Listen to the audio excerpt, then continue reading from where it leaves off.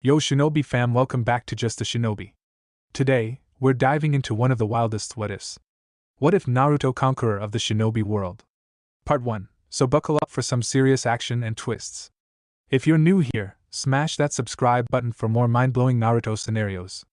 Check out the other videos on the channel, share them with your ninja squad, and don't forget to drop your thoughts in the comments. Your support keeps this Shinobi going strong. The late afternoon sun cast long shadows across the Hokage mansion's balcony as Jiraiya and Minato shared tea, the village of Konoha sprawling beneath them. So, Jiraiya said, setting down his cup with a knowing smile, have you two finally decided on a name? The kid's going to be here before you know it. Minato's blue eyes sparkled as he gazed into his tea. Actually, we have. We're going to call him Naruto. Jiraiya nearly choked on his drink. Naruto? As in the main character from your first book, came Kushina's voice as she stepped onto the balcony, one hand resting on her swollen belly. Her red hair caught the dying sunlight, making it look like a living flame. You can't be serious, Jiraiya laughed, looking between his former student and Kushina. That book barely sold any copies. I was half asleep when I wrote that name. I got it while eating ramen, for crying out loud. It's a good name, Minato said firmly, standing to help Kushina to a seat. The character in your book. He never gave up, no matter what challenged him. That's the kind of spirit I want our son to have. Kushina nodded, her face glowing with that special radiance unique to expecting mothers. Besides, it just feels right, you know?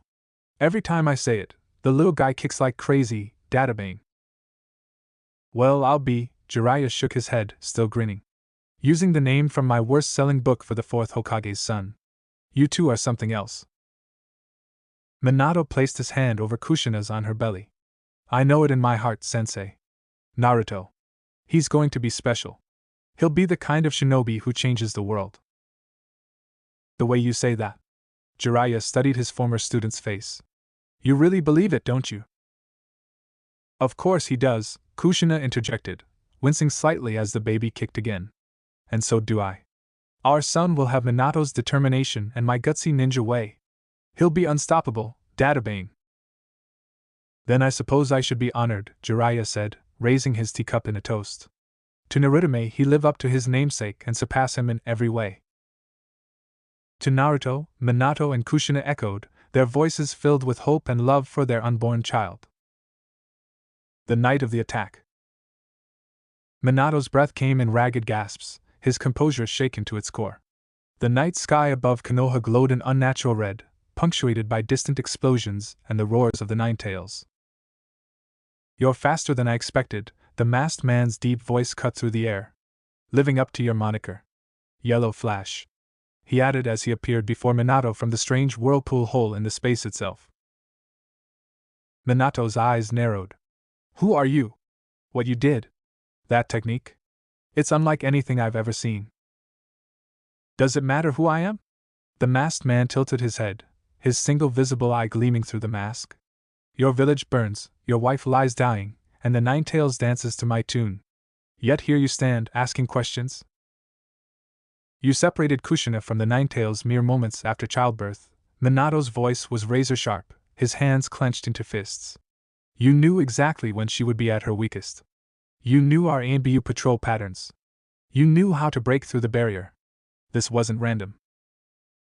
The masked man chuckled, a sound devoid of warmth. Very observant, Lord Fourth. Perhaps you're beginning to understand this night was years in the planning. When I tried to strike you, Minato continued, his analytical mind working despite the chaos, my attack passed right through you. Like you weren't even there. Yet here I stand, solid as the earth itself. The masked man spread his arms. A ghost who can touch, a shadow who can strike. What will you do, fourth Hokage? Every second we speak, your precious village crumbles. A kunai appeared in Minato's hand, one of his special three-pronged blades. I'll do what any Hokage would do. I'll protect my village, my wife, and my son. Your son. The masked man's voice carried a hint of amusement.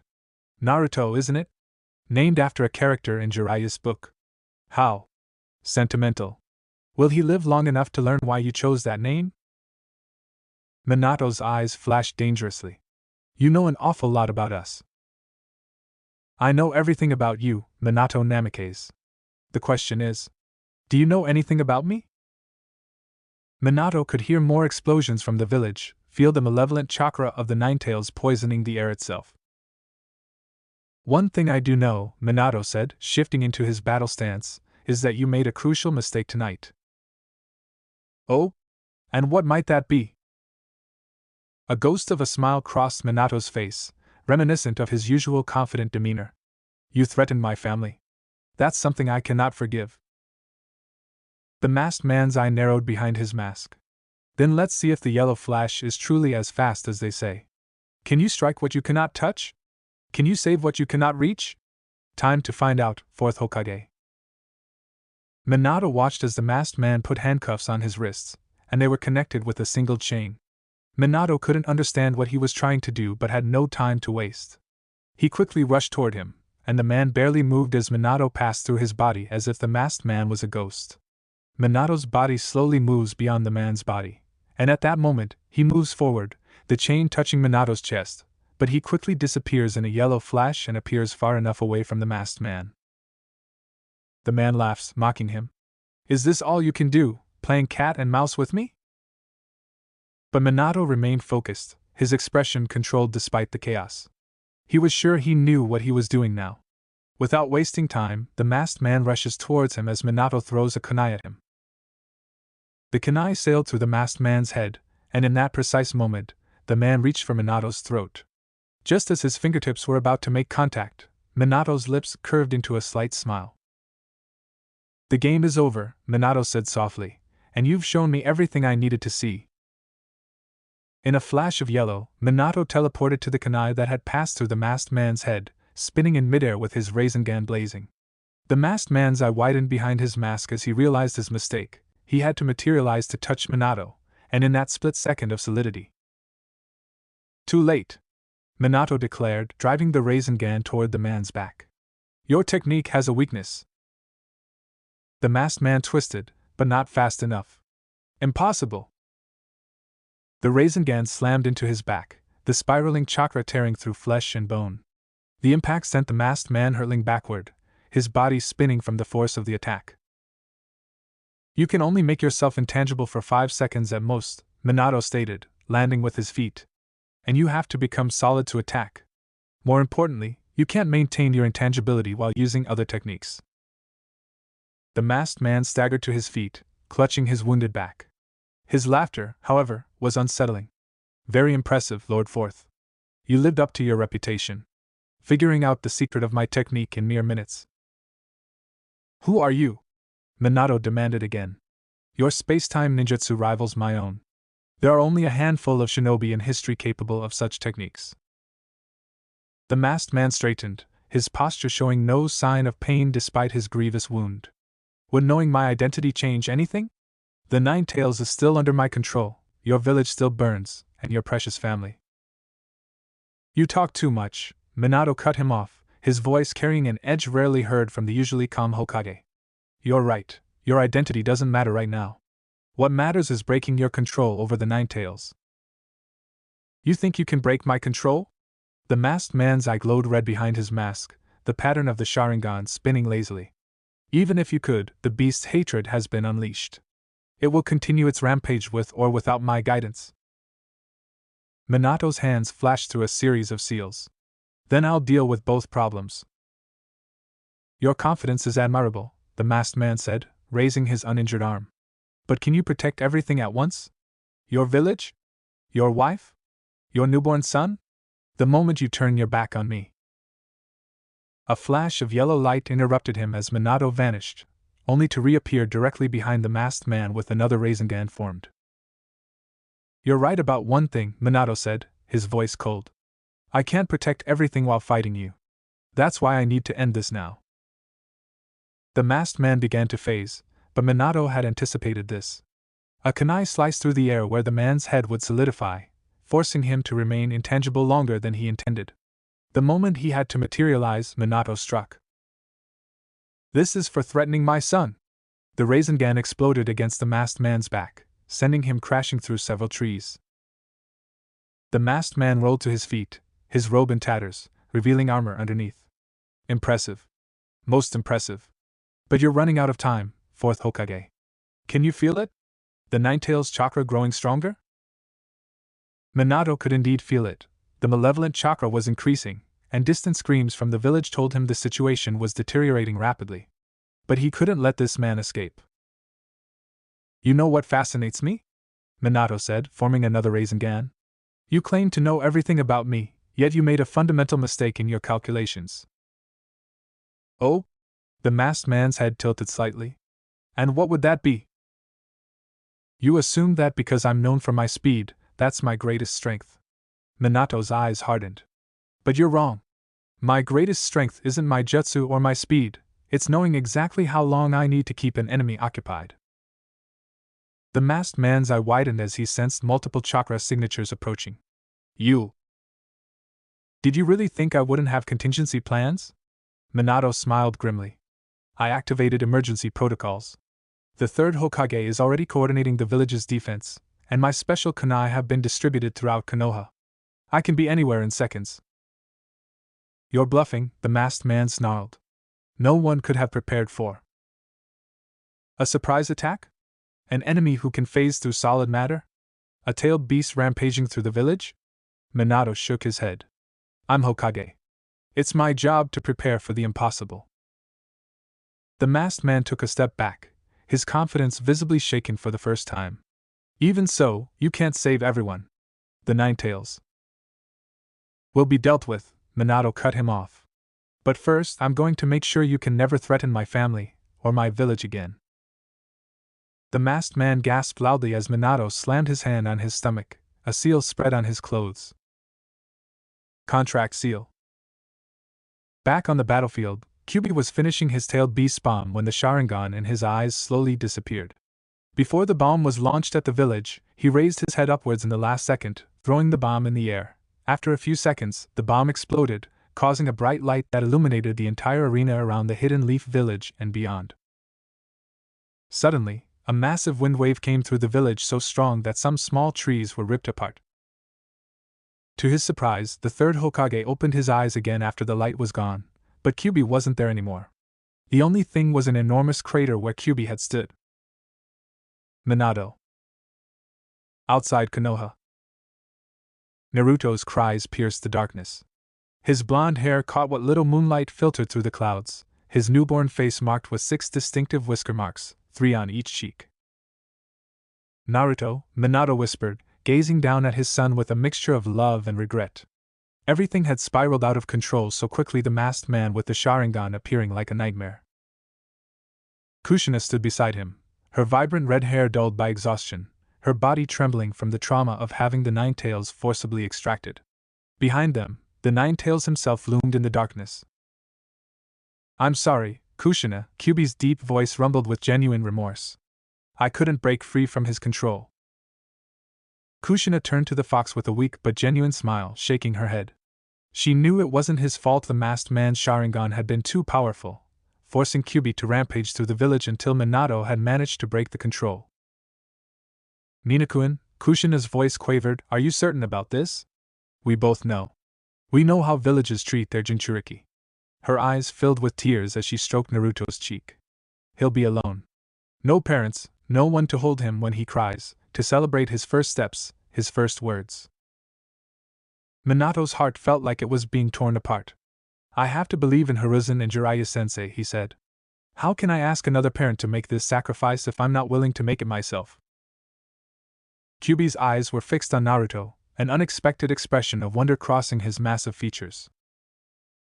Take care of him, Kyuubi, Minato said firmly. I'm entrusting my son to you. The Ninetales' eyes met Minato's.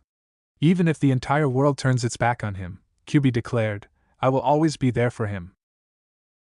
Kushina knelt beside Naruto, her trembling fingers tracing his whisker marks. Thank you for being my friend, Kara, she whispered, tears falling freely now. As Minato performed the hand signs to summon the Shinigami, the air grew colder as the death god appeared. What do you want, mortal? The Shinigami's voice echoed like steel on bone. Minato stood straight, meeting the death god's gaze without flinching. Seal the Ninetales into Naruto. Shinigami's eyes narrowed before he nodded. They watched as Kyuubi's massive form was drawn into Naruto's tiny body, condensing into pure chakra that swirled like a crimson spiral before settling into the seal on the infant's stomach. "You have a few minutes," the Shinigami announced dispassionately. Minato managed to smile slightly before slowly walking up to Naruto, who was in Kushi's arms. She was rocking him in his arms. Tears rolled down her cheek. His eyes turned to look at Naruto's palms and noticed a sun in his right palm, and he turned his eyes to his left palm to see a moon. Minato wondered what that symbol was, but he didn't have time for that now, not anymore. Lying close to his wife, he looked at what their love had brought to this world. A beautiful boy, he is perfect in every way possible. His hands slowly reached Kushi's red hair, his thumb touching her soft and beautiful red hair. Kushina kept looking at Naruto. She didn't want to believe that their time was limited. How much she wished that she and Minato-kun could stay like this forever. "Kushi-kun, we need to say our goodbye," she suddenly heard Minato's voice. She slowly nodded her head. She looked down at Naruto again. His eyes slowly opened to reveal ocean blue eyes like Minato. She smiled at her treasure, and Naruto smiled a little. "He recognizes us," Kushina thought. "Naruto, my baby boy, I know you will have a hard time without us, but you should know Minato-kun, and I love you more than life itself. You will eventually grow up and with the time will come naturally to like girls. Choose a girl who loves you, who's always there for your happiest times and your lowest points. And you will soon meet Jiraiya. Don't become like him, but he's still a good man who will take care of you. I love you. My Sochi," Kushina said, tears streaming down her cheek. Minato smiled at Naruto, and his son smiled back. "Naruto, I want you to become what you want, do something that brings you happiness. Kakashi will be there for you as well, I know it. Please, if you become a shinobi, be strong and take care of your loved ones, and as your mother told you, choose a girl that loves you and is a bit of a hothead." Minato felt everything slowly darkening. The last thing he saw was his son crying in Kushi's arms before everything went dark and his head fell to the ground. Kushina's chest was barely rising. She could hear Nera crying in her arms, but her whole body started feeling numb, her legs first, and now her arms didn't feel anything anymore. Her eyes still at her treasure with her last strength, she smiled at him, and her chest stopped raising. Naruto started crying even more and not stopping. His blue eyes slowly changed, his pupil shrank, and his eyes began to change color from blue to metallic purple. The white area of his eyes completely disappeared and left the eyes completely purple. 3 rings appeared in a rippling pattern out from the center. His eyes stayed like that for a few moments before turning back to normal blue eyes. Hokage office. Sarutobi stood alone in his office, deep in thought. The only sound heard in the office was the sound of Naruto crying his heart out. He had been crying since the old Hokage found him. Despite him trying to cheer him up somehow, he didn't stop. He kept on crying and didn't stop. Because of the sudden attack from Kyuubi, the hospital of Konoha was full of injured people. The nurses and doctors left were doing everything they could to save people. To the old Hokage's surprise, a medical ninja checked on Naruto to see if he needed anything. Naruto was perfectly healthy and just needed milk. A nurse feeds Naruto, but the newborn starts crying again after that. Hokage didn't understand how things could have gone south so quickly, and the place was secured, so why did this happen? Minato was there to make sure Kyuubi would not escape, but it seems that wasn't enough. Earning a headache, he massaged his temples. How Kyuubi escaped and ended up attacking the village was a mystery, but the old Hokage had another question on his mind. The strange symbols in Naruto's palms, a sun and a moon. After he had put Naruto in the crib, the old Hokage had started searching through books to find anything that might help his situation, but it seemed there was nothing there. Suddenly the door opened. Inside came a pale-looking Jiraiya. His usual happy face was gone. Instead, a frown had conjured his face. The last time the old Hokage remembered his student to look like that was when Iwaki and Dan had died on the battlefield. Tsunade still hasn't been able to move on since Dan died. "Jiraiya, what happened?" Jiraiya interjected him. The old Sannin had been outside the village to do his spying duty when he received a toad informing him of the tragedy in Konoha. Originally he had wanted to wait until Naruto reached 1 month old to see him, but instead, he got information that his prized student wasn't anymore, his son in all but name. "I don't know how it happened. Kyuubi showed up in the middle of the village out of nowhere. Minato took him a few miles outside Konoha to seal him inside Naruto. Kushina had not been able to survive the extraction, and Minato sealed Kyuubi using the Reaper Death Seal, the third Hokage said with a grave tone, barely a whisper. Jiraiya closed his eyes and took it all in. His student was gone. How it could have gone so wrong. He felt tears in his eyes, but he didn't want to cry now. He shouldn't. He opened his eyes again, took a deep breath, and looked at the blonde bundle that had fallen silent in the room. It seemed to be tired of crying and had fallen asleep. Walking over to him, he noticed his sunny hair like Minato, whiskers in each side of his cheek. His cheeks were red and puffy, and the same for his eyes. Looking at him now, Jiraiya could see the similarities. Looking closely at his face, for a moment, he felt like it was Minato. Moving his head away in fear and sadness, he couldn't look at him right now, and it reminded him so much of Minato. He felt his sadness rising all over again, like a violent river taking over all his body to the darkness of abysses. Jiraiya, his thoughts were broken when he heard the voice of his sensei in his ears. Pinching the bridge of his nose and wiping away unshed tears, he turned his head around, almost feeling heavier. Jiraiya. I know how you feel. The Sannin wanted to say that he didn't, but remembered that his wife had been killed in the attack and kept his mouth shut. But Minato chose you as the godfather of Naruto. You're his guardian, and I want to know what you will do. The third asked quietly, hoping he wasn't rushing, and Jiraiya wasn't feeling pressured to make a decision so soon. He paused and turned around, not daring to look at his sensei right now. I need to make sure that the other villages don't try to attack us. And IWA will think of this as an open invitation to war, and my job is to protect him, he stated, pointing at the newborn. And I will. From outside. To make sure no enemy village will attack Konoha, Jiraiya finished as if trying to convince himself more than the Hokage. Sighing, he knew they needed what Jiraiya was implying. Very well, but I hope you return soon, Hokage said, and Jiraiya nodded his head after a moment of hesitation. Leaving the office almost in a hurry, the old Hokage heard Naruto start crying again. Council room. The same night, Naruto was fed by the nurse again, checked again to make sure he was healthy after a lengthy check. The nurse said that the baby was as healthy as a baby can be. Much to Sarutobi's surprise, she said she had never seen a baby more healthy than Naruto. A meeting was called to discuss what they had lost, the cost to rebuild the village, and the empty place left of the Hokage. The fox was gone, non-existent like it had never been there. The yandere was gone as well, and his spirit departed for the belly of the Shinigami. He left behind a wife who followed him into the abyss and a son only a few hours old that he had entrusted to jail the most fearsome of beasts. Truly, it was a sad day in Konohagakure. Old Sarutobi, the Sandaime Hokage, stood with a tiny blonde baby in his arms. The babe slept soundly, unmindful of the gathering of elders that were assembled to decide his fate. Sarutobi did not know why the fools had even gathered. The boy's fate was already decided, and Sarutobi meant to keep his destiny unaltered. He listened as the council bickered back and forth, some for killing the baby, some for saving it, honoring the wishes of their dead Hokage.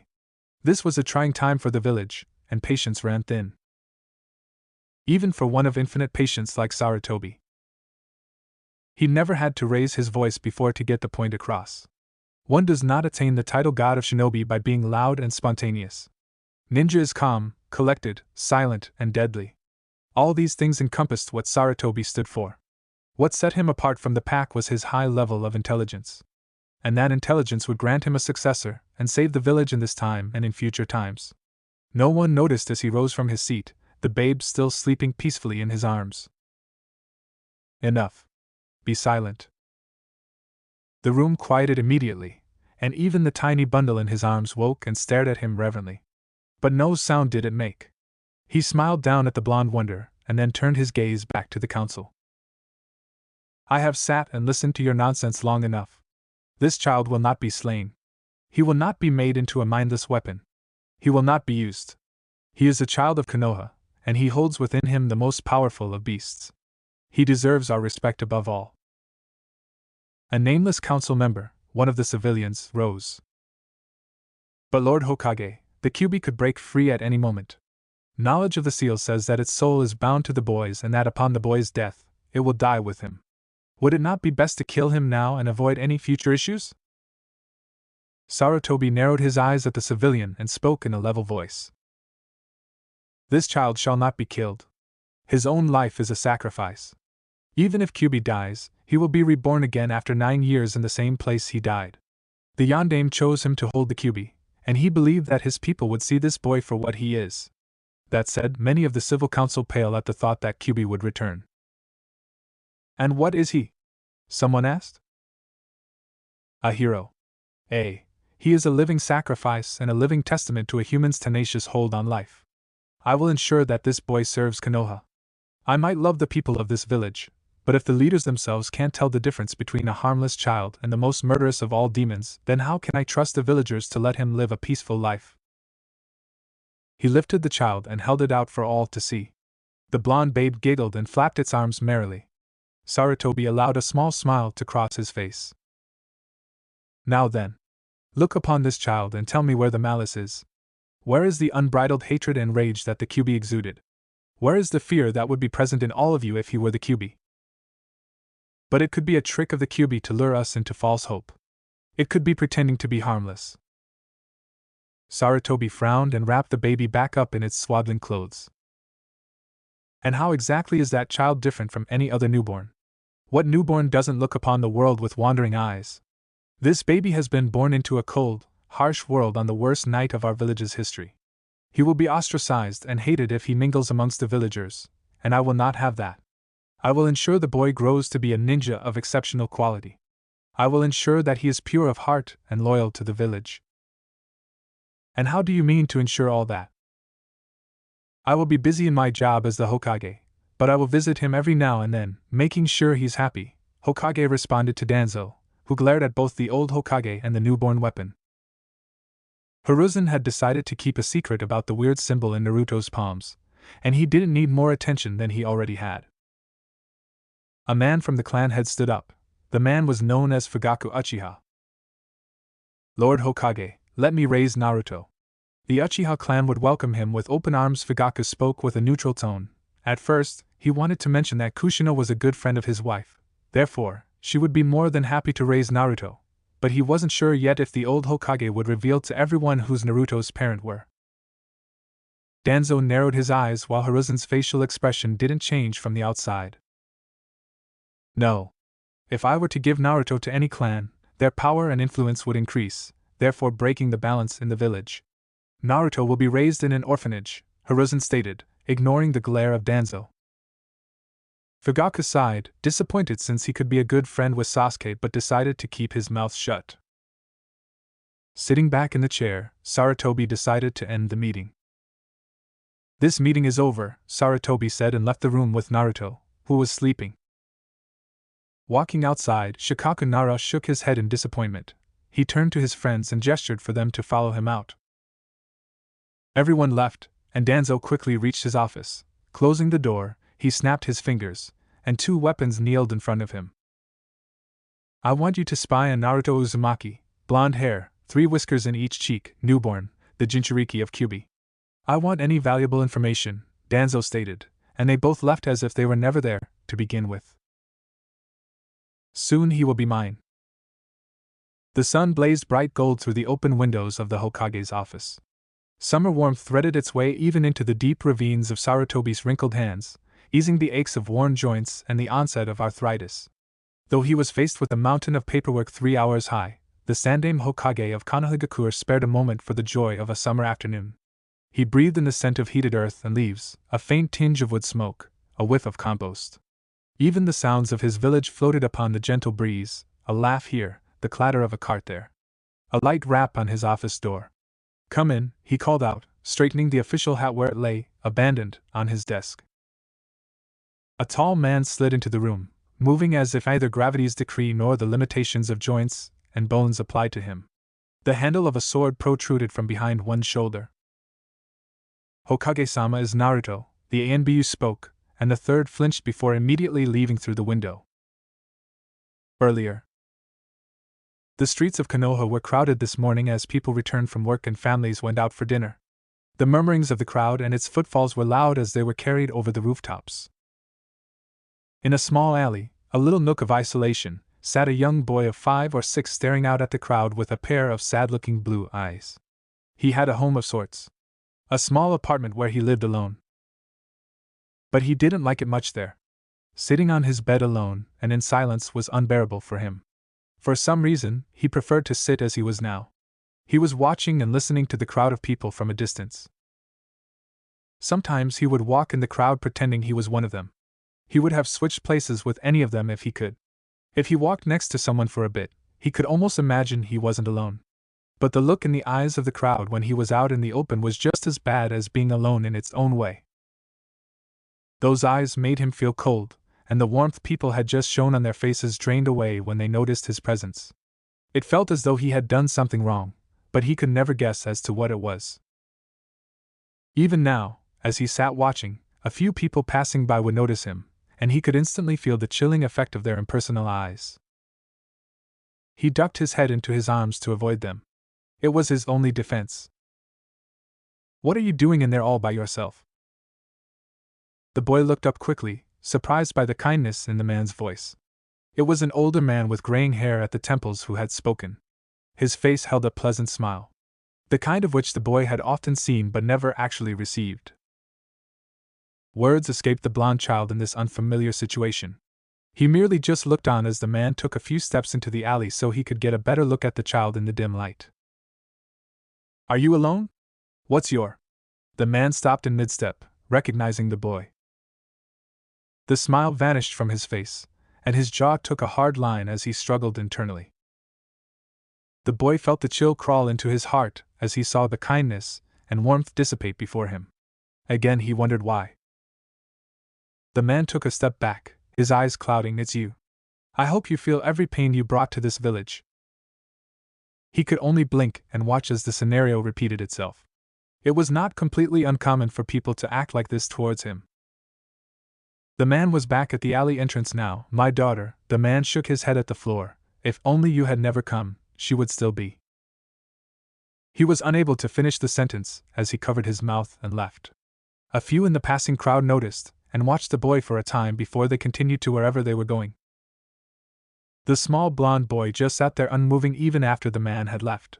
His body and mind felt numb from the cold he felt in his heart. He would cry, but he couldn't. Something in the way people treated him made him feel as if it were his fault. That they should be the ones crying while he had no right.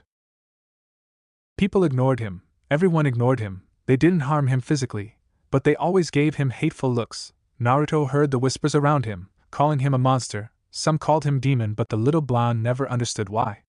Despite no physical harm, the glares and the words and the loneliness he felt every day was worse than any harm he could receive. He was kicked from the orphanage when he reached 4 years old and forced to live in the streets until an Anbu with a dog mask found him. The following day, the Hokage gave him a place to live, a roof above his head to live alone.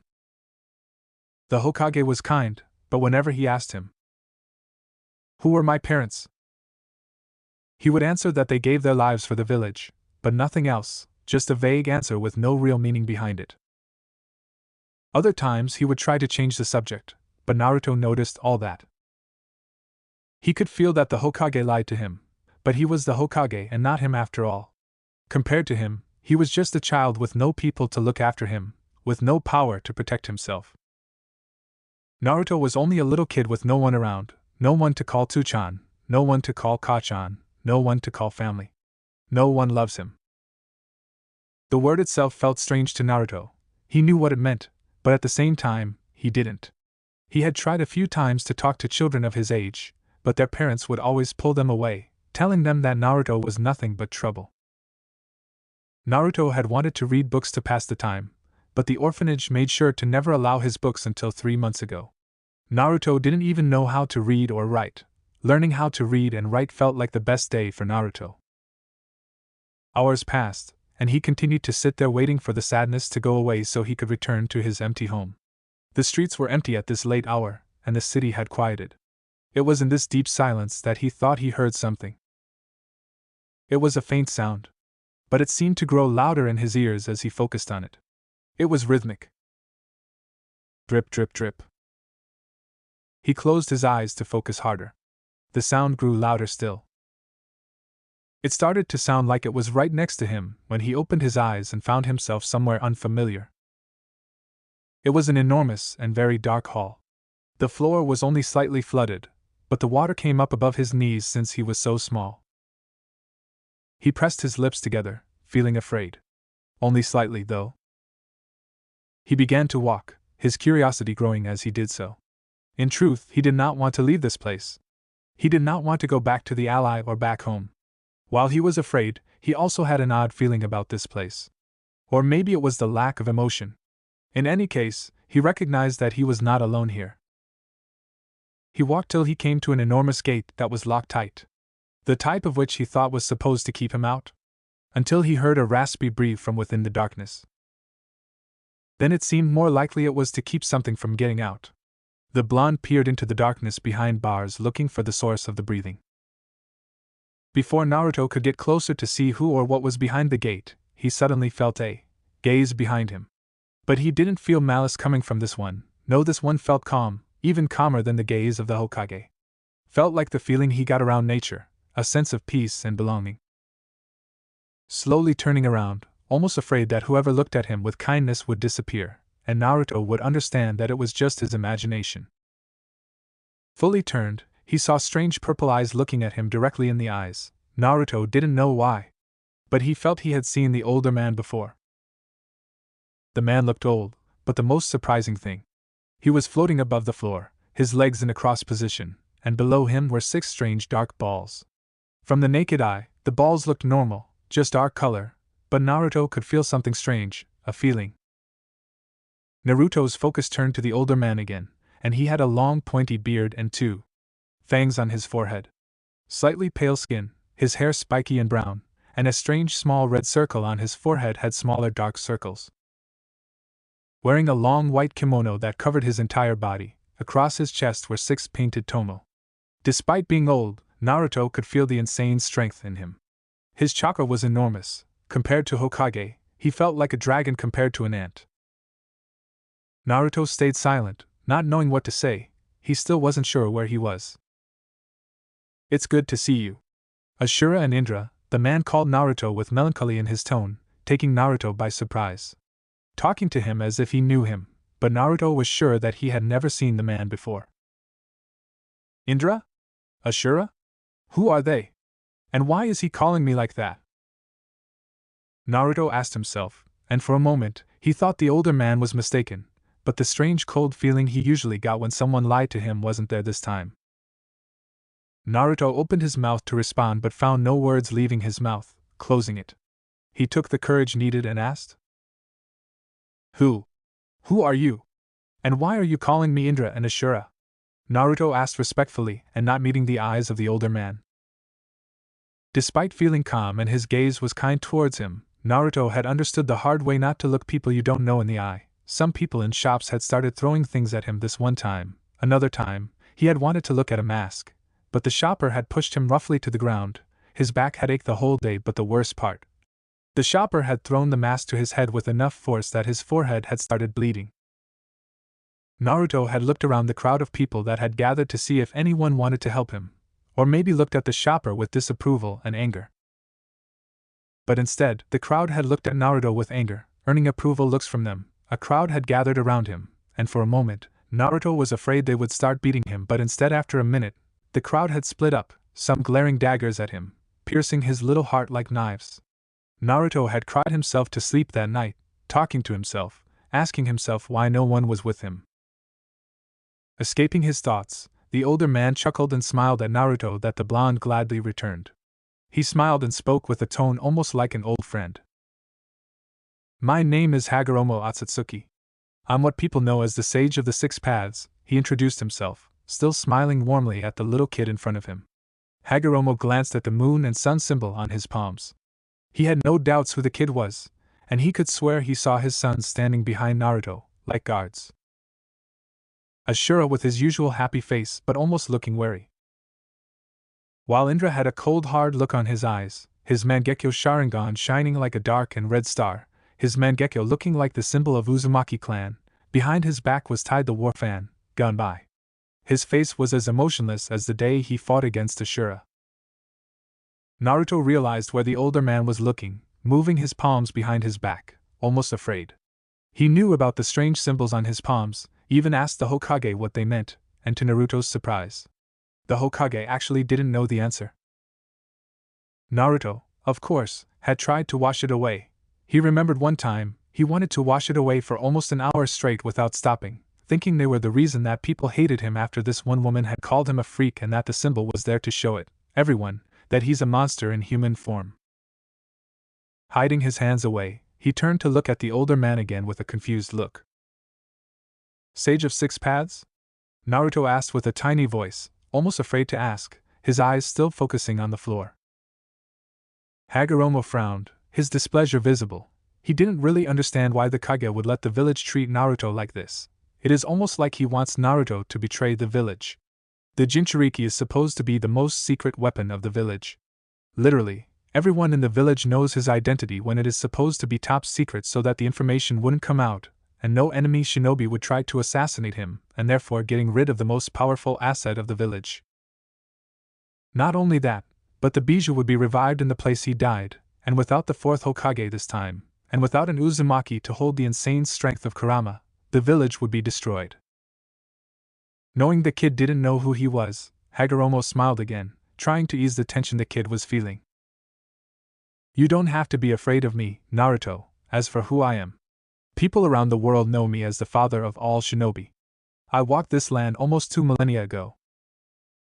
Naruto gasped at the information and immediately bowed his head respectfully, but decided to say nothing since he didn't know it would be appropriate to talk without being asked. As I said, you don't need to be afraid. And we don't do that here. I'm sure you have questions, so feel free to ask away, Hagoromo spoke with a kind tone. Naruto said nothing but could feel that the old man truly meant it, so he took a step forward, his hands slowly moving in front and not hiding behind his back anymore. Slightly relaxing, he decided to ask a question. Why are you here? And how are you? Alive? Naruto asked but was almost sure that the man in front of him couldn't be alive, at least not in the way humans are usually alive. Hagoromo chuckled at him. I'm not really alive, and I won't be here for long. I'm here because of you, Hagoromo spoke and pointed towards his palms. Naruto, understanding, looked downwards at his palms almost in hesitation. You know why I have weird symbols? Naruto asked, looking back at the older man again. The moon and the sun shows that you're the reincarnation of my sons. Asura Otsutsuki and Indra Otsutsuki, Hagoromo answered and saw the gears working on Naruto's head. After a second, Naruto raised his eyebrows. Reincarnated? Why? Naruto asked, but at the same time, he couldn't really believe it. He knew a shinobi could do many things, but reincarnation is something he had never heard of. Again, he didn't know that much since his sources of books and materials to read and earn knowledge were very limited. The old Hokage gave him enough to eat and drink and buy a few things, but sadly every store sold him at 3 times the price. Therefore leaves him almost no money to spend on books, much to his annoyance. Naruto had wanted for some time to ask the older man to give him more money probably but figured he didn't have more, but at the same time, Naruto wondered if his parents had left him anything? If they were shinobi, just as Hokage stated, then the chances that they must have left something to him were high. My sons Asura and Indra were brothers but at the same time, enemies. My son Asura believed that people working together is where the true strength comes from, while Indra believed that only your own strength mattered.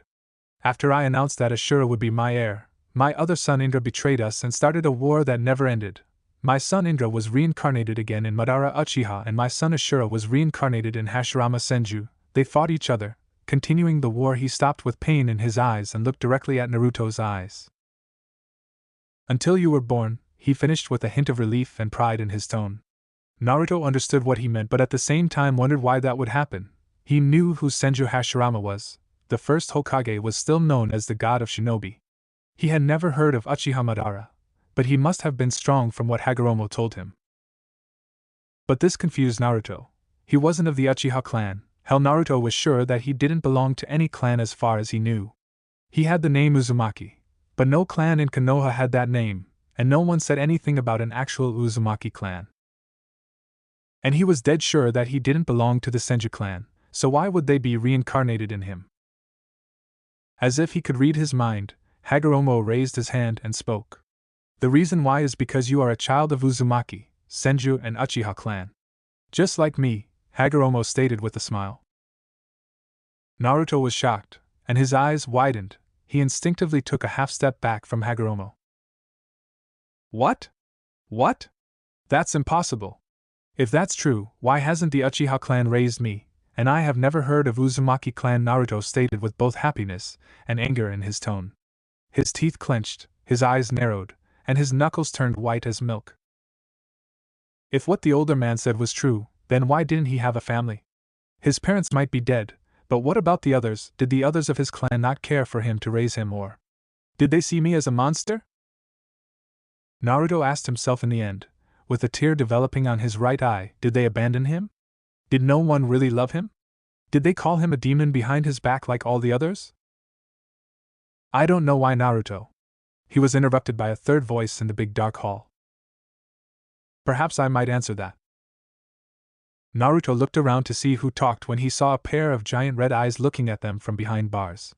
The blonde didn't know why, but he didn't feel scared or threatened by the creature behind bars.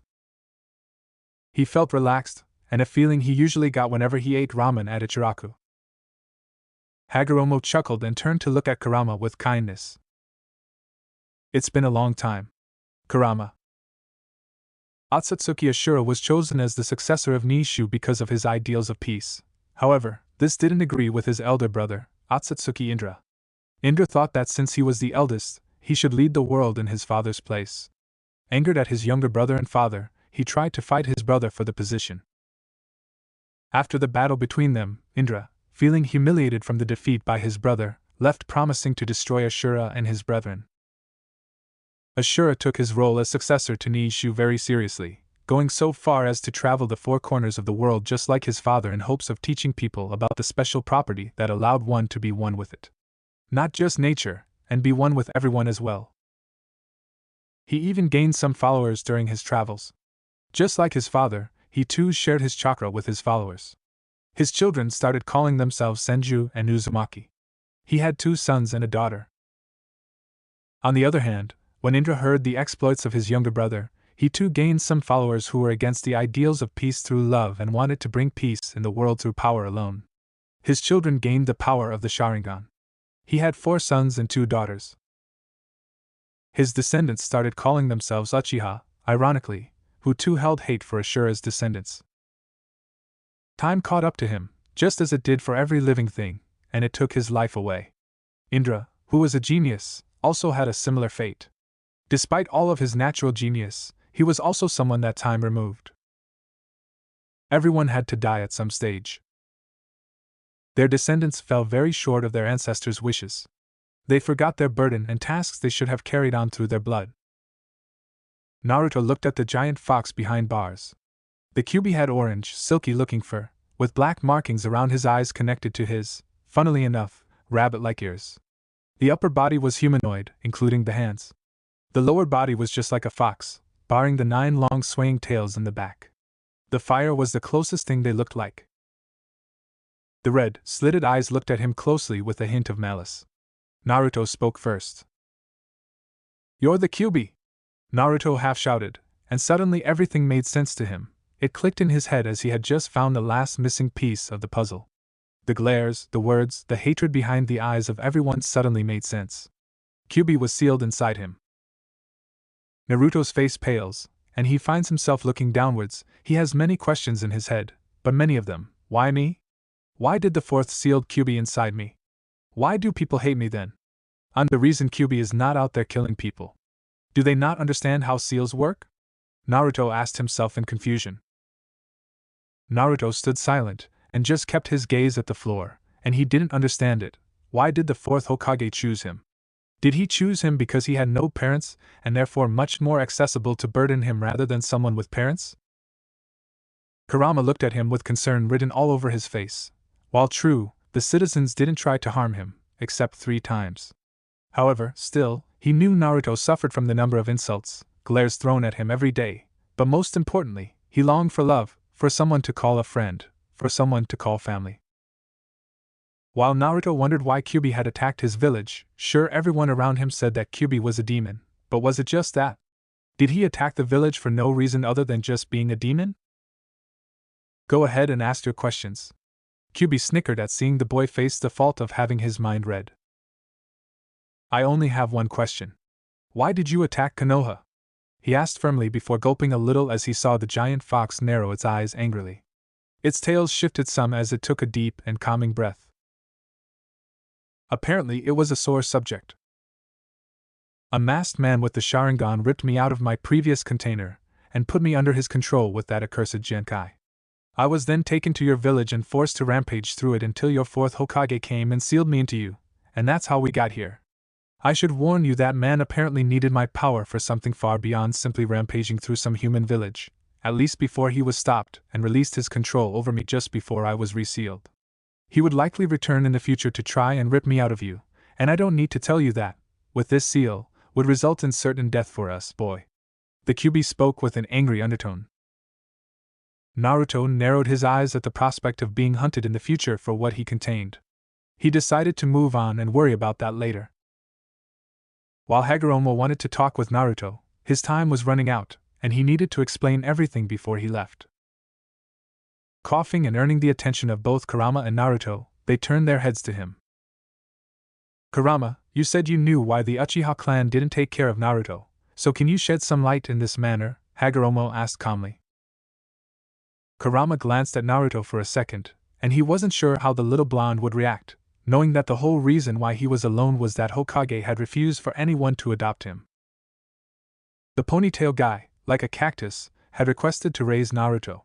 Still, the Hokage had refused, saying that Naruto would strengthen the influence of the said clan and bring unbalance. Kurama didn't fully remember, but Naruto had been in the same room when that happened. Kurama had listened to the conversation since Minato and Kushina had made sure that Kurama could help Naruto from the very beginning for anything and even talk to him even without Naruto being in his mindscape. Kurama, of course, understood why the Uchiha's clan request to raise Naruto was declined. They had suspicions about why Kyubi had suddenly stopped and not thrown the bijou bomb in the middle of the village right before being teleported away by Minato. The Hokage declined any request of any clan to raise Naruto since it would bring unbalance amongst the village, and you can guess why families with no shinobi background didn't try to adopt Naruto. Kurama spoke with a hint of anger but sadness as well. Naruto's eyes almost fell from his eye sockets. Why? Why did you do this? Does he not know that everyone else hates me? Does he not care about me?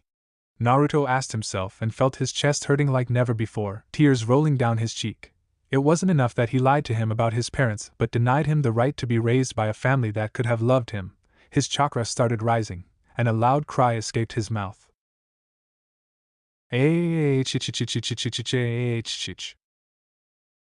Naruto started slamming his fists on the floor cracked like glass, crying and sobbing, his eyes hurting as someone had just burned his eyes, his chest feeling like he wasn't breathing, and pain spreading around his body like a sickness. Kurama and Hagoromo were about to confront him when trees suddenly grew around Naruto, each with a pointy end and growing around without an actual course. Trees and branches started even growing around the walls and the roof. Naruto, calm down. You're not alone, you might feel alone, but I'm your friend, Kurama said with a kind tone. That surprised even Hagoromo. The trees stopped growing, and slowly the trees that had grown around Naruto moved away, showing Naruto on his knees crying his eyes out. Slowly raising his head, both Hagoromo and Kurama gasped at the Rinnegan in both of his eyes. Rinnegan? Hagoromo thought confused. He knew Naruto would eventually possess the Rinnegan because of Senju and Uchiha blood, but this was way sooner. Before he could actually say anything, the Rinnegan slowly disappeared, and his eyes turned blue again. The moment his eyes turned blue, Naruto felt dizzy, and everything started blacking out. Slowly his body fell in the water. Naruto gasped and opened his eyes to see that he was still in the corner where he was hiding, but he saw several trees had grown all around him. He saw that no one was walking around the streets were empty, and the only thing he could see was the darkness surrounding the streets, the wind blowing around and hitting his face, his sun-kissed hair dancing with the wind. Naruto could hear the tiny sound of a cricket near him.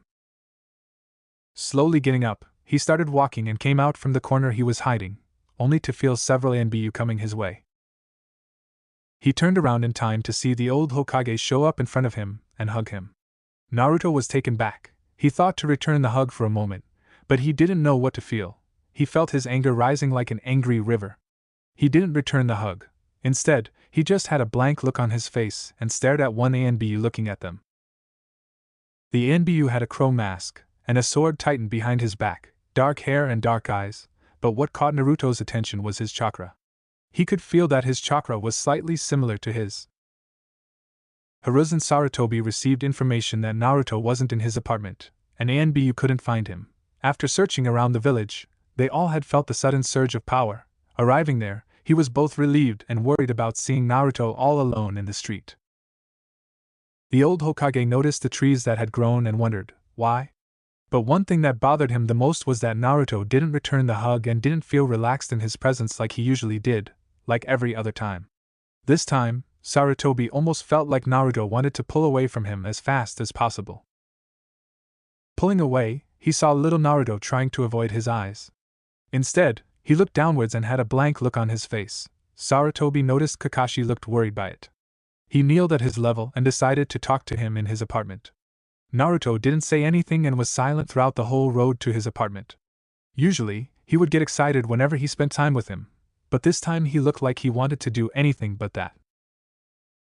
Arriving in the apartment, Sarutobi first walked inside, followed by Naruto, who was still silent and refusing to say anything. He walked up to his couch and sat on it, and still not looking at the Hokage. Deciding to break the growing silence between them, the old Hokage coughed and walked close to Naruto. Naruto, what happened? Where were you? Did someone hurt you? Hiruzen asked kindly, softly grabbing his hands resting on his lap. Naruto flinched slightly from his contact, which Hiruzen noticed. Nothing happened.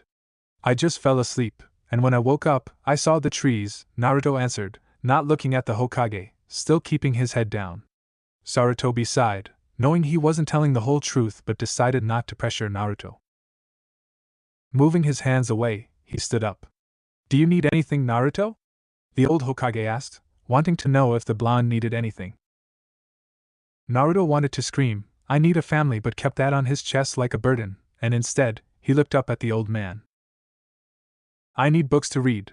The library doesn't really like the demons spoiling their books. Naruto spoke with venom and spat when he said demon. Hokage's eyes widened, not knowing that information. He hadn't thought that people might refuse to sell Naruto various essential things. Nodding his head. Anything else? Sarutobi asked, but Naruto just shook his head, and Sarutobi left the room. Naruto clenched his fists tightly in his lap, his pants almost being torn from the strength of his fingers, his teeth clenched, and anger rising inside him again. Naruto, don't worry. If you need to talk to someone, talk with me, Kurama suddenly spoke inside his head. Naruto was surprised to hear Kurama's voice, and a small smile formed on his face. He closed his eyes. Thank you, but I still didn't get your name, Naruto said gratefully. My name is Kurama, brat, Kurama replied with a slight smile on his face.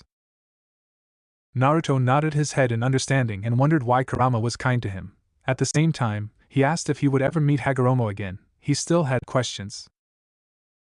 From what he understood, Indra sought a single individual's strength, while Asura thought that true power came from people working together.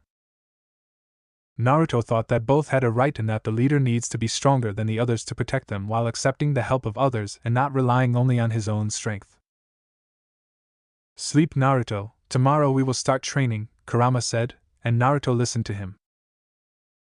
Naruto soon reached an excellent training field with Kurama's help, and the Hokage had given him many books to study and even ninja weapons and tools to train.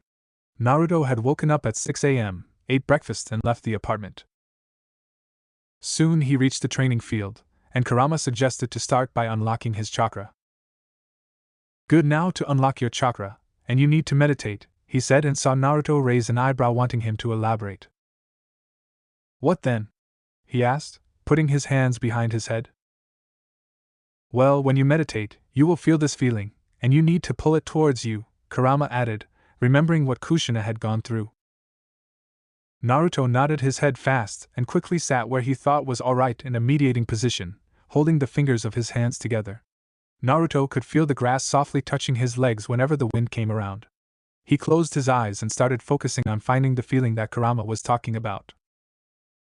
After a few minutes, Naruto felt a very warm feeling on his chest, warmer than even fire. It felt like a fire on his chest. Soon the grass and the trees around Naruto started growing. The grass started moving violently around Naruto, almost like from a strong wind flying around. The ground started splitting slightly around Naruto. The grass on his right side caught ablaze, and on his left side got soaked wet.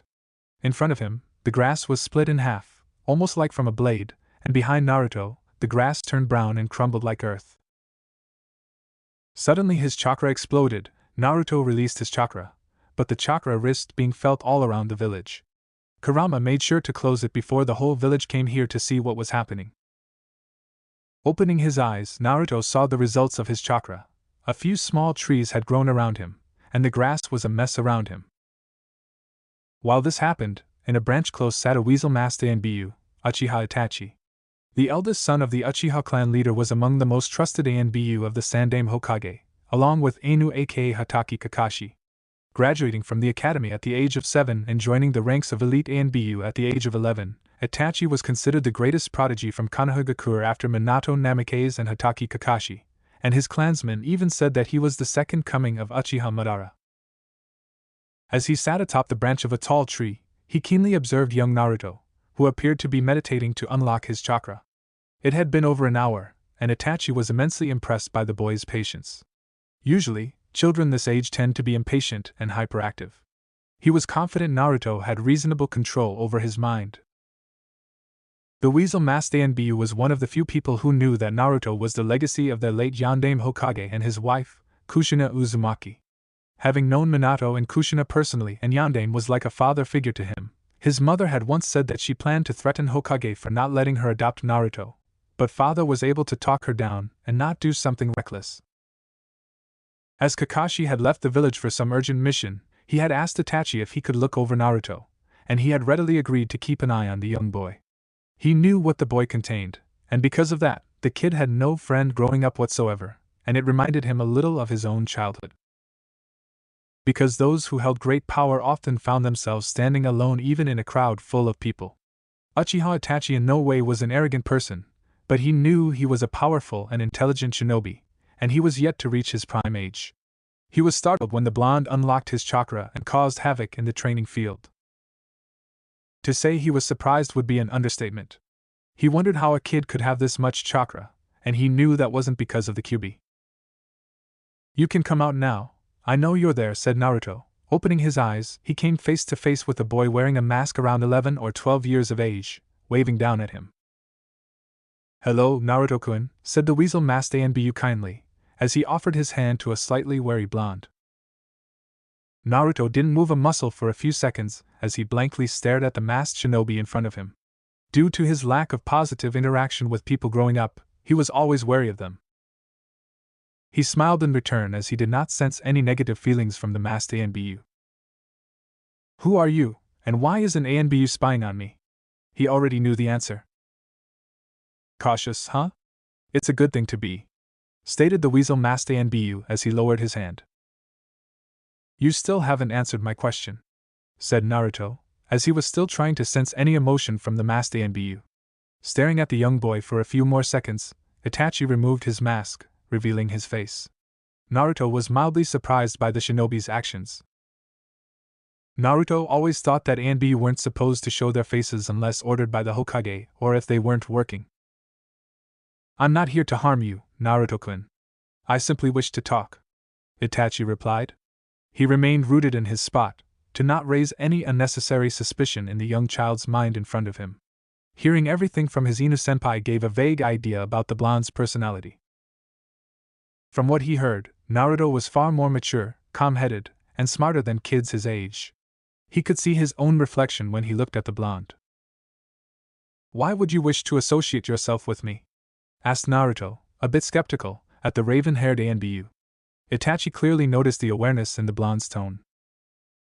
He wasn't surprised or startled by Naruto's actions. In fact, he was impressed by the blonde wariness. Tensing of the biceps was a clear indication that the blonde still did not trust him. Growing up, Naruto never made any friends because the villagers feared what resided within him. The very village of Naruto protects the tramples every day of his life. After all, it is human nature for people to fear what they do not understand. Closing his eyes for a few seconds, he took a deep breath and made up his mind about what he had to do. He wasn't a very impulsive person, but this was something that he really felt like doing. Itachi calmly walked closer to Naruto and poked him on the forehead lightly.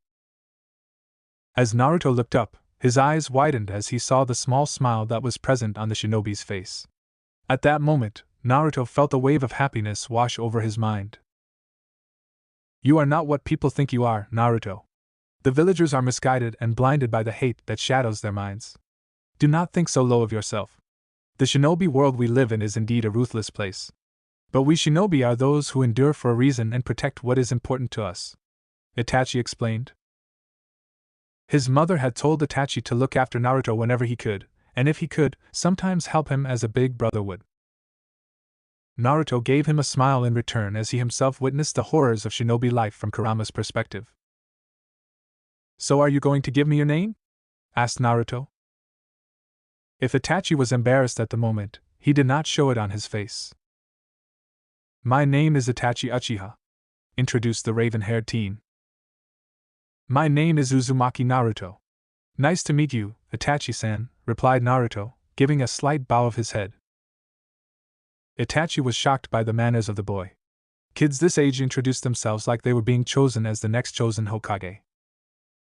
Would you mind if I train with you, Naruto-kun? Itachi asked. Naruto smiled and nodded his head. Very well, Naruto said and took 5 steps back and turned to look at Itachi. The young Uchiha knew Naruto had no real stand in taijutsu but decided to fix it once after this spar. Soon they both rushed towards each other.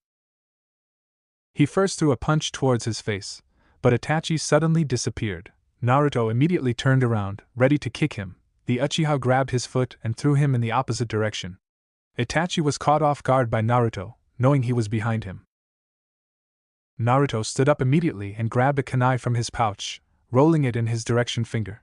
He rushed again, running towards him, but threw the kunai halfway through. Itachi saw the kunai heading towards his chest and moved away, but then Naruto grabbed another kunai and threw at the kunai in midair, causing it to change direction. Itachi was surprised, but the kunai didn't fly anywhere close to him despite changing direction. Seeing that, Itachi suddenly moved much faster, showing up behind Naruto and softly kicking his foot, making him fall to the ground. Naruto kept a cool head and wanted to try and stand up again when he saw Itachi aiming his kunai at his face. The young blonde stopped dead in his tracks. For a moment, he feared that Itachi might try to harm him. Still, he smiled and pulled the kunai away before walking up to him and stretching out his hand. Naruto accepted the hand and stood up, waiting for Itachi to say that he was disappointed by him. Very well done, Naruto-kun. The idea to use the kunai like that was a good one, Itachi said, smiling at him and rubbing his hair, much to the blonde's annoyance. Naruto beamed at the words. His face lightened up like a candle. You mean it? Naruto asked with a sense of insecurity in his voice. Itachi smiled again and nodded his head. He kneeled on his level, pecked his forehead with his fingers, and smiled. Now then, let's begin real training. Do what I say, Itachi said with a stern tone, and Naruto nodded his head in agreement. After 1 month. The following month Itachi taught Naruto whenever he could. Usually, he was on missions but sometimes had time to teach Naruto about chakra control and other various essential things. From sticking a leaf on his forehead to reading books about chakra, clans, and other important things. Naruto had taken a liking to seals. After understanding that a seal could hold someone like Kurama on his stomach, the young blonde understood that there was a lot of potential hidden behind Fuinjutsu.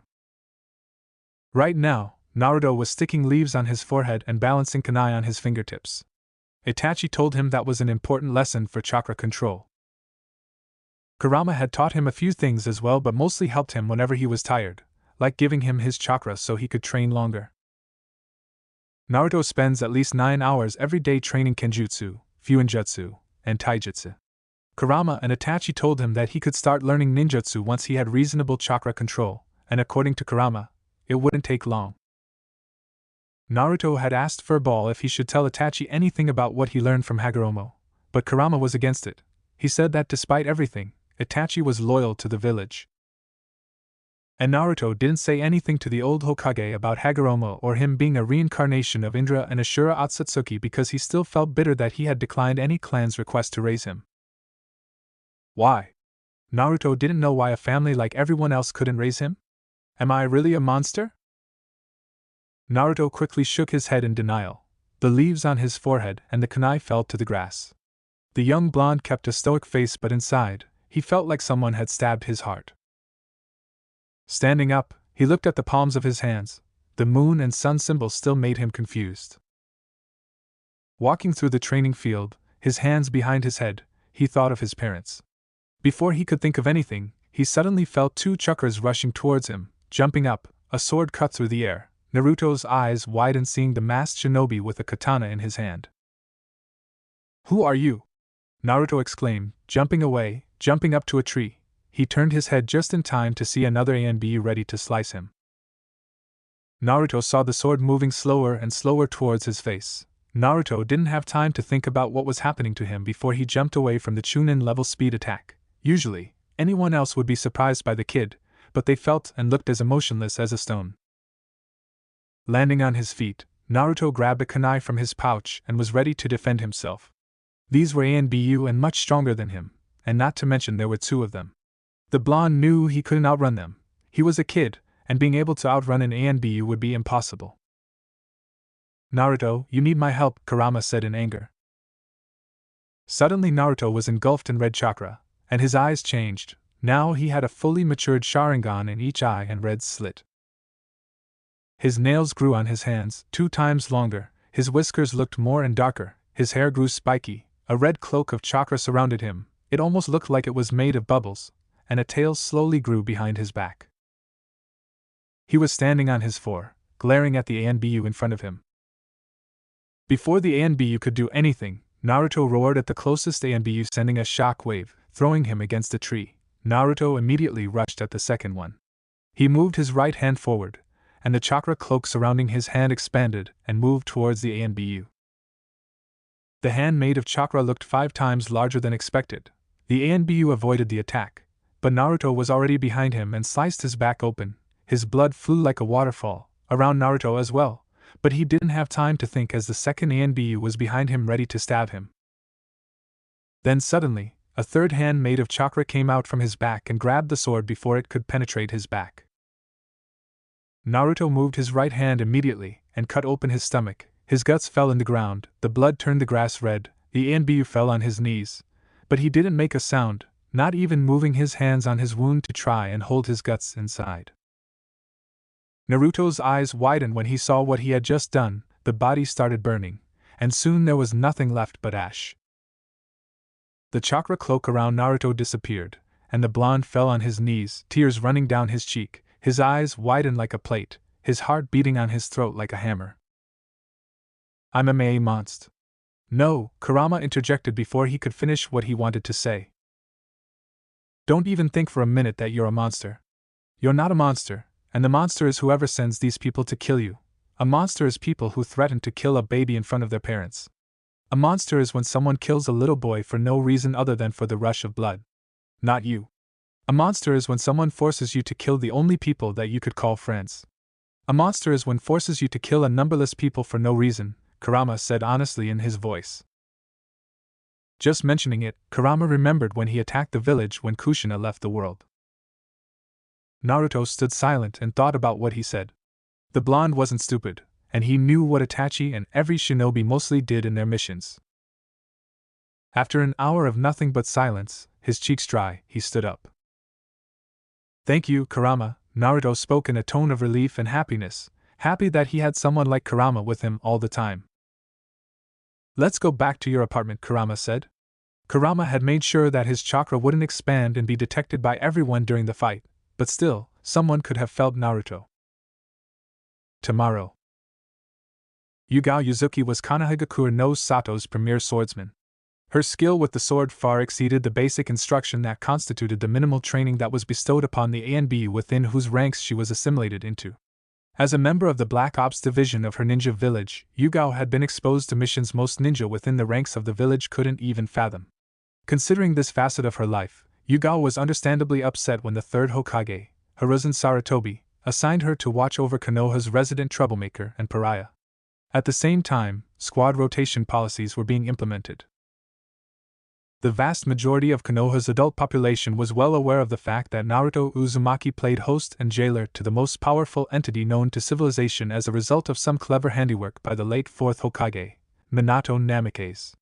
In a desperate attempt to save the village he was sworn to protect, Minato sacrificed his life to contain the Kyuubi no Yoko within Naruto. Regrettably, Naruto was seen as a physical representation of the suffering and carnage caused by Kyuubi attacking Konoha.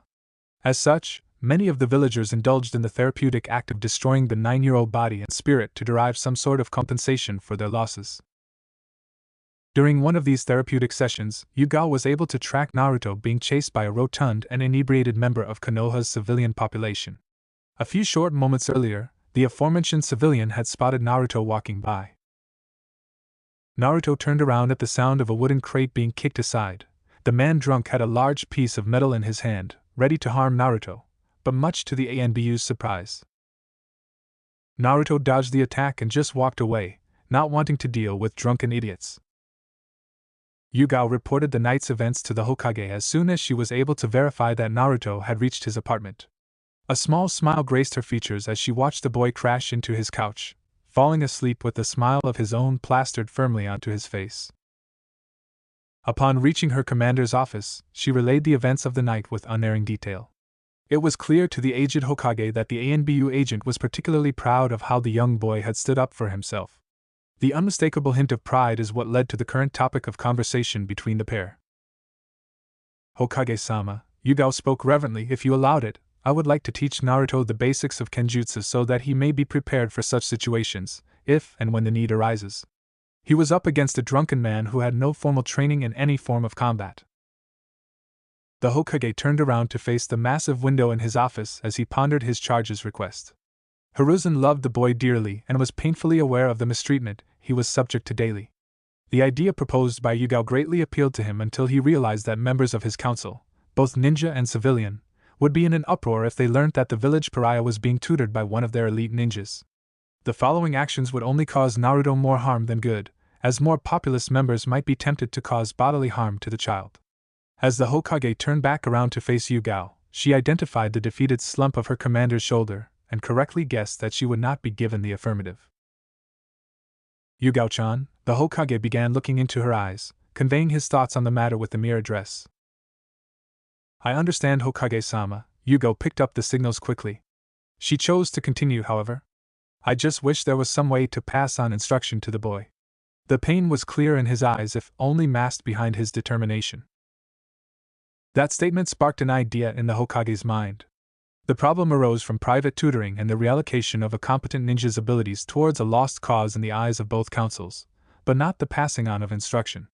Yugao-chan, I want a critical assessment of Naruto's physical abilities and mental capacity to the best of your ability submitted within a week from today, along with a recommended training program for the boy to compensate for any lacking in either criterion. I cannot have you spend time tutoring the boy, as this would be seen in a bad light by the wretched council, but maybe you can pass on your knowledge in written form. Yugao snapped her eyes to meet those of the Hokage. The idea was sound, since instilling the fundamentals of combat need not require an active tutor. Naruto could learn from scrolls about adequate exercises, basic kenjutsu. If he took the matter seriously, he would instill discipline into his life, a value most important for a disciple of kenjutsu. Giving a sharp nod to her commander and a quick salute, Yugao snapped back her mask on and disappeared in a flurry of leaves. The Hokage sighed once again. Sure, a significant problem was on the verge of being solved, but why did his ninja insist on leaving his office using a leaf shunshin? They always left leaves behind in his office. He sighed, a headache ready to split open his head. Itachi had informed him that Naruto was perfectly healthy. While that brought happiness to his old heart, he couldn't help but remember the voice and face Naruto had the last time he saw him. He wondered when Jiraiya would return. Naruto desperately needed someone in his life, but the old Sannin mentioned in his last letter that he had decided to meet Naruto once he became a genin. At the same time, that sounded good on paper. Sarutobi knew that it was a long 7 years for the poor boy. Sighting on sadness, he returned to his paperwork. Naruto. Again in his mindscape, Naruto was in front of Kurama's cage, and his mindscape had changed slightly. Now instead of just a boring hall with water on the floor, now there were trees around. Kurama had said that he liked the new mindscape more. "Why do you call me Kurama?" Naruto asked, knowing there must be a reason that Furball called him.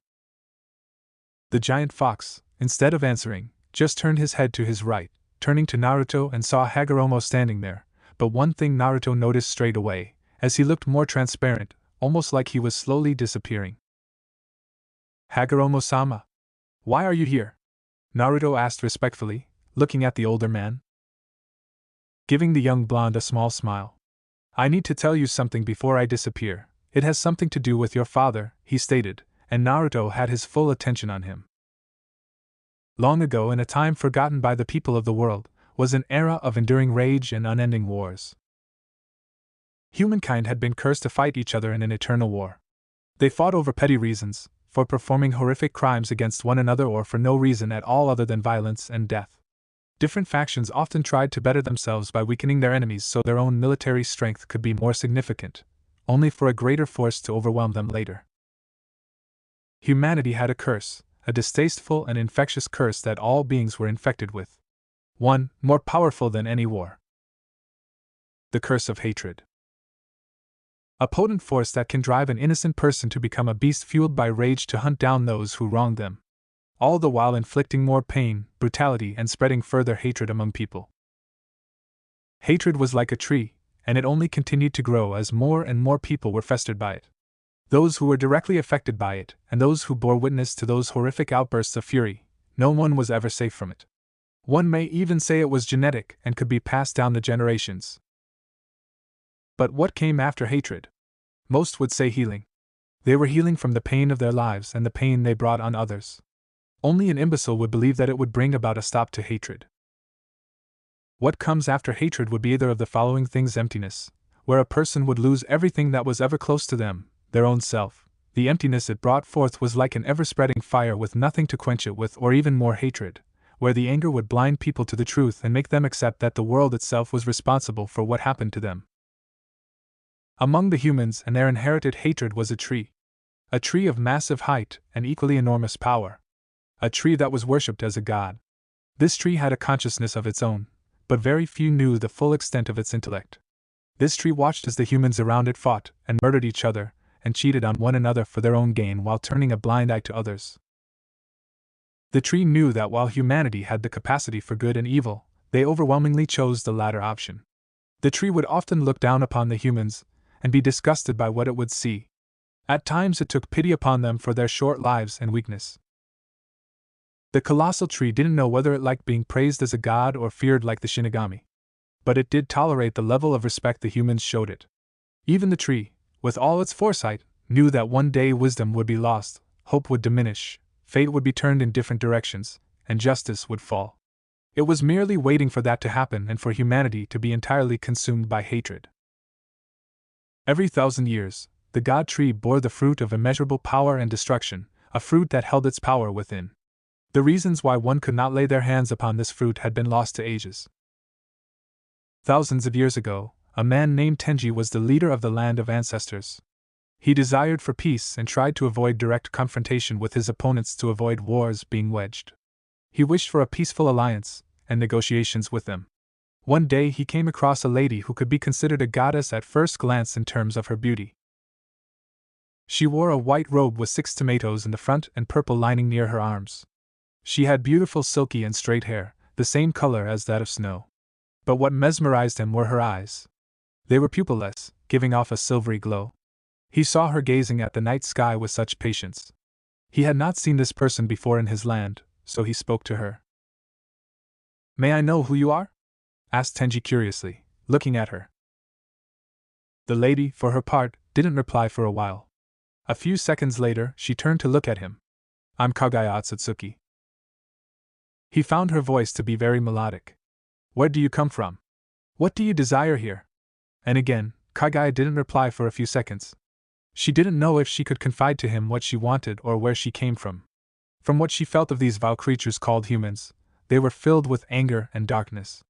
Yet from him, she couldn't feel much of it. I desire peace. Peace among everyone.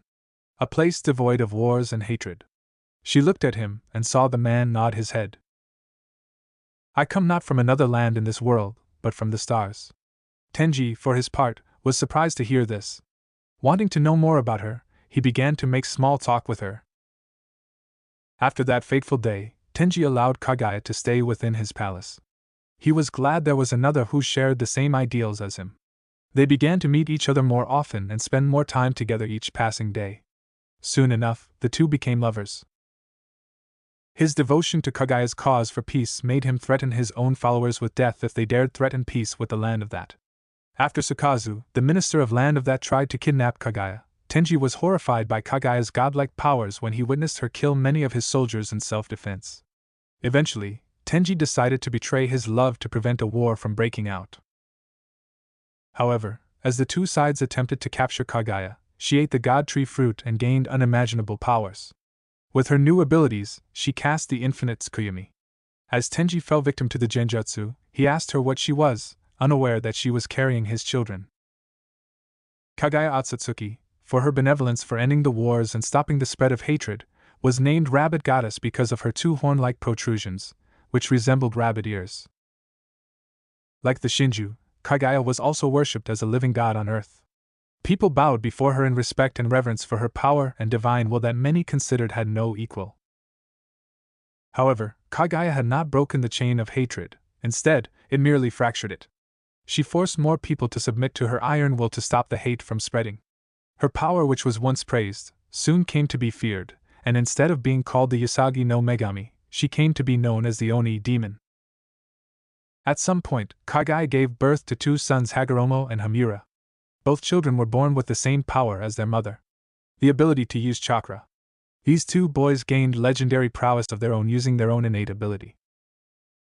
When Hagoromo and Hamura found out about their mother's inhuman act of putting people under her control and using them as puppets, they wanted to confront her. But Hagoromo knew that he didn't have enough power to go against his mother yet. He soon came across a toad by the name of Gamamaru who could utilize natural energy. Intrigued by the power in Senjutsu chakra, both Hagoromo and Hamura went to Mount Mayaboku and Gamamaru. There Hagoromo learned to utilize natural energy, Senjutsu chakras. When he returned to confront his mother, he was further shocked. Hagoromo was horrified that his mother, who had given birth to him, could become one with the vile creature in front of him. During the confrontation, Hagoromo awakened the Rinnegan, God's eyes, due to the pain of harming his brother, Hamura, who his mother was controlling. Hagoromo was fortunate that Gamamaru had given him a tag with the kanji for a heal filled with sage chakra, which he used to heal his brother from the mortal wound Hamura received. Why, mother? Why would you commit such atrocious acts? Don't you care about the people of this land? Asked an enraged Hagoromo. Chakra is everything. It's life, and it is soul. It needs to be whole again, you insolent child. You dare betray me? Spoke Kagaya with an emotionless face. The two brothers fought in a cataclysmic battle that scarred the very earth. With all their power, the two sons had fought to the near end of their will to defeat the beast, which was their mother. However, the Jubi was connected to the world, just as the world was connected to the Jubi. It was immortal. So, if they couldn't kill the beast, the creature had to be sealed inside a person's body not to bring about even more catastrophe. Thus, Hagoromo sealed the chakra and soul of the beast within himself, and the body of his mother sealed off inside the moon, which he created with one of his decisive moves 6 paths Chibaku Tensei. The husk of the 10 tails was sealed inside the moon as well. So, Hagoromo became the world's first. And like his mother before him, his own power soared to new heights. He, like his mother, became a god. One even more revered than his mother, wielding the greatest weapon in the world, chakra. Hagoromo, who later became a monk, came to be regarded as the Rakuta Sennin, sage of 6 paths, while his brother Hamura went to live off his life on the moon where he could be close to their mother. Hagoromo created a religion, one which people would aspire to and believe in and give them hope. This religion was named Nishu, later known as ninjutsu. He aspired to bring peace across the lands by teaching people about chakra and its uses in a peaceful manner. So, Hagoromo shared his chakra with different people who were willing to follow him in his quest to bring about a change in this world. He hoped people would connect the chakra with their spiritual energy, yin chakra, allowing others to understand each other. Hagoromo later in his life had 2 sons. The elder one was named Indra Otsutsuki, and the younger one was called Asura Otsutsuki. Hagoromo knew that he could not live very long, even with his physical solid chakra, yang chakra. The reason is the extremely potent and vile chakra flowing through his chakra coils. Thus, he intended to teach his sons and his current followers, who he viewed as companions, to teach all he knew about chakra and before he could pass on the mantle to one of his sons. Indra and Asura had a relatively peaceful childhood growing up. Asura was extremely close to his big brother Indra, whom he idealized and hoped to become like him someday. Indra, well, you could say he was more secluded from the 2 young children, but he still cared for Asura a lot. When the time came, both Indra and Asura began to learn. It was pretty clear that Indra was more intellectual and more into his studies and practicing the practical aspects of compared to Asura, who would mostly say, "It's boring. Why must I study this?" One could say Indra was a prodigy in the field of, while Asura was the complete opposite. One day, Indra created more practical uses of by stating that one can use various elements of the nature by changing the flow of chakra in their body and molding it differently by going through hand seals, saru, monkey, tatsu, dragon, rat, tori, bird, me, snake, ashi, ox, inu, dog, uma, horse, tora, tiger, I, boar, hetsuji, ram, yu, hare. People were highly impressed by this discovery, and some even started whispering about Indra being the one who would carry on the way of. Although Hagoromo was pleased that his son was progressing in and extending its uses somewhere, he had a nagging feeling that Indra would seclude himself more as his prowess increased. At the same time, Asura would remain in his shadow. Still, he had high hopes from both his sons that they would do what he wouldn't be able to in his life, that is, bring about a revolutionary change in this world that will make people understand each other even better, and create a world filled with love and harmony. It later became clear that Indra acquired his father's yin chakra and visual prowess, spiritual energy, while Asura acquired his father's yang chakra and strong body and longevity, physical energy. As in the following years, Indra awakened his Sharingan, copy will I, while saving his brother from a rampaging bear. Ever since Indra awakened the Sharingan, he seemed to have become colder towards people. He started visualizing that one can conquer anything through the power, and always stuck to what is correct and incorrect and obeyed by his rules. Compared to his brother, Asura was not too advanced in the usage of, and he could never keep up with his brother during training sessions. However, people liked Asura's more cheerful and easygoing attitude, which made him easier to talk to than Indra. One day a friend of Asura came to him asking for his help. "Asura, my mother seems to be very ill, and the cure which I'm looking for is across the forests, and getting there through the woods will take time. You practice, yes? Could you help me out?" the man said pleadingly. Asura was considered a friendly and helpful person, thus, people mostly came to him, or Hagoromo when needed. "Yeah, I suppose I could do that. Just wait here and watch me," Asura said with a smirk. He did specific hand seals, and a strong gust of wind was blowing from the palm of his hands which tore down a pathway to the end of the forest, making a quick way to the end. Later that day, Asura was reprimanded by Indra for blindly helping someone without considering the matter because the man who Asura helped just wanted the forests cut down for his own selfish gains. Indra later locked the man in a dungeon and warned Asura not to go near him. Asura, being a forgiving person, went to get him out. However, when Asura got the man out of the cave, the dungeon was inside the cave, they came across Indra waiting there. "What are you doing, Asura? Did I not tell you not to go near the imbecile?" Indra asked in a monotone voice. His face showed no emotion whatsoever. "Nisan, we should give him another chance. Punishing someone for such futile acts is not the way. And he hasn't harmed anyone," said Asura. "It doesn't matter. What he did was against the rules, and he must pay the price for it." It was said in such an uncaring manner that it made Asura flinch. Asura jumped in front of the man to protect him. Indra jumped towards Asura and pushed him towards the tree. Asura hit the tree before falling to the ground. He wouldn't admit it, but his Nin hits hard. Indra, quicker than a flash, had his hand inside the man's chest sparkling with ration chakra, lightning chakra. "Nin, why did you do that?" Asura was astonished that his Nin could kill someone just like that.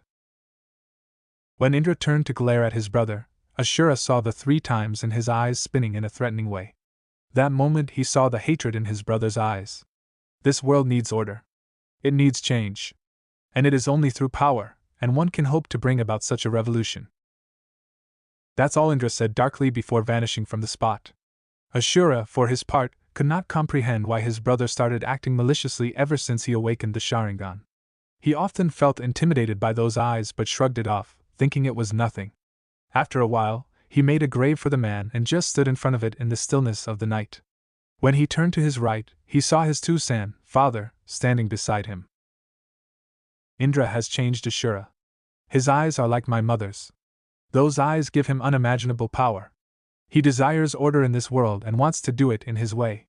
The way he goes about is not how I intended it to be spread, Hagoromo said with a tired sigh. After a few seconds of silence, Asura walked away from the spot. As years passed by, it became more noticeable why Indra was hailed as a genius. He could accomplish anything with little to no effort and started living a solitary life. He primarily believed other people would merely inhibit his growth and potential. Asura, on the other hand, could do nothing on his own. But through his determination and will, along with the ideals of relying on others, his friends, did Asura's talents bloom like a flower in spring. While, unlike Indra, who led a solitary life believing that others would only hinder him, Asura became a capable leader, amassing many loyal followers, most of whom were his childhood friends. He, like his father, wished to begin to spread to the world through the help of his friends. In the end, Hagoromo, seeing both Indra's and Asura's accomplishments, did the sage choose between the two of them, the heir of the prodigious son Indra or the no-good, untalented Asura. Knowing of his younger son's exploits and the quality of never giving up on the good inside people gave Hagoromo hope that cooperation and love would bring about true peace. At the same time, lust for power and dominance would only bring about temporary peace.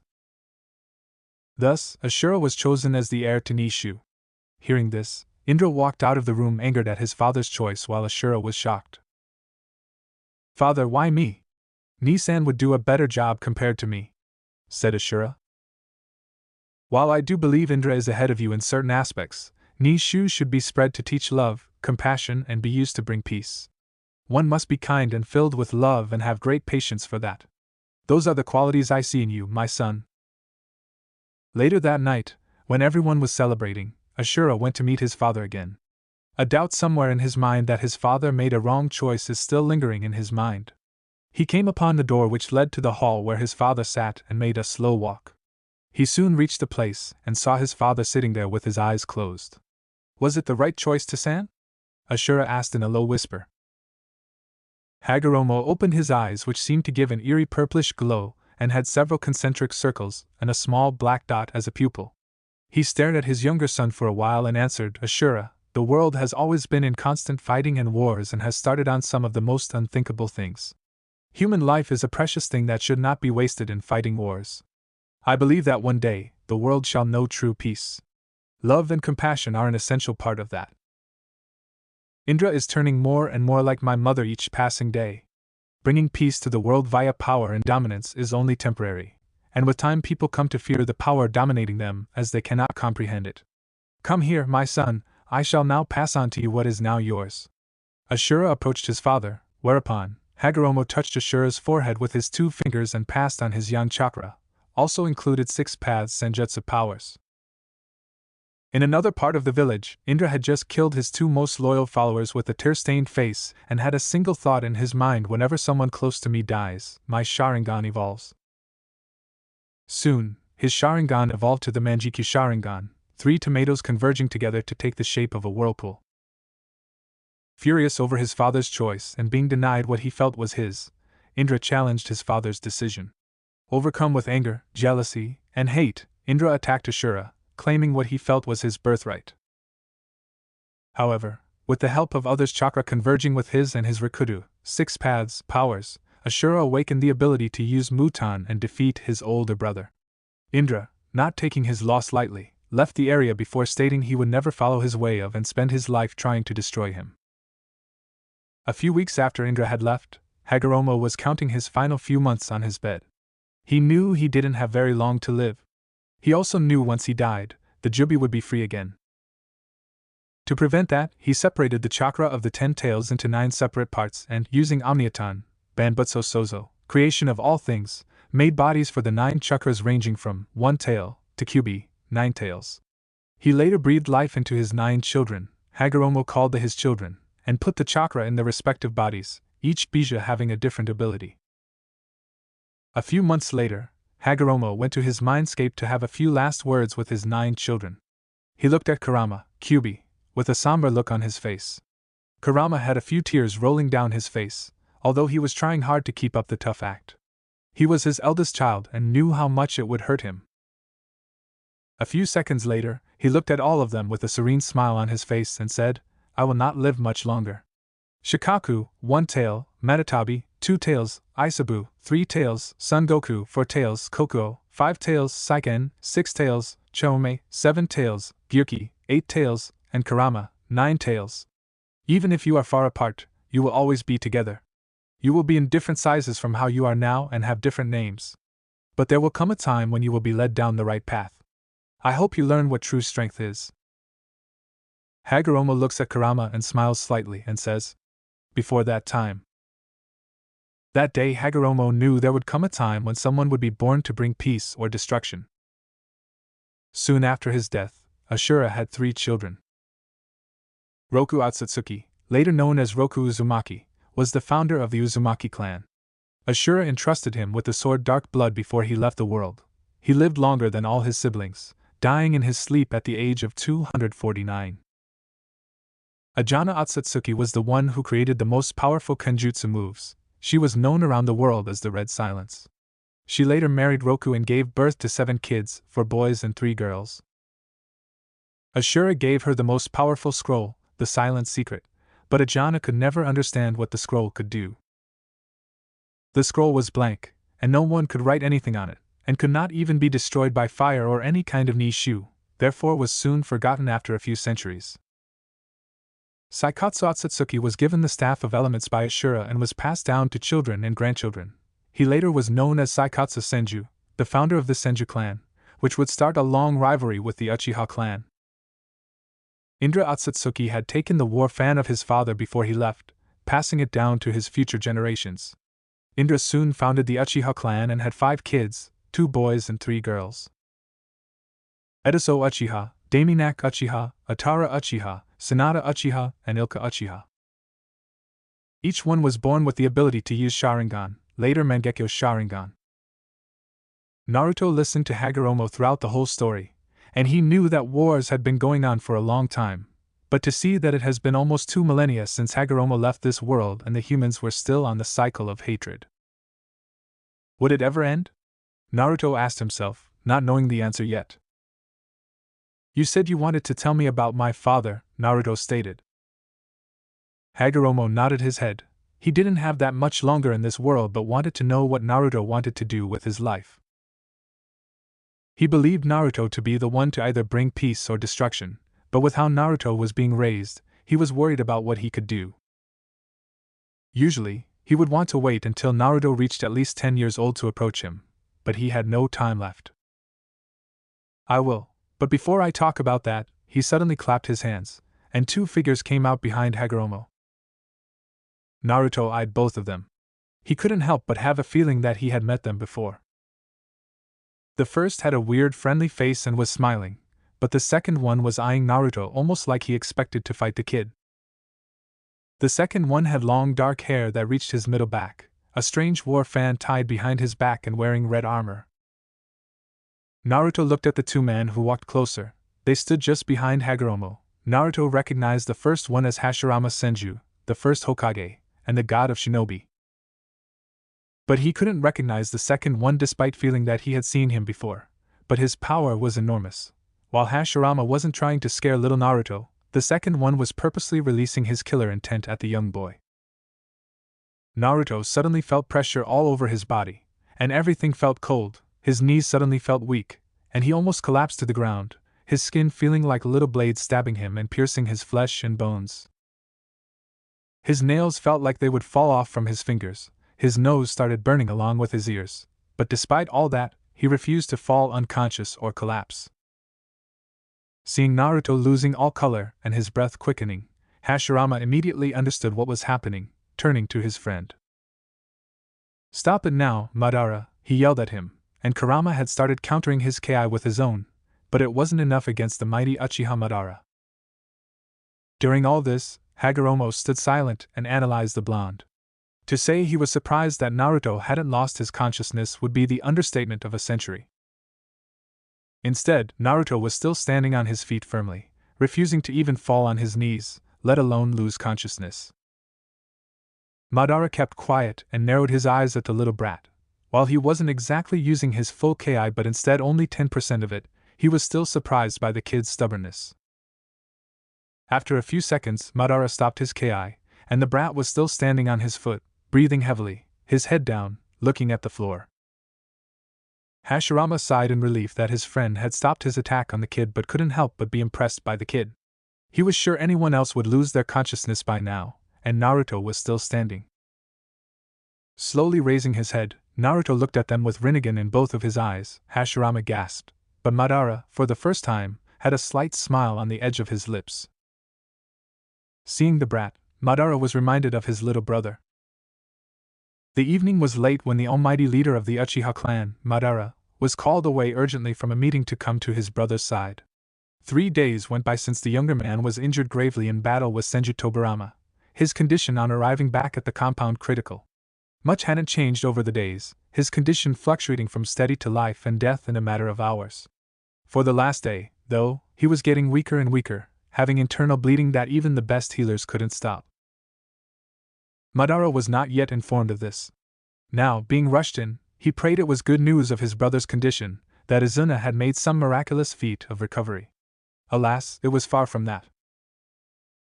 Madara entered the hallway leading down to his younger brother's room, which was at the very end of the long stretch of space.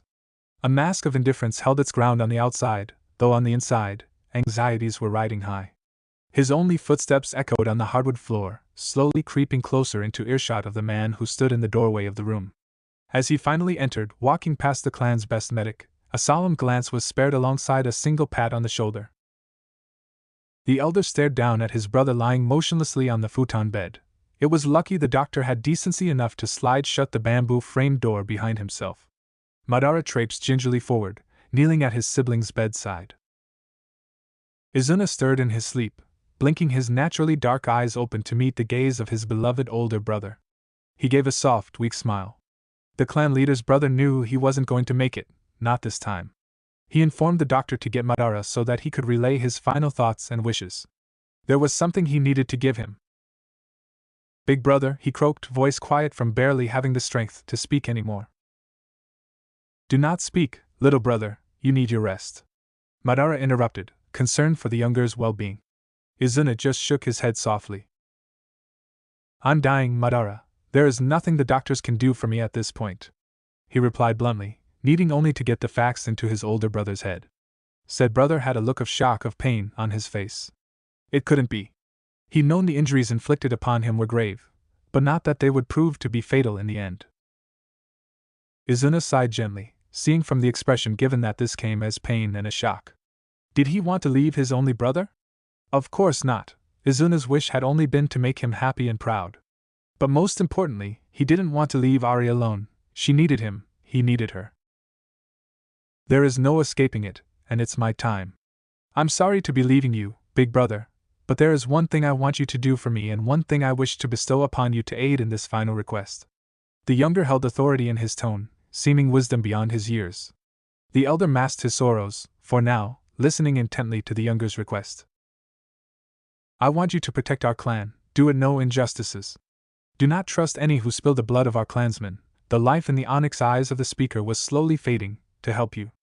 Take my eyes. I know your light has slowly been fading, you need to remain strong as a leader. Izuna. I will protect the Uchiha with all my might, but I cannot take your eyes. Madara was shocked at what his brother told him to do as aid. Take his eyes? He couldn't possibly do that. As for protecting the clan, that was a given. The younger stretched over, grabbing one of his brother's gloved hands in both of his own. Their gazes met, the dimming onyx of the dying sibling almost pleading. Please, big brother. Though his voice was soft, the wanting for this to be done was ever so clear. Being unable to refuse this request, Madara slowly reached over and completed the task once his hand was released. Blood ran down Izuna's cheeks, seeming to take the form of red tears from closed eyelids. However, there was a faint smile on his lips. "I love you, big brother." He relayed his last words, last breath lost, last sign of life gone. Uchiha Izuna died. Madara's face distorted with pain, sadness, and grief, bloodied hands shakily grabbing his brother's cooling body, drawing him into his arms, the gifted eyes set aside safely for the time being. He cradled the body so closely, so protectively, placing his forehead against Izuna's. His eyes were squeezed shut, teeth gritted together, as he tried to stop the tears pricking at his eyes. "I'm sorry, Izuna, I couldn't protect you. I couldn't keep the promise I made to myself in boyhood. I have failed you." He clenched the fabric of the younger's clothing, silent tears escaping and hitting the pale, cold cheek of the recently deceased man. He continues, "This time I will fulfill wishes. This time, I will not fail you." The Uchiha's head rose slowly, eyes opening to reveal the Manjikyu Sharingan, casting its scarlet glow as the last light of the day faded into the blackness of the night. Izuna's body was placed back on the futon, a small piece of cloth covering his face. Madara remained there for hours, allowing no one to enter the room. Death threats quickly spilt. There was one thing physically different from his appearance now: the eternal Manjikyu Sharingan, blazing from eyes underlaid by fresh tear stains, the glowing windows burning with the flames of pure hatred. On this day, Madara lost all hope. Though he had been blessed with a newfound light, never before was he surrounded by such overpowering darkness. "This one is a brave one," Madara whispered to himself. He then focused on Kyubi behind bars. "This is how I always wanted to see you." Behind bars, Madara taunted Kyubi, who smirked. "At least I'm not dead," Kurama replied, earning a laugh from Hashirama. They all focused back on Naruto. Naruto, still breathing heavily, felt the pressure all around him suddenly disappear, his hands on his knees but still standing. He refused to give up, and he couldn't, he never will. Slowly raising his head, his eyes focused on the man with red armor. He saw a glimpse of surprise on his face for a second but disappeared as soon as it appeared. Meanwhile, the first Hokage wasn't trying to hide that he was surprised to see the kid still standing and not mentioning the Rinnegan. Hashirama had never personally seen a Rinnegan before, but he knew what it looked like. When he was alive, Senju clan still had scrolls from the time of the Sage of the Six Paths, and in one of the scrolls was a drawing of the Rinnegan. The first Hokage never knew how someone could achieve that kind of power but didn't care to know that power like that could destroy the world or save it. While Hagoromo couldn't help but see both Ashura and Indra in Naruto, his eyes were just like Indra, but kinder and softer and with Ashura's face and attitude. Kurama smirked seeing Naruto standing up to the damn Uchiha, especially his Rinnegan showing the Uchiha that he had achieved something that Madara could never succeed in his life. "Well done, Naruto." Naruto suddenly felt a massive pressure on his head, feeling like his head would split open, his Rinnegan slowly disappeared, and his eyes turned back to blue. Naruto felt himself falling on the floor, but he didn't want to fail. Clenching his teeth and gathering every bit of power he had left, he moved his right leg forward before he could collapse, still standing. Naruto stood up again, breathing heavily but still there, sweat rolling down his face. Hagoromo and Hashirama smiled at him, while the strange moody guy was giving him a nod of acknowledgement. A smile slowly spread on his face, and Hagoromo decided to continue with what he wanted to do. None of them had that much time left until they returned back. Clearing his throat, the sage glanced at them. Understanding what he wanted, both Hashirama and Madara took a step forward. "Naruto, is good to meet you. In case you don't know who I am, my name is Hashirama Senju, the first Hokage of the Hidden Leaf Village." Hashirama introduced himself, smiling at the little kid. Naruto smiled back and turned to look at the other one, who looked hesitant for a second before sighing in annoyance. "My name is Uchiha Madara, the rival of Hashirama and the greatest Uchiha of all time." Madara introduced himself with a slightly colder tone than Hashirama. Naruto just looked at both of them in silence before deciding to ask a question that had been bugging his head since he saw them. "Not that I don't like your company, but why are you here?" And how are you even here? Naruto asked, looking at them before turning to look at Hagoromo, who stood silent. They're here to tell you the story of their time, Hagoromo explained, and Hashirama sat in a cross position. Now, this will take a while, so hear me carefully, Hashirama stated, knowing that due to his explanation, what the child would do when he grows up depended on it. He wanted Naruto not to be another Madara or even worse. After listening to his story for a few hours, Naruto stood silent. No one said anything, even Madara raised an eyebrow at the kid for not talking. After a few minutes of silence, you were able to stop the war by uniting the clans with Madara and creating a village that everyone could call home. Naruto started smiling. Still, he wondered why they didn't try to untie all the other villages. If a single person ruled the 5 villages united, there would be no wars. At least that's what Naruto thought. Hashirama nodded his head while Madara kept quiet. Why did you not try to unite the other villages as well? Naruto asked, looking at the first Hokage. At this question, Hashirama lowered his head slightly, almost in shame, while Madara snorted. I did try, but the other villages didn't want any alliance with us, he replied, with a sad smile. The first Hokage didn't want to admit that the Kages had refused any peace treatment. He had captured and given each village a bijou or 2 in hopes for peace. But all that stopped nothing as a result of their arrogance and greed. The second and third wars followed the first ninja war. It was never stopping. Madara wanted to say that he had suggested just forcing them into submission. He and Hashirama were more than enough to deal with anyone foolish enough to oppose them. While Naruto thought that if they had done that back then, if they had united all 5 big villages, he would still have his parents with him. And maybe none of the great Shinobi wars would have happened.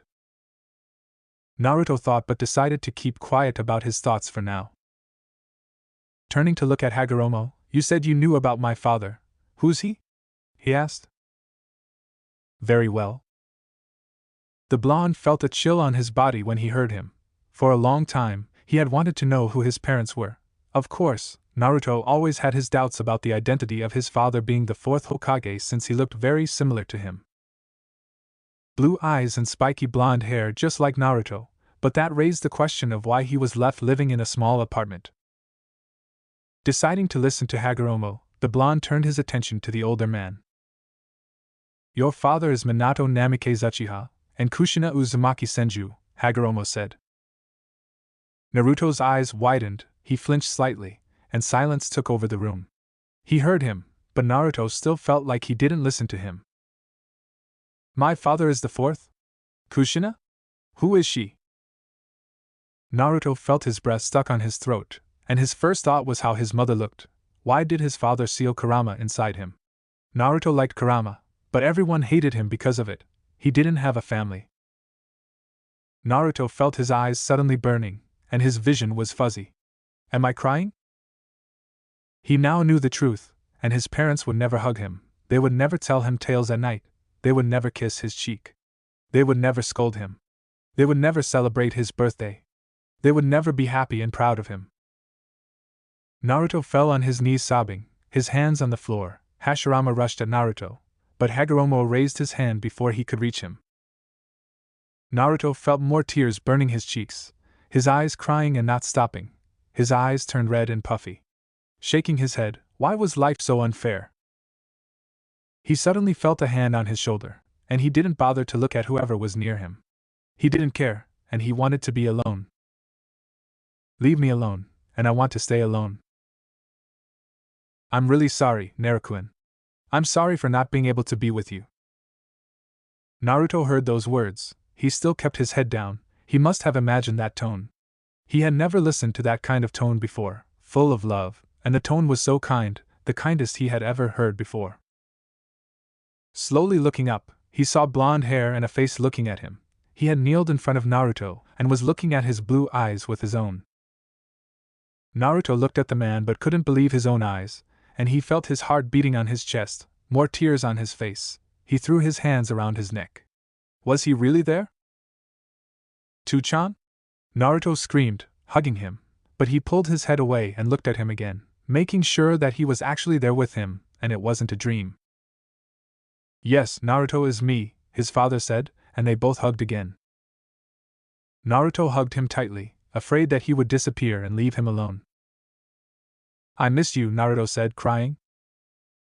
Minato felt his heart hurting from his words, and he didn't need to ask to know that his life wasn't a happy one.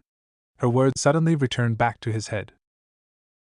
"You know how Jinchurikis are treated." Minato, of course, knew that, but he had hoped that someone would take care of his son, hoping that Leaf Village was different from the others. They owned him that much. He and Kushina lost their lives for the village. They owed to him, they all owed to Kushina, they owed to them to treat Naruto as he deserved, to have a loving family. Pulling away, he stared. He could see Kushina in him. His face was just like hers. His nose, his smile, and especially his jawline. "Naruto, you live with someone, right?" Minato asked, dreading the answer. Hashirama and Madara were interested as well. They both knew it mattered a lot how a child was raised, which would indicate how he will be when they are fully grown. Especially Hashirama, who dreaded that Naruto might decide to become an enemy of the village. "No. No one is with me. The Hokage visits me once a month to give me money, but that's all," he stated with a slightly colder tone, and Minato felt like he was directing the blame to him, not that he could blame him. "What about Jiraiya-sen's?" Minato asked, almost pleading, hoping that at least his sensei was looking after Naruto. But the young blonde just gave him a confused look, not knowing who this Jiraiya was, and in the end, he just shook his head, confirming what they already knew. Minato felt his heart drop. He felt like going there and just screaming at everyone. How dare Sarutobi leave his child alone? "Minato, your friend Shikaka tried to adopt Naruto, but the old Hokage refused anyone to adopt Naruto," Kurama suddenly said. "Why?" Hashirama asked. Minato was in shock to ask himself, but was listening to the answer. He said, "Him being raised by a clan would create unbalance, and I don't need to tell you why the civil families refused to raise him," Kurama explained, much to the shock of Minato and the confusion of both Madara and Hashirama. "What do you mean? Naruto being a Jinchuriki is a SS secret of a village. No one should know about it, and that knowledge is punished by death if you spread it," Hashirama stated. He had created that rule when Mito-chan had become the Jinchuriki. But looking at Naruto now, he knew that everyone in the village knew about his status as a Jinchuriki, which was beyond risky. It was simply a miracle that no enemy shinobi had killed or kidnapped Naruto. Yet. Madara shook his head in disappointment. He knew peace made people weak and stupid, but this was beyond ridiculous. Minato bit his lower lip, and trying to calm down what they had done, they spit in his grave. He became a Kage to protect the village, and they rewarded him by simply treating his son like garbage. "Naruto, as much as I hate to say it, we don't have long," Hagoromo suddenly said. Naruto turned his attention to him, still standing close to his father. Hagoromo turned to Minato. "Can you please show us your little secret?" Minato Uchiha Hagoromo stated, earning a surprised look from Minato, Hashirama and Madara. Minato glanced at his son before his eyes changed to Mangekyo's Sharingan. His Mangekyo looked like a whirlpool, and in the center was a black hole with 3 tomo in the middle. No one looked surprised by it except Madara, who narrowed his eyes and took a step closer. "Who were your parents?" Madara asked with a cold tone that Hashirama knew very well. "My father was Idari Uchiha, my mother wasn't an Uchiha, and she told me that he died of illness before I was born," Minato answered. Madara studied the face of this fourth Hokage and couldn't help but notice a slight similarity between him and. He shook his head and decided to ignore it for now. But his gut feeling didn't go away. "Naruto, you are the reincarnation of both of my sons. Just by looking at you now, I know you will be powerful, but I want to ask what it is that you want to do," Hagoromo asked, wanting to know what Naruto had decided to do with the power he had. Naruto understood why Hagoromo had told him the story about his mother. Looking straight at Hagoromo, his eyes turned into a fully matured Sharingan. Hashirama looked impressed with him unlocking his Sharingan at such a young age. In some ways, Naruto reminded him of Madara. This world has suffered for a long time, but when Hashirama and Madara-sama united the clans of the Land of Fire, they stopped the wars between clans. "I will unite the 5 great villages. Only together can we create peace," Naruto stated. Hagoromo smiled at him, and so did Minato, who patted his back, while Hashirama thought if such a thing was even possible in the long run, while Madara thought that might work, but a lot of blood will be spilt. Suddenly all four of them started shining and slowly disappearing. "Two-chan!" Naruto screamed in panic and went to hug his father. Hugging back, Minato looked at his eyes, crying. "Naruto, I want you to remember that whenever it happens, your mother and I will always love you. No matter what you do, I will love you always," he said, looking directly at his eyes before disappearing. Hashirama gave him a reassuring smile. Madara kept quiet with his eyes at Minato. At the same time, Hagoromo hoped that what Naruto learned today would make him make the right decision in the future. Disappearing, soon they were gone, and the only thing left was Naruto standing alone again. Naruto fell silent when they disappeared, and he was alone again. "Naruto?" Kurama asked, concerned for him. Naruto kept quiet, and his mind had enough, everything blackened, and Naruto welcomed the darkness like an old friend. His only thought was, why there's so much pain? Those who do not understand true pain can never understand true peace. "Hey! What's a kid doing here?" a smooth voice questioned. Naruto whipped around. He had been so lost in thought that he hadn't noticed the faint chakra signature of the new speaker. The new arrival appeared to be a freshly minted chunin with short black curly hair, long girly eyelashes, and cold dark eyes. They were also wearing the standard navy Uchiha shirt and tan shorts with the customary fan crest stitched on the back of the shirt. Nothing," Naruto squeaked, still slightly out of it. The stranger tilted his head to the side and smirked. "Sure, kid. What are you doing here? Don't you know training grounds are off limits for civilians?" "I was just exploring. I'm going to be a shinobi too." "Ho! A little sunshine like you want to be a shinobi too, huh? Don't you know that shinobi follow the rules?" But even the best shinobi know that some rules are made to be broken, at times." "Ha! I like you, kid. I'm Uchiha Shisui. What's your name?" "I'm Uzumaki Naruto. It's nice to meet you, Shisui-san." "Oh ho, respectful little brat, aren't you? Since you're here, might as well make the most of it and spar with me, HM?" "Spar? With you? Are you sure?"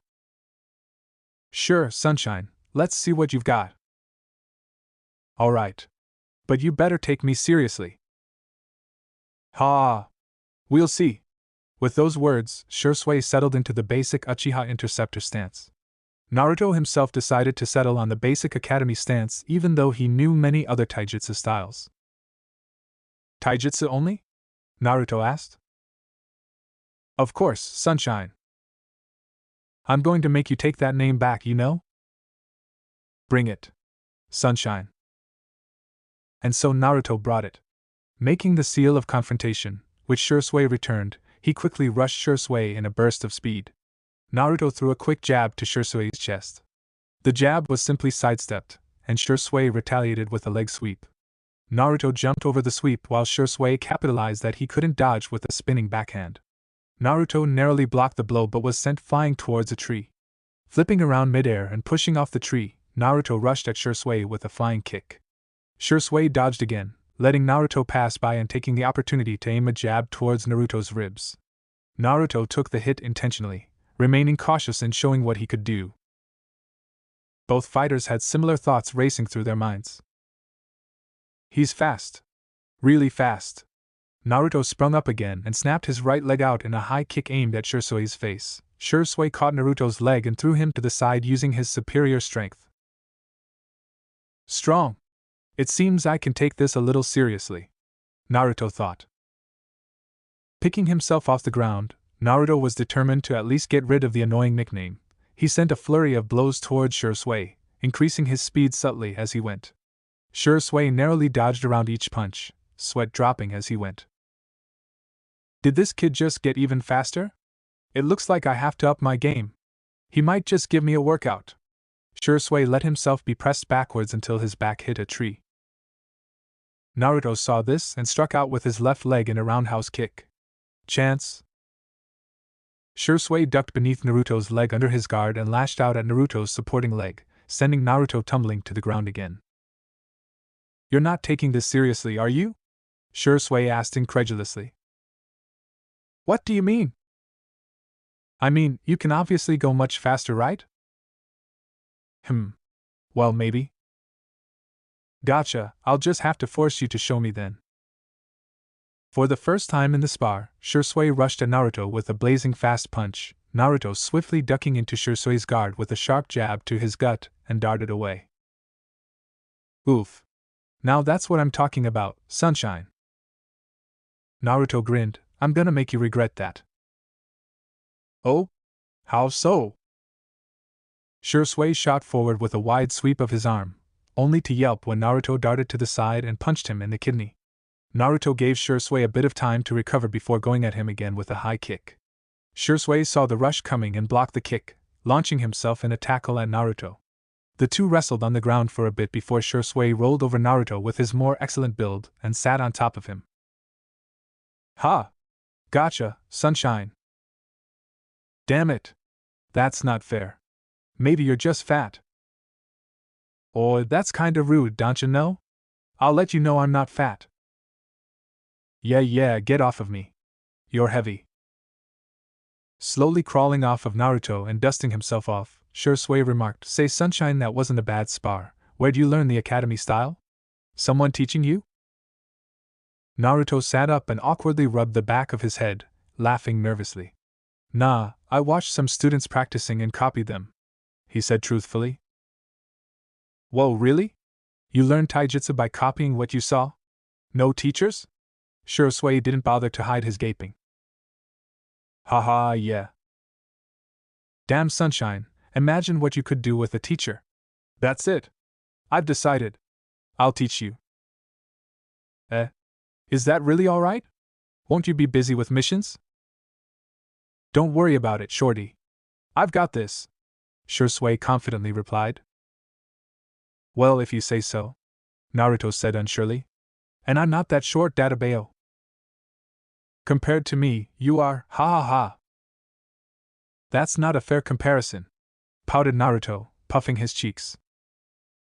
It is to me, came the cheeky response as Shisui jokingly poked Naruto's puffy cheeks. Batting Shisui's hands away, Naruto huffed and turned away in thought. Training with Shisui would be a good cover for any shinobi skills he might show off as Naruto, and it would give him an excuse to use the henge without suspicion, at the very least. Making up his mind, Naruto turned back to Shisui with a broad smile on his face. You know what? Sure, I'll train with you. But you better be able to keep up. Hey! I should be saying that to you, Shisui said indignantly. A childish impulse took over Naruto, making him stick out his tongue in retaliation. You brat! What happened to the respect from earlier? Get over here! Shisui laughed as he promptly leapt up chasing after Naruto, who had yelped and scrambled away, laughing as he went. Naruto couldn't remember the last time he felt so lighthearted as the chase quickly devolved into a game of ninja tag. He cackled as he tripped Shisui, who had lunged for him into a tumbling heap. Oh, that's it! I'm going to get you now! Shisui declared, jumping to his feet with a determined gleam in his eyes. Naruto's eyes narrowed. Catch me if you can! He yelled, sticking out his tongue for the second time. And so the chase was on. The game encompassed the entire training grounds, Naruto leading Shisui on a wild goose chase all over the place. Several times Naruto had led Shisui into a few old and abandoned traps just for giggles. Simultaneously, Shisui dodged, and around projectiles and pitfalls, he cursed Naruto under his breath, leading to even more laughs from the child. When Shisui had finally had enough of entertaining the little blonde devil, he quickly used the most flawless shunsenjutsu that Naruto had ever seen, placing himself in front of Naruto, who then promptly crashed into Shisui, sending both boys tumbling to the ground for the 9th time that day. Hey! No fair, you cheated! Naruto shouted in jest. Ninjas don't cheat. They win. Shisui smugly replied, You're one slippery kid, you know that? Ha ha ha, I'll do my best. Naruto dusted himself off before he considered what he had seen. Say, that was the shunsenjutsu, right? Huh. Oh yeah. It's my specialty. They'll be calling me Shenshin no Shisui in no time. The Shisui crowd. Ha ha ha, I'd like to see that. Can you teach me that? Of course, little sunshine. You're my student, and it's my signature technique after all. Wow, really? Yeah. I'll be as fast as the yellow flash one day. You'll see.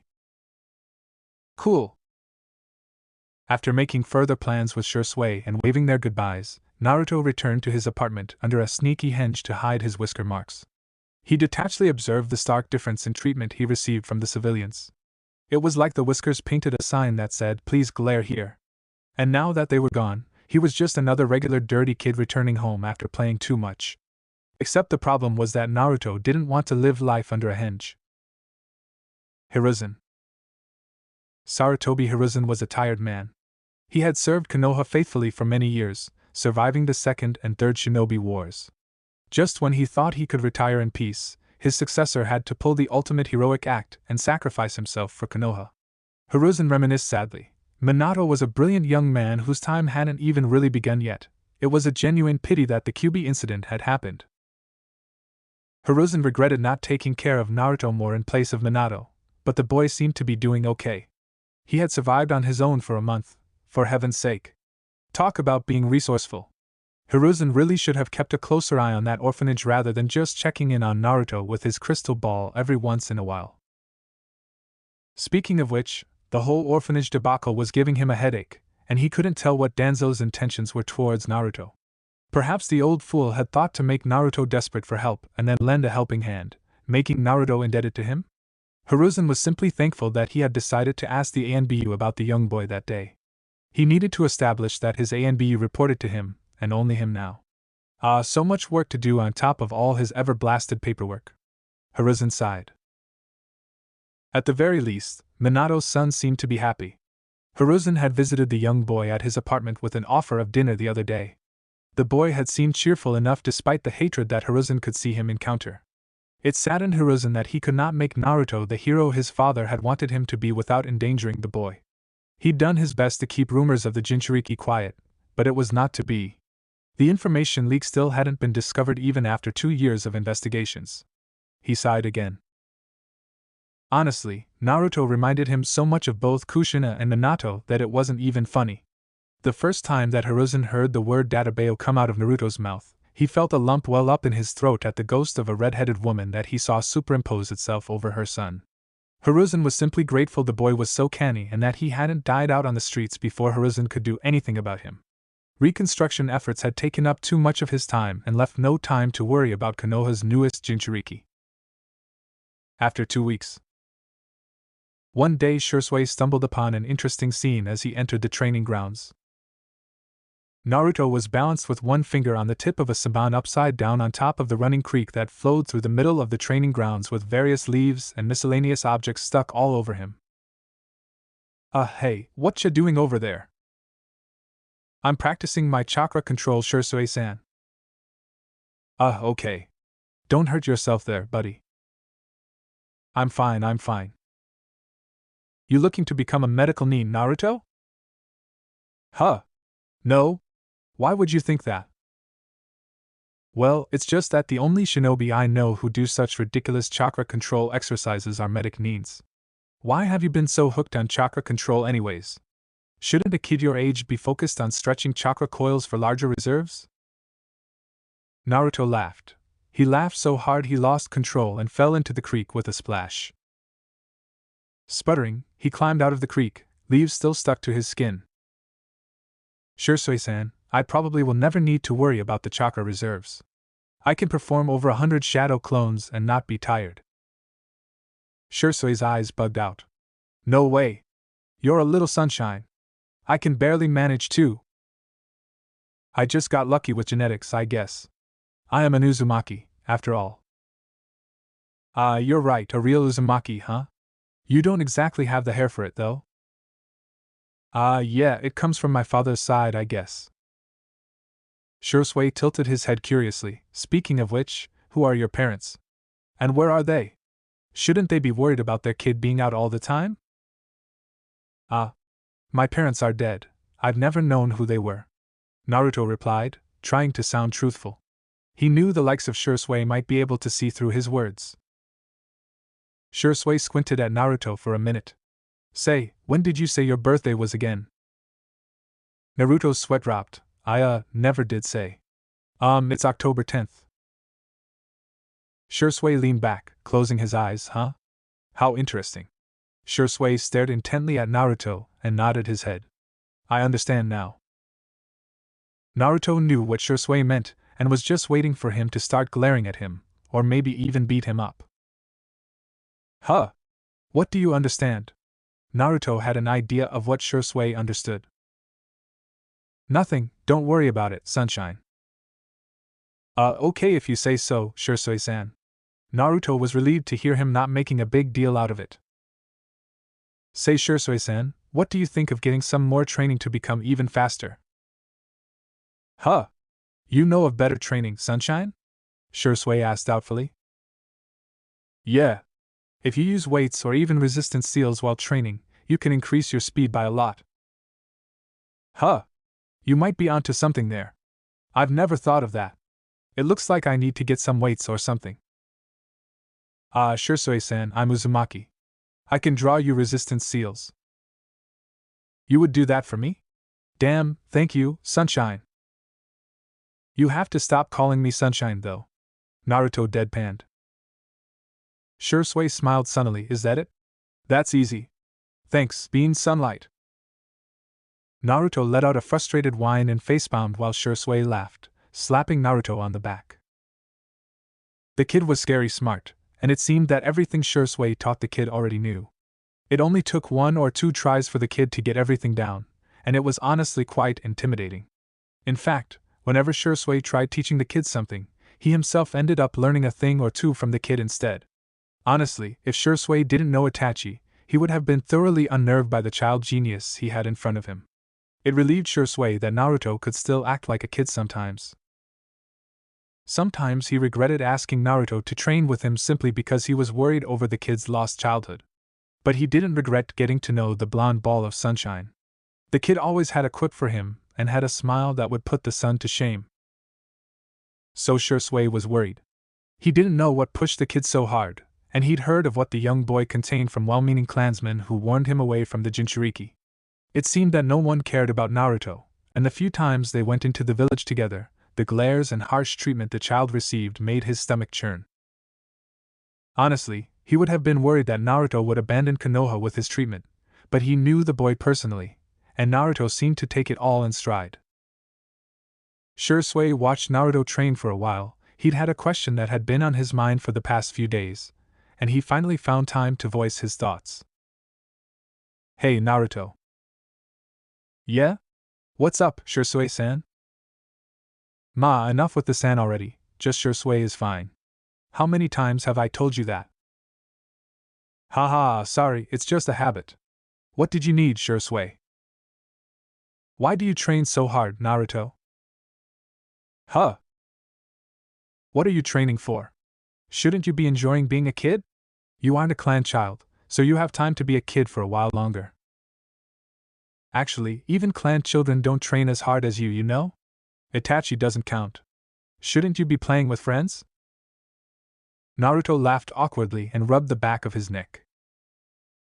Shisui, I don't really have any friends aside from you. What? Shisui exclaimed. That was ridiculous. The kid was remarkably talented and sunny as all hell. People should be tumbling over themselves to make friends with him. Oh. Except. There was that. That's not good, kid.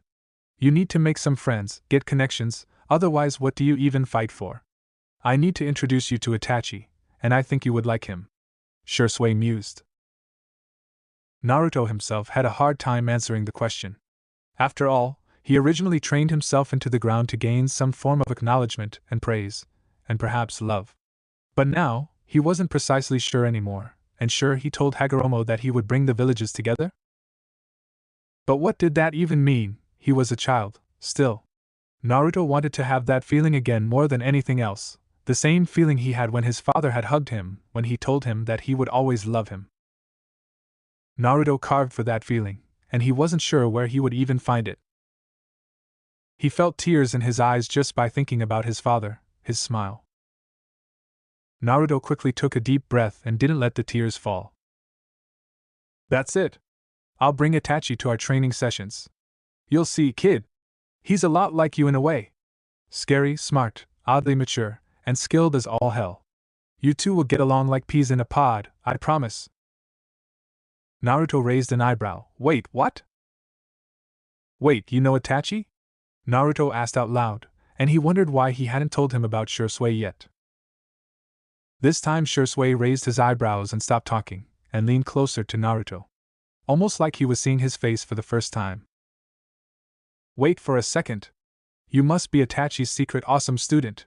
Shisui half-shouted with his fists in the air. Awesome student? Seriously. He must be talking about someone else, Naruto replied, sure of that, but Shisui just shook his finger in front of his face. Nah, Itachi has talked about only one student. I have to be honest, and he told me you were young but never thought you would be a child, Shisui said with a finger on his forehead and acting as if he was thinking about something big. Well, he didn't tell me anything about you, Naruto replied, and Shisui lowered his head in despair. Suddenly there were big clouds above his head and raining only on him. This caused Naruto to question where the clouds even came from, his hand behind his neck. He chuckled nervously.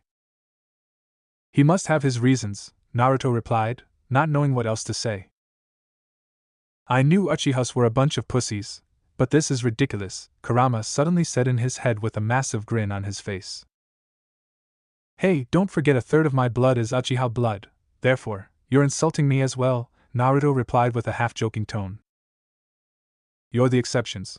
All the other Uchiha except maybe Itachi are pussies, Kurama replied with a massive smirk on his face. Naruto escaped his thoughts when he saw that Shisui had escaped his weird despair mode. Now, today we're done with, perhaps we. He stopped talking when Itachi jumped in the training yard. Naruto-kun, what are you doing here? Itachi asked, smiling at Naruto. Naruto opened his mouth to respond when Shisui opened his mouth. Itachi, why haven't you told me that your awesome student is the same as mine? Shisui stated and pointed the finger at Naruto. Naruto rolled his eyes while Itachi looked slightly confused. He had been on a mission for some time now, and wondered how Naruto was, knowing he lived alone. He arrived in the house to see the house empty, and then checked the training grounds one by one until he found him training with Shisui. What do you mean? Since when is Naruto your student? Itachi asked, walking closer to them. I have been training with him for a week, Itachi. He just showed me the ropes for Shunsin, Naruto explained. Yup, and he was about to tell me how much of a better teacher I am, compared to you, Shisui stated, giving Naruto a wink. Naruto just shook his head in denial, much to his disappointment, and Itachi chuckled slightly. Naruto, since it is already late, why don't you come with me? My home will make dinner very soon, Itachi suggested, thinking that would be a good way for Naruto to make a friend with Sasuke. Naruto lowered his eyes and put his hands behind his back, not sure of what to say. Sure, he wanted to say yes and not eating alone for once would be good, but he didn't want to see them glaring at him, but, most importantly, bring Itachi trouble for inviting the demon to eat. Are you sure? I don't want to cause trouble, Naruto finally replied. Itachi felt terrible for the little boy and immediately nodded his head, and he was sure his mother would be delighted to see him. Don't worry, Naruto-kun, my family is not like the others, Itachi replied and put a hand on his shoulder to reassure him that he really did mean it. Naruto looked up at him and just nodded his head. See you tomorrow, Naruto-kun, Itachi. And don't forget I want a rematch, Shisui said with a cheeky smile at both of them. Naruto laughed, and they soon made their way towards the Uchiha Compound. They soon reached the compound's gates, and Naruto saw the entrance being guarded by two, who Naruto thought were Uchiha shinobis. They noticed Itachi and gave him a nod of acknowledgement, but they soon noticed his sun hair and whiskers on his face. Their gaze turned to glares immediately. One of them gripped the sword he was holding harder, and for a moment, Naruto thought he would attack, but Itachi put his hand on his shoulder and made him walk behind him and release his ki. The guards were silenced immediately and lowered their weapons. Naruto walked inside and had to admit that it looked beautiful. He could see houses everywhere, and each house had a flag or anything that showed the Uchiha symbol. Walking inside the compound, he received fewer glares. There was barely anyone glaring at him, much to his relief, but Naruto knew this was just the beginning. They soon reached the house. Naruto looked at its size, and it definitely looked like the most prominent house in the compound. Itachi gestured to Naruto that he should walk in first, opening the door. "Kaa-chan, I have returned," Itachi announced. Soon Naruto heard footsteps coming from a room near the door. Another door opened, revealing a woman around her late 30s with long dark hair. "Itachi-kun, you returned. How was the—" She immediately stopped when she saw Naruto standing behind Itachi. His eyes immediately lowered, and he took a step back instinctively. For a moment, Mikoto said Minato. She knew Naruto looked like his father, but now he looked like a perfect copy of him. Understanding what was happening, she immediately brought a smile to her face. "Itachi, who's the little sunshine?" she asked, walking closer. Naruto smiled back when he felt the happy feelings coming from the woman, but at the same time wondered what was up with them calling him sunshine. "My name is Naruto Uzumaki, miss. You can call me Mikoto," she introduced herself and walked closer. "Come inside, no need to stay outside," she said kindly. Naruto felt happy and walked inside. His eyes were exploring the house inside, a smile not leaving his face, feeling like a child again. Itachi smiled and told him to sit on the couch. He nodded his head and sat down while Itachi walked over to his mom. "Where's Sasuke and Tusan?" Itachi asked, wondering if Sasuke was training perhaps. His mother gave Naruto another glance before walking to the kitchen. "Sasuke is upstairs sleeping.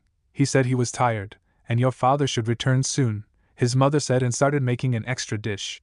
Itachi nodded his head and walked upstairs, reaching Sasuke's room. He knocked but did not respond. Waiting a few seconds, he walked inside, seeing his brother reading a scroll on his bed, the scroll on his lap. "Sasuke-kun, what are you doing?" Itachi asked, seeing as he looked focused. Turning his head to his right, he saw Itachi, and a big smile invaded his face.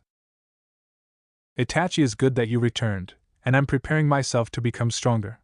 I will show everyone that the Uchiha clan is the strongest clan." Sasuke started with a puff of his chest at the end. Itachi's smile lowered slightly. "There's no need for that, Sasuke, but we are eating dinner right now, and I want you to meet someone," he stated and walked downstairs. Sasuke raised an eyebrow at who he might mean and wondered if he meant Shisui. Reaching the living room, he saw Naruto wasn't there. He turned around and went to the kitchen. "Kaa-chan, do you know?" He stopped mid-sentence when he saw Naruto helping her to prepare the dish. "Be careful with that, Naruto-kun. You might burn your hands," his mother warned as he was using a spoon to mix something in a large saucepan. Itachi smiled at what he saw and heard footsteps coming downstairs. He turned in time to see Sasuke. "Brother, can you train me?" Sasuke asked, looking at him. "Not now, Sasuke, we can train tomorrow," Itachi suggested. Sasuke punted, but he then noticed Naruto, who was still helping Kaa-chan prepare dinner. "Who are you?" Sasuke asked, noticing his blonde hair, reminding him. Naruto put the saucepan back and turned his head around, and saw Sasuke. "Hi, my name is Naruto Uzumaki," he said, smiling, walking closer and pulling out his hand for Sasuke to shake. "You're the one they call Demon, what are you doing here?" Sasuke asked with a slightly demanding tone at the end. Naruto's smile disappeared immediately. He felt his throat dry, his heart beating on his throat like a hammer, his eyes suddenly burning, his hand and head lowered. A dry chuckle escaped his mouth. Of course, it was too good to be true. Naruto immediately turned around and was about to run outside when he felt a hand on his shoulder stopping him and the sound of a slap. Turning around, he saw the woman had slapped who he knew was Itachi's brother, and Itachi had his hand on his shoulder. "Why did you say that, Sasuke? I raised you to be better," the woman screamed at the dark hair who was touching his cheek with his hand. Naruto saw Sasuke glared at him with the same eyes like everyone else, and he then turned his attention back to his mother. I. Everyone outside said that he was not good, Sasuke responded. Naruto could feel the anger directed at him. He walked away towards the door. Mikoto-sama. You have a wonderful house. Thank you for letting me stay, and thank you, Itachi-san, Naruto said smiling, and before anyone could do or say anything, he shunted away. Itachi sighed, looking at the leaves left behind by Naruto. From the corner of his eyes, his mother looked ready to cry while his brother was looking at the place where Naruto stood with jealousy. Naruto stood alone on his bed, hugging his legs and crying his heart out. Why there's so much pain? What is the cost of lies? Valery Legasov. Naruto stood on his bed motionless, his forehead resting on his forearm, his eyes puffy and red, his eyes hurting from the tears, and yet Naruto felt nothing but his heartbeat. Nothing made any sound, and the silence had taken over the whole apartment. Naruto couldn't make himself utter a word.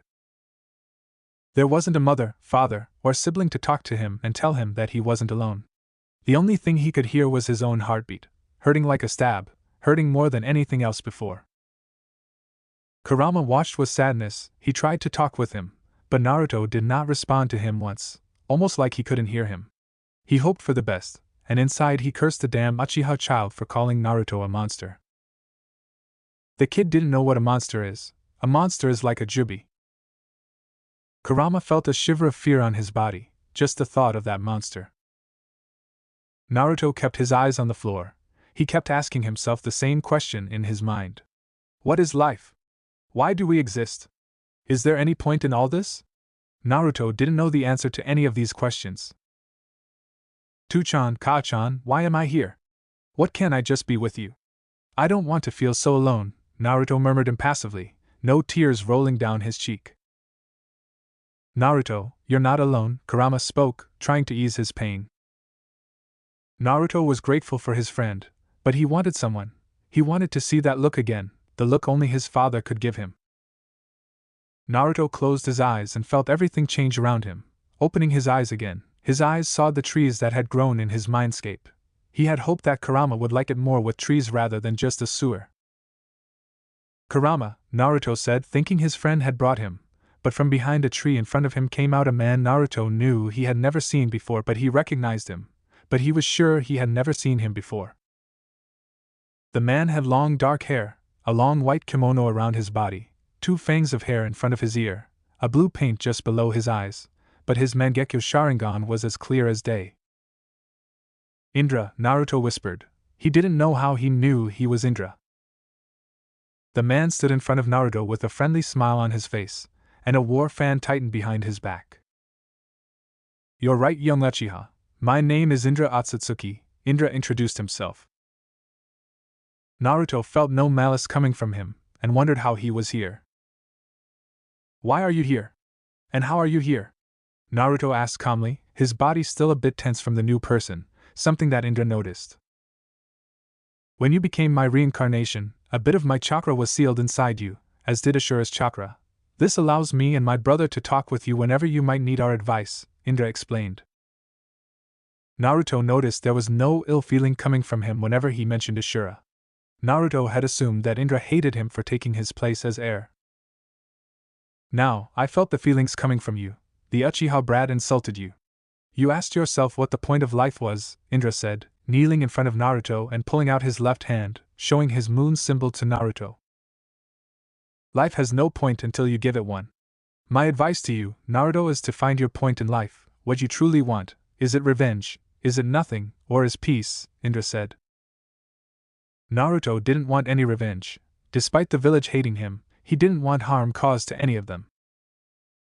I want peace, Naruto replied. At this, Indra nodded his head in acceptance. We will talk again, young Uchiha, Indra said, and his figure disappeared. Suddenly Naruto was back in the apartment again, slowly standing up. He wondered if peace would bring him happiness. What even is happiness? Naruto took a deep breath and left the apartment.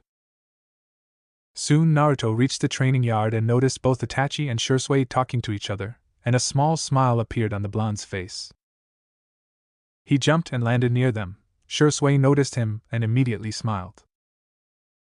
Oh, Naruto, you're back, Shisui said, clearly surprised. From what Itachi told him, he had suspected that his student would spend the whole day sulking in his apartment. Itachi turned his head with an uncertain look on his face. Naruto-kun, is good to see you again, he said, walking closer. Can we train Itachi-san? I want to continue what we left yesterday, Naruto said almost in a hurry. The last thing he wanted was to remember what happened yesterday. Both Shisui and Itachi gave each other a glance in understanding and decided to talk with him later. Shisui groaned and dragged a hand down his face. He stared at the two others from between his fingers. Then he remembered his original goal. Hey, you two! He yelled, popping back to his cheery attitude. Yes? Yes, Shisui-san? Itachi, enough already? Naruto just stopped with san, not you two. Shisui moaned, then he bounced up into a fighting stance. We should have a three-way spar. Naruto's eyes narrowed, honing in on Itachi and Shisui, sending shivers down their backs. It was like his eyes had suddenly turned into chips of ice. They could tell that Naruto was ready for anything.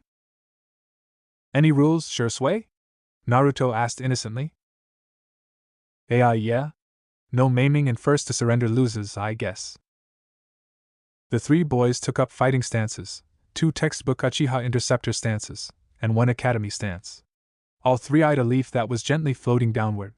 As soon as the leaf touched the ground, they all disappeared in a burst of speed. Naruto sat on the branch of a large tree, eyes darting in every direction for a possible attack.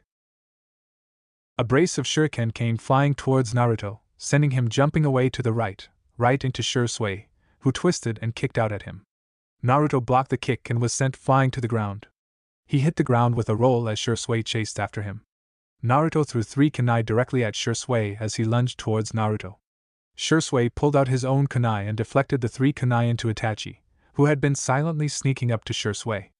Itachi dodged the kunai, throwing his shuriken towards Naruto and leaping up to engage Shisui in a furious taijutsu bout.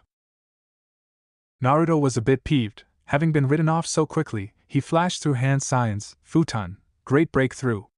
Naruto sent a great burst of wind towards the fighting duo. The two boys turned toward the wind bullet simultaneously and leapt apart, narrowly dodging the bullet which drilled into the ground, sending great chunks of dirt everywhere. Itachi retaliated, his hand seals speed so fast that Naruto could barely make them out. Katan, great fireball. A giant fireball flew at Naruto, who Kawarimi'd out of the way, leaving a scorched log behind him. Hey! Don't leave me out of this! Yelled Shisui, who flipped through signs until a Katan, Phoenix Flower Jutsu flew at both Itachi and Naruto. Naruto used another great breakthrough to block the fire, but hidden inside the flames were shuriken that he had to Kawarimi for. Itachi had simply avoided the fire and shuriken combo and rushed at Naruto as he dodged Shisui's attacks. Naruto threw 4 kunai at Itachi, using his newly learned technique to bounce a kunai into Itachi's blind spot. Itachi ducked his head, letting the kunai sail harmlessly and threw a flurry of blows at Naruto.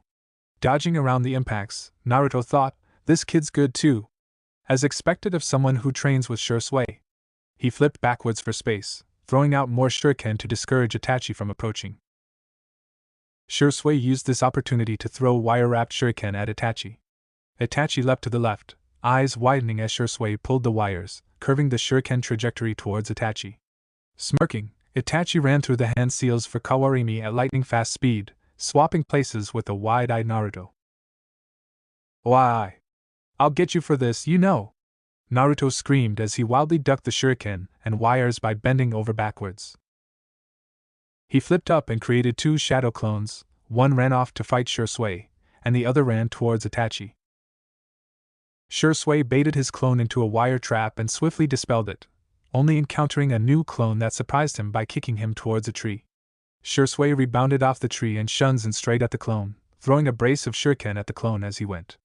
Shuriken and Shisui crashing into the clone simultaneously caused the clone to pop in a cloud of smoke, blocking Shisui's vision for a precious second.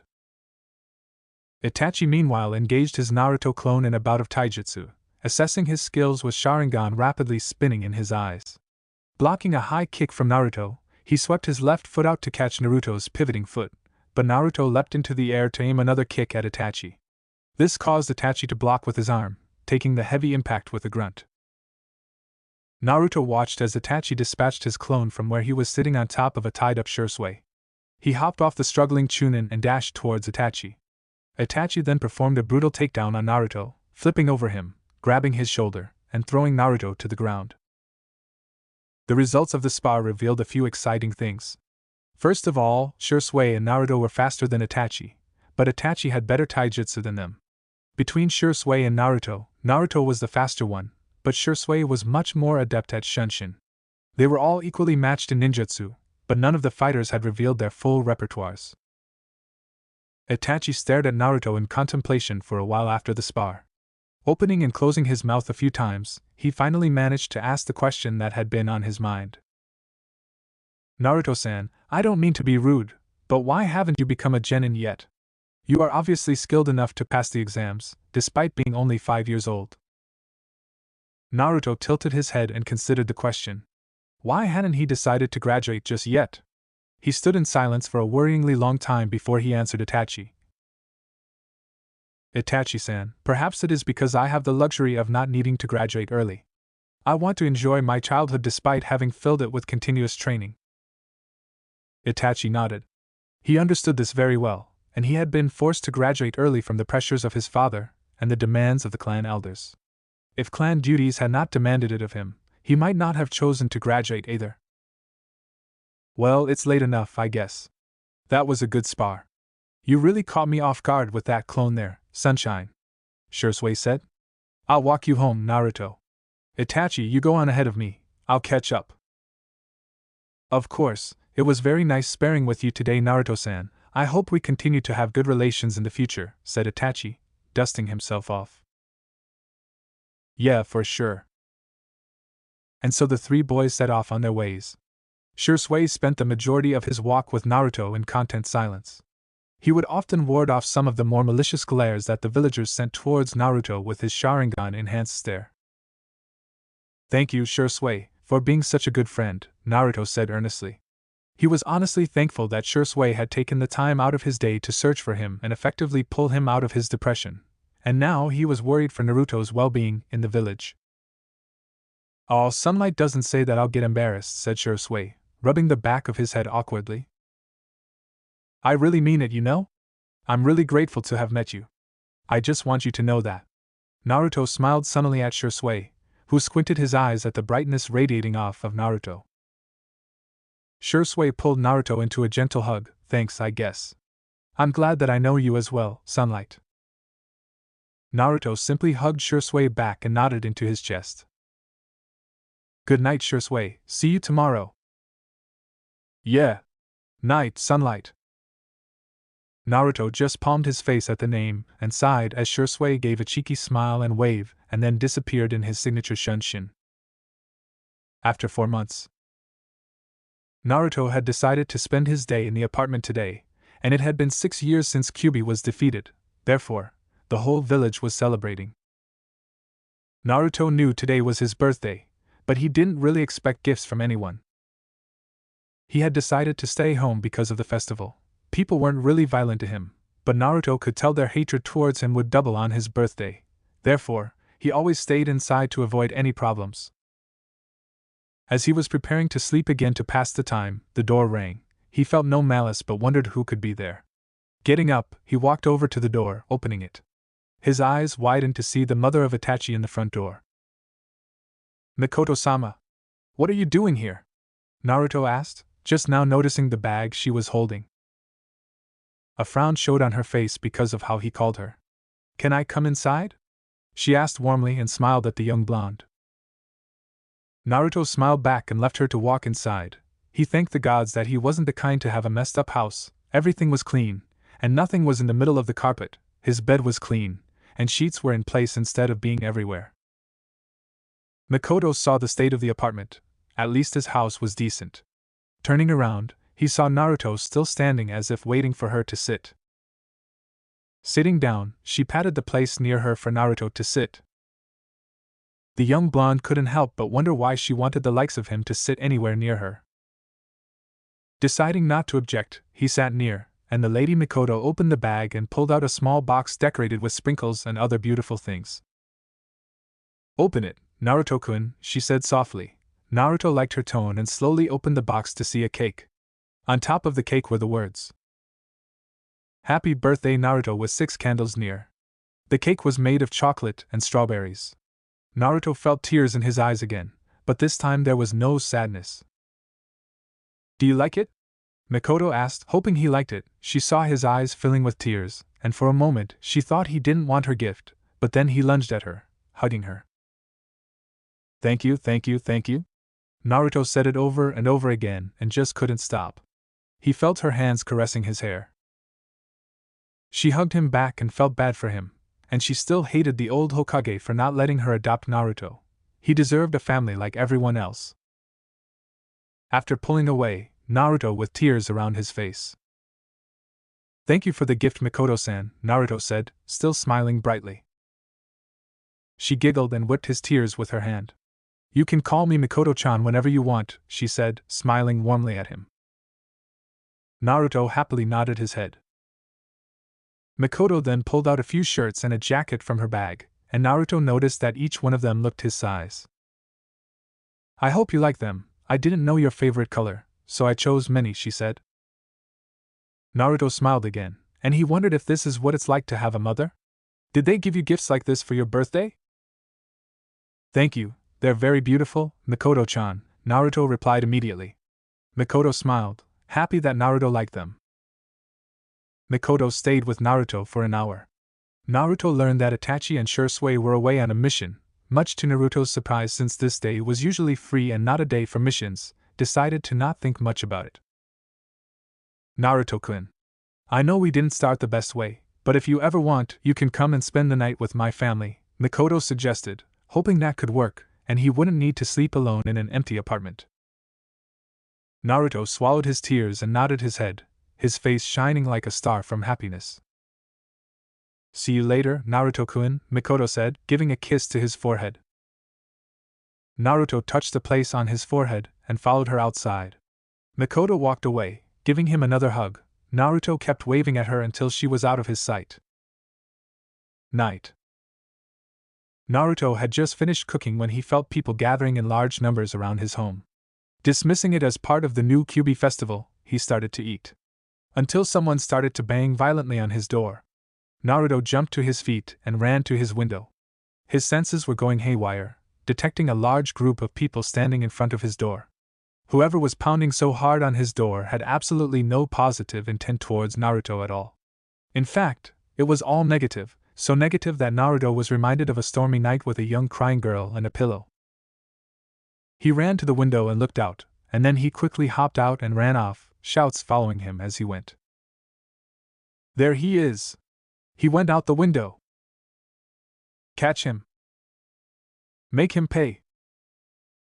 Demon brat, get back here!" Naruto shot a quick glance behind him. What he saw made him pick up the pace and run faster. A mob! A mob had shown up at his apartment to hunt the fox brat. Naruto was honestly shocked at the amount of hate and people that had gathered. He had done his best to live unobtrusively in the village of Konoha, and people rarely saw him on the streets since he shopped under a henge. He never played with children as he was too busy training, and he never wandered the streets looking for food since he kept himself in good condition by budgeting. He didn't understand the sheer amount of hate that was pouring off of the mob pursuing him. Naruto ducked and weaved around various stalls, barely taking in his surroundings' bright colors and cheering as he ran for his life. He ran towards an alleyway hoping to throw the pursuers off his trail. It was not to be, unfortunately. There appeared to be some in the drunken crowd who could accurately track him through the throngs of people that Naruto had run through. Naruto giggled hysterically under his breath as he ran, tears building at the corners of his eyes. He thought of all the ways this encounter could possibly end. None of the endings were particularly good. He hoped to lose the crowd, but it was difficult when bystanders would point in his direction as he lost the mob. Naruto turned his head towards the mob who were closing on him. His eyes turned to Sharingan, the symbols on his palms started shining. "You're done. We will kill you. We didn't even need to get paid. We should have done this before." Naruto's face around his eyes turned dark as he did hand signs that he himself didn't recognize. Finishing it. Fire style. Great fire annihilation. At that moment, Naruto breathed out the largest fire he had ever seen. The fire was enough and engulfed the whole mob as they all started running away. Their screams filled the night as their corpses were the only thing left. Naruto saw everything covered in a thin dark thing that covered the ground, and their bodies were as black as coal. Nothing to recognize them was left in their scorched bodies. Everything in their bodies was burned, their skin, their eyes, and everything. Snow started falling from the clouds. Much to Naruto's surprise, he pulled out his hand and saw that it wasn't snowing. It was ash. Seeing what he had done, Naruto fell to his knees and let out the loudest scream.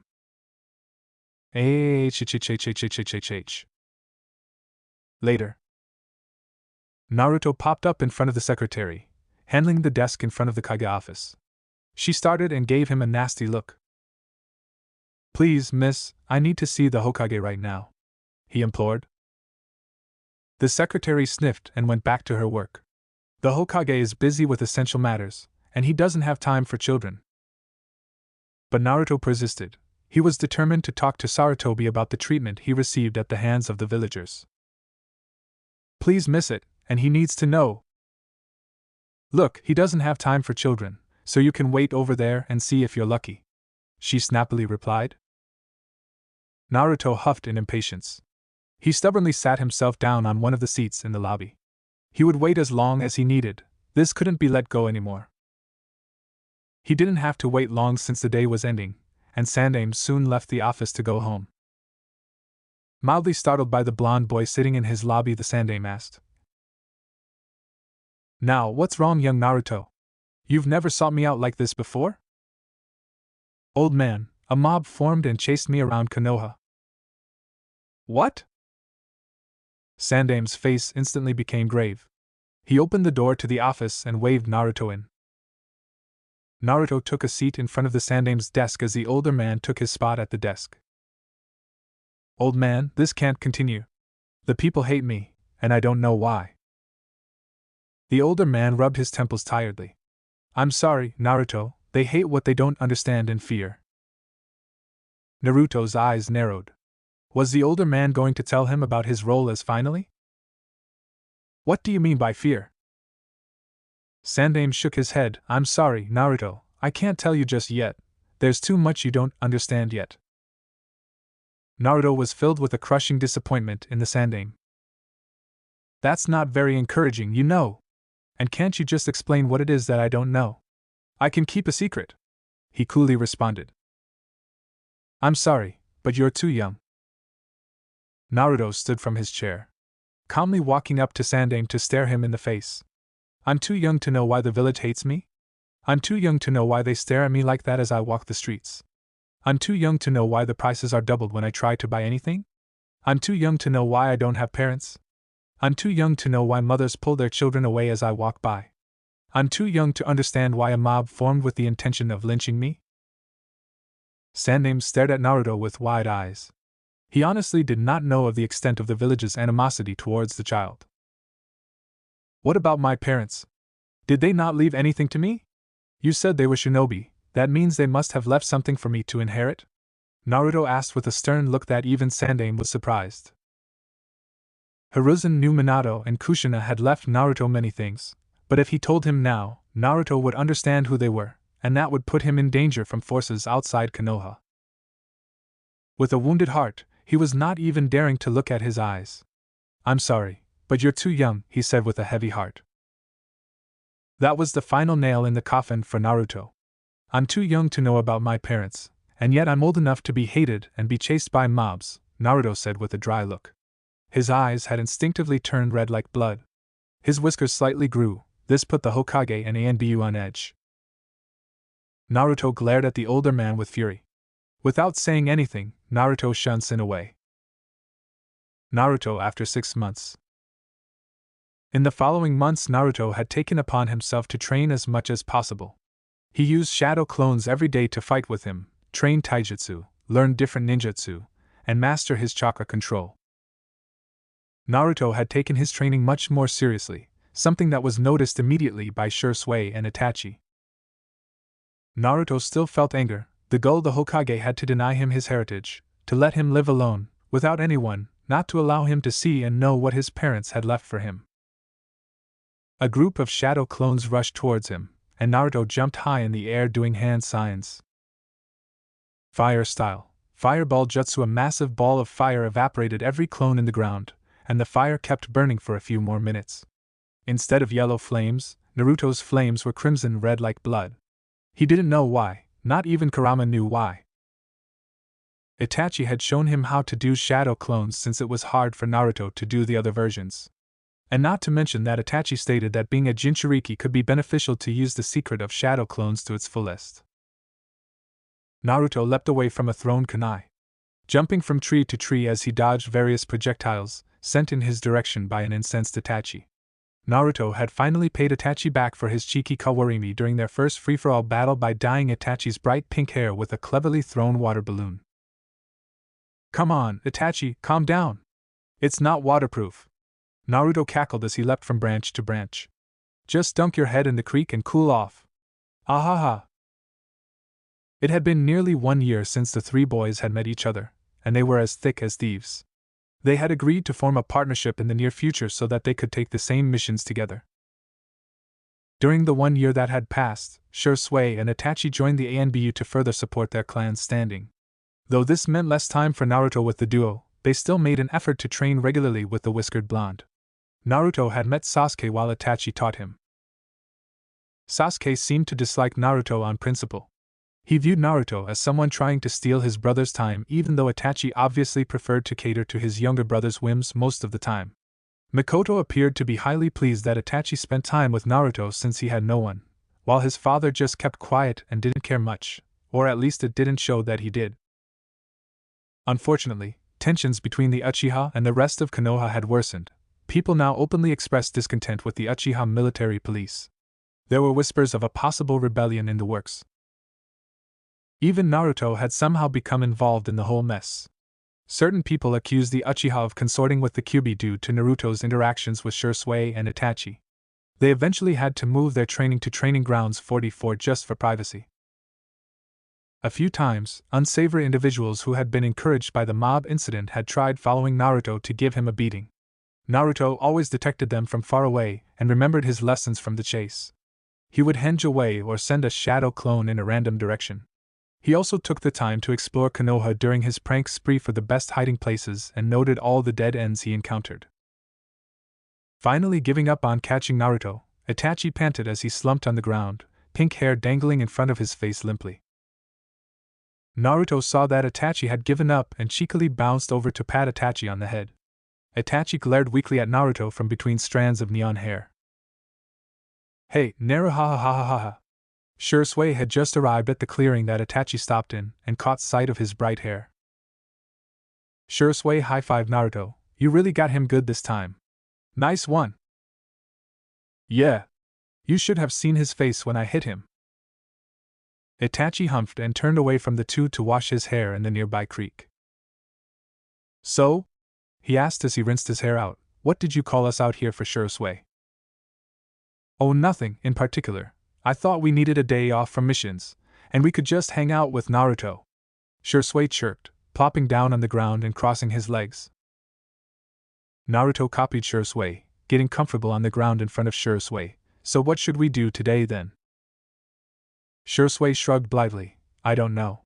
Anbu has been rough lately, and Itachi could use a break." Itachi walked over to the two, wringing his hair out and shaking his head, sending drops of water flying at Naruto and Shisui, earning indignant shouts of reproach. He then sat down, completing their little triangle. "I had been meaning to ask you too. What do you think the meaning of a shinobi is?" Naruto and Shisui both blinked at Itachi, not expecting the philosophical question at this time of day. Typically Itachi waited until later in the evening to start asking thought-provoking questions. "Well," Naruto started, "I think a shinobi is someone who endures the pains of the world for the sake of others. A shinobi is also someone who does the right thing when others might be less inclined to do." "Indeed," said Shisui, "a shinobi is someone who acts in darkness to protect his village." Itachi nodded his head, deep in thought. Naruto examined Shisui and Itachi closely. Recently, it felt as if they were distancing themselves from him. He chalked it up to the pressures of Anbu, but Itachi was acting strange. Itachi, what's on your mind? Nothing you need to worry about, Naruto. Shisui looked at Itachi knowingly. He, too, was worried about his friend. Itachi was the clan heir and thus knew more details about the coup than Shisui, who was an Uchiha orphan, did. Itachi was lost in thought. Unaware of his companion's thoughts, Naruto simply scrutinized them closely. He could feel that they both were troubled and conflicted, Itachi more so than Shisui. He didn't know what could upset them, so, perhaps it was an Anbu mission gone wrong? Itachi, do you know any clone jutsu I could work with? Naruto asked them, hoping to break from their silence. Itachi turned to Naruto and looked at him as if he didn't understand him. What did you say? I said if you can help me with any clone jutsu. I tried normal ones, but they just don't work with me, Naruto stated, hoping he could do something. Naruto, why are you training so much? It has been 3 months since you started training harder, Shisui asked, concerned that Naruto was training more than he should. At this question, Naruto stood up from where they were sitting and took a few steps away, his head facing his direction. For a moment, both Itachi and Shisui thought that he would walk away, but instead, he turned his head towards them. Naruto then went on and explained everything that happened on the night of his birthday. He left out that he used a much stronger fire jutsu instead of fireball, but everything else was how it happened. Both Shisui and Itachi were shocked to hear that. Itachi felt disappointed with his age. He had assumed someone like him would try to help Naruto, but instead, he was denying him something that he didn't have the right to refuse. Shisui immediately stood up and put his hand on his shoulder and made him look up at him. Do you want to talk about it? Shisui asked with a move of his eyes, indicating if he wanted to talk about the people he killed with the fire jutsu. Naruto shook his head. No, I didn't have any other choice. Naruto stopped talking and just kept staring at the ground below his feet. After that day, Naruto started learning using his shadow clones. Itachi showed him how to do shadow clones and told him about the secret of shadow clones. It had taken less than an hour for Naruto to learn the jutsu. Both Shisui and Itachi were stunned by what he accomplished, something that a normal jonin would take days or even months of training. Right now, Naruto was resting after training for 6 hours straight. His clones were in his apartment reading useful things he needed to know. Naruto knew the academy would start after 3 months. He didn't care much about the academy of the village. He didn't care much about the village overall. The only attachment he could think of he had with the village was his attachment with Shisui, Itachi and his family, except Sasuke. Naruto had visited the house of Itachi once more since his birthday. Naruto walked inside the house behind Itachi, and he saw Sasuke standing in front of a lake doing hand signs. Ka-chan, I am home, Itachi announced. Mikoto walked from the kitchen. Itachi-kun is good, oh Naruto-kun is good to have you here. Mikoto spoke warmly and kissed Naruto's cheek, much to his annoyance. But he secretly smiled, liking the feeling of mother love. Itachi smiled and turned his attention towards his mother. Where's Toussaint? He asked with a hint of hesitation in his tone, something that Naruto noticed immediately. He's working, she simply said with a slightly forced smile. Naruto could feel the air around him, and that made him uncomfortable. Mikoto-san, I see you're preparing dinner. Can I help? Naruto asked, hoping to lighten up the mood. Of course, Naruto-chan, she agreed, and Naruto followed her to the kitchen. Naruto soon started preparing the dinner with her, mixing different things, and hoping that he was doing an excellent job at it. Itachi had walked upstairs for something, and Naruto felt a glare behind him. He glanced behind him to see Sasuke standing in the middle of the living room, his eyes narrowed at him. Naruto just ignored the emo and kept making the dinner. Soon who Naruto assumed was Itachi's Toussaint came. The man stood taller than Itachi, with dark hair and the eyes of a shinobi, something that Naruto had seen only in a few people. I am home, his voice echoed throughout the house. Mikoto stopped whatever she was doing and went to him in the living room. Naruto didn't hear what they said since she had closed the kitchen door but didn't feel any malice, so that was a good sign. Soon the dinner was prepared. and Naruto walked inside the living room to see a low-level table in the middle of the room. Mikoto was bringing plates to the table, helped by Itachi while they told Naruto to relax since he had already done enough. The young blonde saw Sasuke whispering something to his father, but Naruto didn't try to lean closer and hear whatever they were talking about. Sitting at the table caused Sasuke to glare at him, while the man looked surprised to see Naruto. "You must be Naruto that Itachi keeps talking about. My name is Fugaku." Uchiha Fugaku introduced himself, and pulled out his hand towards Naruto. The young blonde smiled and shook his hand. "My name is Naruto Uzumaki." Soon Itachi and Mikoto sat at the table. Not much was talked about. Fugaku asked Naruto a few questions about his training, how he liked this part of the village. Naruto answered that he wanted it more than his house and that his movement was going well. "Nisan, can you train me tomorrow?" Sasuke asked, looking at Itachi. "Of course, tomorrow is free, and Naruto can come as well," Itachi replied. The mention of the blonde caused Sasuke to pout, but he decided not to say anything. "This dinner is very delicious, Mikoto-chan," Fugaku praised his wife, smiling. This caused Mikoto to giggle and point the finger at Naruto, making him blush. "Naruto prepared it," she replied, much to Fugaku's shock. "Well, Naruto, it seems you have a knack for preparing food," he said with a kind tone. After dinner, Sasuke had walked to the lake again.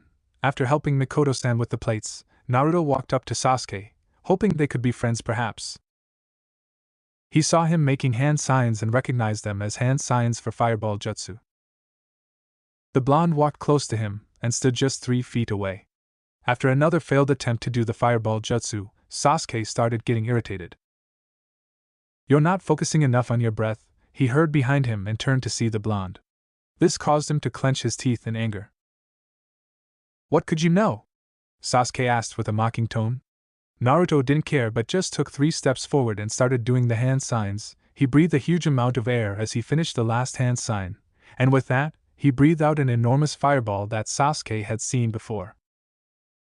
"See, you need to breathe a huge amount of air before you finish the hand signs, just doing them won't. Nobody asked you, parentless," Sasuke screamed at him and ran inside his house. Naruto felt the air stuck in his throat again, his throat felt dry, and his chest started hurting. His breath quickened as his chest tightened. "No," Naruto breathed out as he felt no place to run. He fell on his knees trying to breathe, but he just couldn't, his vision dizzy as the darkness surrounded him. The last thing he felt was a pair of hands around his legs and back carrying him and a voice. "Naruto-kun." Naruto had woken up in the hospital. The doctors were glaring at him as much as possible, some of them probably wishing he had never woken up. Mikoto-chan had been on his bed when he woke up and had hugged him almost to death and yelled at him never to do something like that again. It seems that he had a panic attack. The same day he woke up, he left the hospital. Mikoto had asked him if he remembered anything. Still, Naruto just said he didn't remember what happened, but surprisingly Itachi didn't ask what had happened. Mikoto-chan, of course, told him to visit again, but Naruto just said that he would but didn't. Right now, he was still resting from training when he felt Itachi walking close, and he turned his head just in time to see him jump from a branch. "Naruto-kun, what is it?" Itachi asked since Naruto had asked him if he could meet him. It was 7 p.m., and the sun had already set behind the horizon. "I need to tell you something, Itachi. Promise to not tell anyone, except maybe Shisui," Naruto said with a serious tone. Itachi immediately nodded his head without hesitation. "I promise." Naruto said nothing but walked close to him, and closed his eyes much to his confusion, but opened them, revealing his fully matured Sharingan. This caused Itachi to stiffen, and his eyes widened, but his eyes immediately turned to Sharingan. "How do you have Sharingan?" Itachi asked with a much more serious tone, and he hoped this wasn't someone acting like Naruto despite him not detecting anything amiss. Naruto went on and told him about his Sharingan, how his father was Minato Namikaze and that he had been half Uchiha. Naruto, of course, left out the part that he was the reincarnation of Asura and Indra, but just told him that he had met his father in his mindscape thanks to the seal. He also told him that he and Kyuubi were friends and that his real name was Kurama. Itachi wasn't sure about trusting Kyuubi, but he believed Naruto. but he immediately noticed that he was hiding something but decided that Naruto would tell him when he felt comfortable. "You truly are one of a kind," Itachi stated, smiling and patting his back. This made Naruto smile. "Thank you, Itachi. You can call me Nisan Naruto." Secret place. Danzo slammed his hand on the table, enraged. The root agent standing in front of him stoically did not flinch. "You mean to tell me that a crowd of adults and fully trained lost a child in our village?" "Yes, sir. After the boy turned the corner on 56th Street, the crowd was unable to locate the boy again." Danzo leaned back in his chair and sighed. Such incompetent ninja in Konoha's forces nowadays.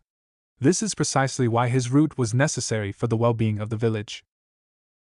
He was furious.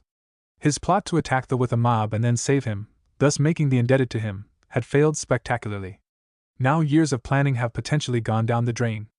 Hiruzen was suspicious of him now. Root was on the verge of being disbanded. No matter. The Jinchuriki was always a long-term goal.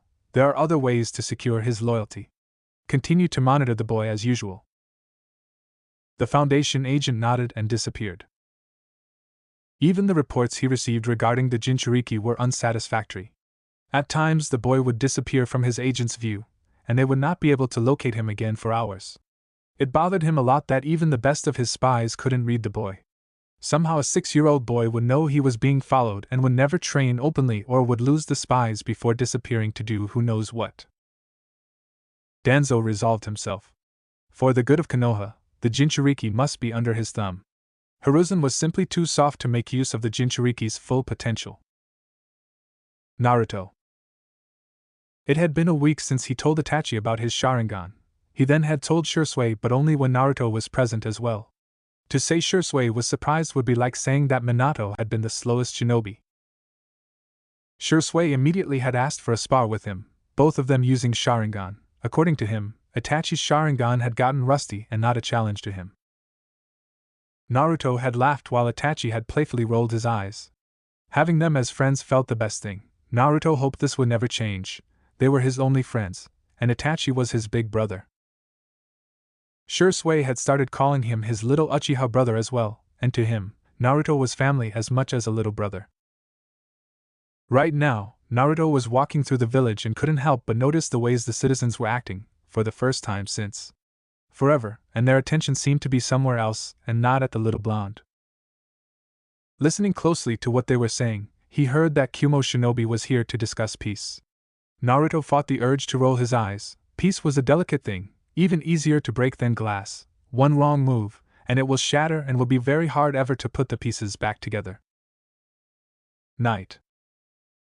The Uchiha Compound stretched before the intruder in the darkness.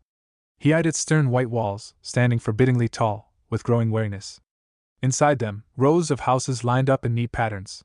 He pressed on, slithering stealthily near the ground, his hands locked so tightly into a hand seal they trembled.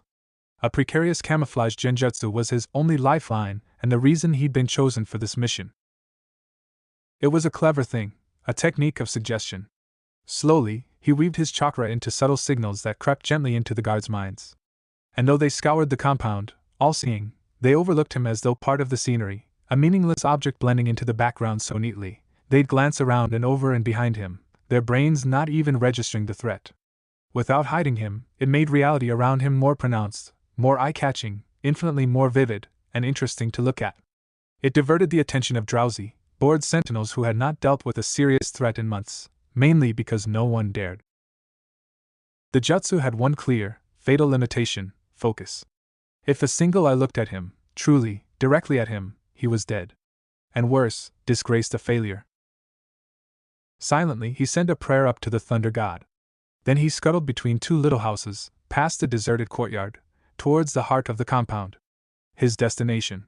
Walls within walls, he thought, steeling himself for the climb. The outer level had been all branch member houses, dozens of them modest and neat, singularly nondescript. It had been easy enough to navigate.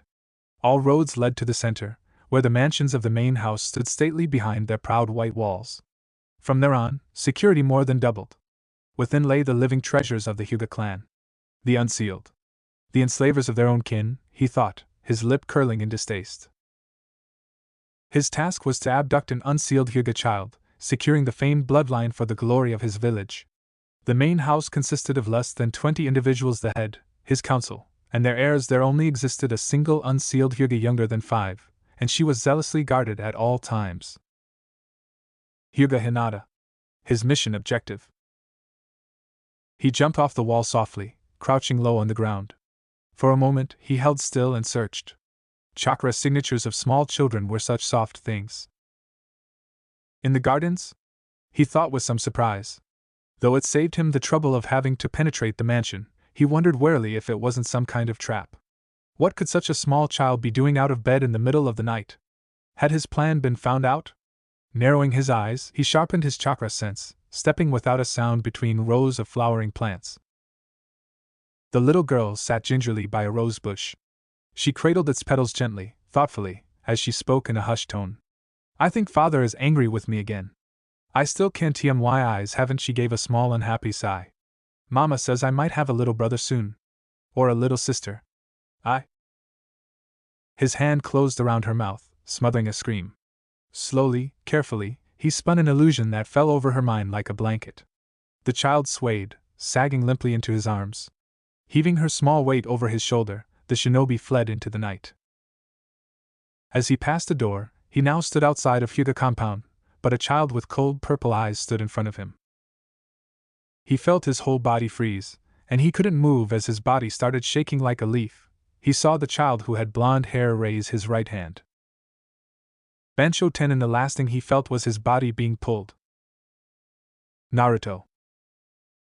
The blonde had noticed the Kumo shinobi lurking around the Hyuga clan during the day. Naruto kept his eyes on the Kumo shinobi. He was only a kid, but even he knew Konoha and Kuno didn't have the best of friendships. The night came, and Naruto felt the shinobi within the Hyuga clan. Unknown to Naruto, the symbol of the moon on his left palm started shining in a dark color. Naruto followed behind and stood just outside the clan compound, his face shadowed by the shadow of the houses, but his purple eyes shone through the darkness. Naruto saw the kidnapper carrying a bag over his shoulder, and the Uchiha could feel the small child in the bag. His blood boiled at the man daring to kidnap a little girl and use her for their own needs and use her like a cow. Naruto released his Ki, and his left hand raised slowly at the ninja who had frozen in place from his superior Ki. Bansho Ten and Naruto spoke with a dark tone.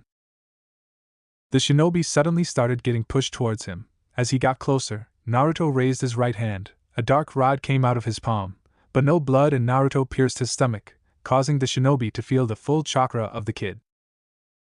The shinobi screamed in pure agony as he gripped his head with his palms, almost trying to pull something out of his head. Naruto's face didn't even twitch from his agony, his face as cold as ice. His eyes went to the child inside the bag, his eyes turned to the shinobi moving in the grass like an injured animal, his hands trying to take out the rod. Because of that, Naruto put his hand on the rod and with a single move, he pulled out the rod, causing the blood around his wound spill out faster. His blood started spreading around the grass like rain. His purple eyes suddenly turned to blue again, and the moon on his left palm stopped shining. Naruto felt dizzy all of a sudden. His young body fell on his knees, his hands on the grass. Naruto tried to catch his breath. He wasn't sure what exactly happened when his senses felt the chakra coming closer. His eyes glanced at the bag moving, and he slowly stood up, his chest rising up and down repeatedly. He still tried to catch his breath. He walked over to the bag and opened it, seeing hair sticking out, her white eyes looking up at Naruto. The blonde was about to ask if she was okay when his senses went wild. He jumped high in the air, barely dodging a dangerous strike from a man. Landing on the ground, his eyes found the man who attacked. His Byakugan activated, his palms up and ready to strike again. "Stay away from my daughter, demon," the man screamed with anger through his clenched teeth. Before Naruto could say anything, "Brother, stop, look in the ground." Naruto turned his head to see another person walking over to them, followed by several guards who glared at Naruto at the moment notice. The blonde saw the new guy was very similar to the one who attacked him. Hiyashi looked down to see the man lying on the ground motionless. His eyes widened that someone tried to kidnap his daughter, and he perhaps almost killed her savior. "Tusan, he saved me." The voice of Hinata was heard like a whimper, her eyes looking up at her father. Naruto decided to leave and let them deal with their situation when at that moment, the glorious Hokage showed up at the compound. Son of a bitch, Naruto cursed his luck. The Hokage couldn't choose any other time to show up but now. Hiruzen saw Naruto standing there, avoiding his direction, but the Hokage's eyes found Hayashi Hyuga, who kneeled and slowly pulled away the mask covering the man lying on the grass. Almost everyone gasped to see it was the Kumo ambassador. Hayashi, how did this happen? Hiruzen demanded an explanation. Unknown to him, both Itachi and Kakashi, who were wearing Anbu masks, looked at Naruto with concern. Hayashi went on and explained that a scream was heard in the middle of the night. He first checked Hinata's room to see her missing. He then told them that he found the blonde opening the bag and that the shinobi was dead in the ground. Hiruzen exhaled at the thought that Kumo had betrayed them and had tried to kidnap a child of Konoha, but what stuck to him even more was Naruto's involvement in all of this. He knew Itachi trained Naruto, but he shouldn't be able to kill a jonin. Itachi paid close attention to the Hokage's reaction towards Naruto. While Kakashi was surprised and saddened that Naruto was forced to kill someone at such a young age, but otherwise happy that Naruto could protect himself and a member of Konoha. Everyone's eyes turned to Naruto when Hayashi explained what had happened. Naruto, I would like you to come with me, Hokage stated with no place to decline. The blonde just followed behind. Hayashi, you as well, Sarutobi ordered. The Hyuga nodded his head. Hinata was escorted inside and soon rejoined with her mother. Hokage Tower. The Hokage sat at his seat as every clan head was here. In this meeting, he didn't invite the civil council since they weren't necessary. Almost every head clan was surprised by the sudden meeting of the council in the middle of the night. It was 3 a.m. But all of them were double surprised to see Naruto standing in the room, his hands behind his neck not caring much. Itachi, Kakashi, Yamato, and Yugao stood hidden in the shadow, their eyes looking at the blonde, 3 of them surprised to see a lack of reaction from Naruto after killing someone. Kakashi made a mental note to ask Naruto about it later. Maybe the blonde was even more shocked than they thought, and he was hiding it behind an emotionless mask. On the other hand, Itachi looked weary of the whole situation. He hoped they wouldn't try to punish Naruto. He was his little brother, and he would protect him. Danzo looked at the demon weapon with a suspicious eye. He wondered what was happening. He hated that right now he had no information on the situation. Perhaps Sarutobi had finally decided to hand him the weapon. Fukaga looked surprised to see the little blonde here, and he could say that they were lucky that Mikoto didn't know about this yet. Sarutobi cleared his throat. I know it is very late, but a betrayal has happened, causing everyone to hold their breath. The ambassador of Kumo this night went inside and tried to kidnap Hinata Hyuga. Luckily Naruto was able to stop him and save the Hyuga heiress. This caused anger to fill everyone except Danzo, who looked interested to know how could a 6-year-old child stop a jonin. Everyone had different thoughts on this. Shikaku felt a headache slowly driving him mad. This is troublesome, he thought and cleared his throat. Lord Hokage, I think we should let Kumo know what their shinobi tried to do. We don't know yet if he acted out of selfish reasons or if someone ordered him, Shikaku stated, knowing full well the chances of the latter were much higher. Hiruzen nodded his head and called dog, and within a second, Kakashi stood kneeling in front of the Hokage, close to where Naruto was standing. Send this scroll to Jiraiya. I'm afraid he should cut his research short, Hokage stated and threw a scroll at Kakashi, who grabbed it and disappeared as soon as it appeared. Naruto's ears perked up at the mention of the Sannin, and wondered if he would decide to visit him. And maybe perhaps try to make up for his complete absence in Naruto's life. Now that Kakashi had left, Sarutobi knew Kakashi's dogs would find him in no time and knew the situation's seriousness, and he would come back to the village. With that thought done, now the only thing left was Naruto. Turning his eyes at the blonde, he cleared his throat, getting everyone's attention. Naruto, I would like to know how you were able to defeat Jonin? Sarutobi asked warmly, and he knew right now that he wasn't on the best of terms with Naruto, but he hoped to make up for it somehow soon. During the day, I noticed the shinobi lurking around the Hyuga compound. When night came, I waited a few blocks away to see if he would try anything. When he suddenly jumped over from the wall, right in front of me. At first, he told me to leave and forget I saw anything, but I stood my ground, and since I'm a child, he underestimated me. I used Shunsen to show up in front of him, he was caught off guard by my speed, and I stabbed him in the liver, Naruto explained. Hiruzen was impressed that he used the shinobi's ego against him, while Shikaka thought Naruto could be an impressive strategist if only he could spend some time with him. Fugaku smiled warmly at the kid for saving the girl. While the Uchiha clan and Hyuga clan didn't exactly see eye to eye, even Fugaku would never wish that kind of fate to any of the Hyuga residents. Hayashi made a mental note to thank Naruto later and to apologize for attacking him. While Danzo thought that the demon right now had even more value than before, he needed to speed up his plan a bit. Can I leave now? Naruto asked indifferently. Hiruzen thankfully nodded his head, and Itachi escorted him outside. Leaving the Hokage tower, Itachi immediately turned to Naruto and put his hand on his shoulder. Are you sure you're all right? Itachi asked, concerned, and his eyes were checking for any wound. Naruto smiled happily to have a big brother like Itachi, and he nodded his head. I'm fine, Nai-san, but thanks for asking. Itachi accepted the answer and led him to his house. Naruto was lying on his bed, already asleep. Itachi checked around the house for anything, and his eyes turned at Naruto again, who was peacefully sleeping. What would you do in my situation, Naruto? Itachi whispered with evident sorrow in his tone. Tomorrow, Kumo. The following day, a shout was heard inside the Reikage tower. The table in the room was thrown across the room, getting destroyed when it hit the wall. While this was happening, a certain Jinchuriki stood silent, waiting to hear what was the problem now. Big bro, what has gugu'd you? Sobi asked while rapping and moving his hands around and doing weird poses in front of his brother. The Reikage glared at his little brother for taking this as some kind of joke. I had been against the plan but couldn't help but agree that Kumo needed a bloodline. Our shinobi was killed trying to kidnap the girl, I stated with evident anger, but not towards the act but towards his own shinobi for getting caught. B stopped rapping, and a visible frown erupted on his face.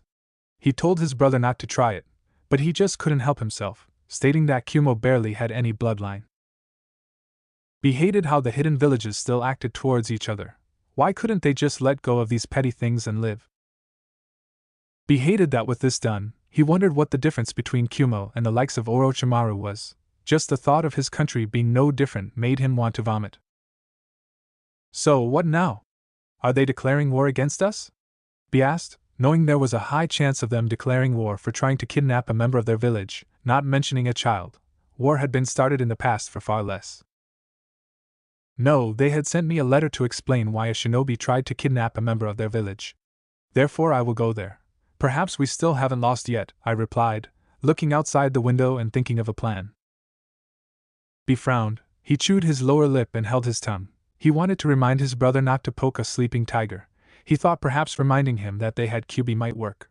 Still, they knew Kyuubi was sealed in a child, and therefore the chances of him being able to use Kyuubi were slim. Should I tag along? B asked, knowing his brother would like to bring his strongest shinobi to show strength. I nodded his head immediately, still looking through the window. Dari is coming along as well, he replied, and thought bringing Yujito might or might not be a good idea. She was still only 8 years old but quite good for a young kunoichi. B thought to leave when his brother turned to look at him. Be prepared for anything. Itachi. Where's Naruto-kun? He could be scared alone, his mother shouted at him. To say Mikoto Uchiha was angry would be like saying that Orochimaru is a good guy. Itachi had come home with his father and explained to his mother what had happened. When she heard that the Hokage sent Naruto into his home alone after killing a foreign shinobi, she got furious. What is that old man even thinking? Naruto-kun needs someone to tell him that what he did was not wrong and not to feel alone, Mikoto half shouted at both him and his father. Miko-chan, you know we can't have Naruto sleeping in this house. Our reputation with the Hokage is already falling down the hill, and him getting suspicious that we are using something on Naruto when he isn't looking can worsen our situation, Fugaku explained, knowing full well how his wife was whenever Naruto was mentioned. Mikoto bit her lower lip, tears developing in her eyes. She could feel the disappointing look of Kushina-chan. She should have raised her son. Screw the Hokage. Naruto needed someone not to be alone. Did the Hokage not understand how much trauma that could bring, or he simply didn't care? Kao-chan, tomorrow after my workday is over, I will bring Naruto here again if he wishes, Itachi suggested. Mikoto looked at Itachi and nodded in agreement. Konoha Naruto. He stood motionless, just staring at the ceiling. As he stood on his bed, he thought of the Anbu that visited him this morning. Naruto recognized his chakra. He knew that Anbu had watched over him many times. Naruto opened his eyes at the sound of the birds singing near his window. His head slowly raised and sat on a sitting position in the middle of the bed. His blue eyes watched the birds playing around with each other. He saw another flying to a branch in a tree. There was a small hole in the tree, and 3 tiny beaks coming out and demanding food.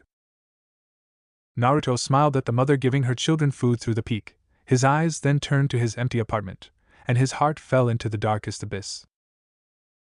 Good morning, Naruto, Kurama suddenly said, smiling at the little blonde. Naruto's face brightened up like the sun, his smile from ear to ear. Good morning, Kurama, he said and jumped from the bed to the wooden floor. Naruto's eyes went to the moon symbol on his palm, and he couldn't help but think of last night. Kurama, did you feel anything different last night? Naruto asked, thinking that his friend might know anything.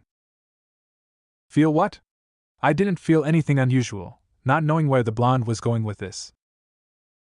Last night I saved the girl, but I don't remember much. It almost feels like a clouded memory. It feels almost like I wasn't the one who did that, Naruto replied, still looking at the moon symbol on his palm. Now that Naruto mentioned it, Kurama did find it odd the lack of reaction from Naruto. At the same time, he knew his little friend had killed people before intentionally and unintentionally. Still, his complete lack of response, almost as killing people, had been something he had done for years now and didn't scare him anymore. I don't know, Naruto, but perhaps you should ask Indra. After all, the Uchiha did say you can have his advice whenever you want, Kurama advised and hated that he couldn't help him in this situation. Naruto mentally nodded and started preparing breakfast, boiled eggs with bread and onions. Both Itachi and Aizen and Mikoto-chan told him to eat vegetables and fruits. After preparing it, he started eating the boiled egg with bread. After he was done, he took a bite from the onion and had to admit it wasn't as bad as he thought. Knock knock. Naruto stopped eating and walked over to the door. Opening it, he saw the Anbu with the dog mask that he saw last night. The blonde wondered what he wanted so early, or maybe the Hokage had requested his presence. Can I come in? The Anbu asked respectfully. Naruto opened the door wider and stepped aside as the Anbu walked inside. Closing the door, he turned to the Anbu. What can I do for you, Anbu-san? Naruto asked, still thinking he was here because the Hokage sent him. I wanted to check if you were okay. You killed someone last night. Many people find it hard to deal with the first time, Kakashi replied, knowing his first time was when he was only 5 years old. Naruto was only 6, not that age made that much of a difference. No matter how old you are, the first time killing someone will always be hard. Naruto found his concerns surprising. It is not the first time I killed someone before. People of this village sometimes tend to get drunk and sometimes they leave you no choice, Naruto replied, knowing the Anbu route he killed and the mob that had gathered to give him a birthday surprise. Kakashi's eyes widened at what he heard. He never thought that anyone actually attacked Naruto. He wondered if Hokage knew of it, and if he did, why did he not tell him? When did that happen? Anbu asked with a much more serious tone. Naruto explained what happened on his birthday, except he told him that only a few people had gathered at his house that night. Kakashi remembered that he had been on a mission during the celebration for the defeat of the Kyuubi, which Kakashi couldn't help but find odd. Usually, that day was free of work. I see, if you need to talk with anyone, you can talk to me, Kakashi stated. Naruto nodded his head, and the Anbu left. Naruto stood up and left the apartment, and he needed to train and get stronger to protect his Uchiha family. Reaching the training yard, he did the shadow clone jutsu, and 1,000 clones suddenly appeared. Alright, 100 start reading, 700 start training on elemental manipulation, and the other 200 will beat me up. Soon the clones left to do their jobs. Naruto's eyes stayed blue as he prepared for training. After 5 hours. Once a training ground stood, now filled with craters everywhere, Naruto was lying on the biggest crater, his body spread, sweat rolling down his face, his shirt was wet with sweat, and his back ached badly. In the following hours Naruto trained, using taijutsu and ninja weapons, like kunai, shuriken and swords, but not once did he use the Sharingan. He wanted to train without Sharingan. He used it only against Itachi or Shisui or if he had no other choice against someone else. As he kept breathing, a thought occurred to Naruto. He slowly put his hands on the ground and stood up, still breathing heavily. Kurama, Indra said I could talk with him and Asura, but can I also talk with Hashirama and Madara? Naruto mentally asked, thinking of what Indra said to him. Kurama thought of it, and if he was sincere, he wasn't entirely sure. Indra mentioned that when Naruto became their reincarnation, a bit of their chakra was sealed inside Naruto, but he mentioned nothing of Hashirama and Madara's chakra. Is worth a try, but don't get your hopes up, Kurama stated. I never have my hopes up anymore, Naruto replied and sat with his legs crossed and closed his eyes. For a few minutes, nothing happened when he suddenly felt the air itself change. It felt calmer, and he felt sleepy. Opening his blue eyes, he was back in the forest of his mindscape. But surprisingly, the ground everywhere was covered by red leaves. Naruto heard footsteps coming towards him, and slowly ahead of the trees came out a person with white kimono covering his whole body. Naruto knew he had never seen him before but knew his name, and he knew him somehow. Asura. Naruto. Asura stood in front of him, his eyes looking at him warmly, a splendid smile on his face. Asura kneeled in front of Naruto. What can I do for you, young Senju? Asura asked kindly. Asura, I wanted to ask what is your advice on what to do with how hidden villages are with each other. Hashirama told me that he and Madara united the clans and created Hidden Leaf Village, but there's no peace. This is just a temporary peace, a war hidden in the shadows waiting to explode. What should I do? Naruto asked, feeling anger. The shinobi had been ordered by the Raikage to kidnap a Hyuga if he could be a Hyuga child.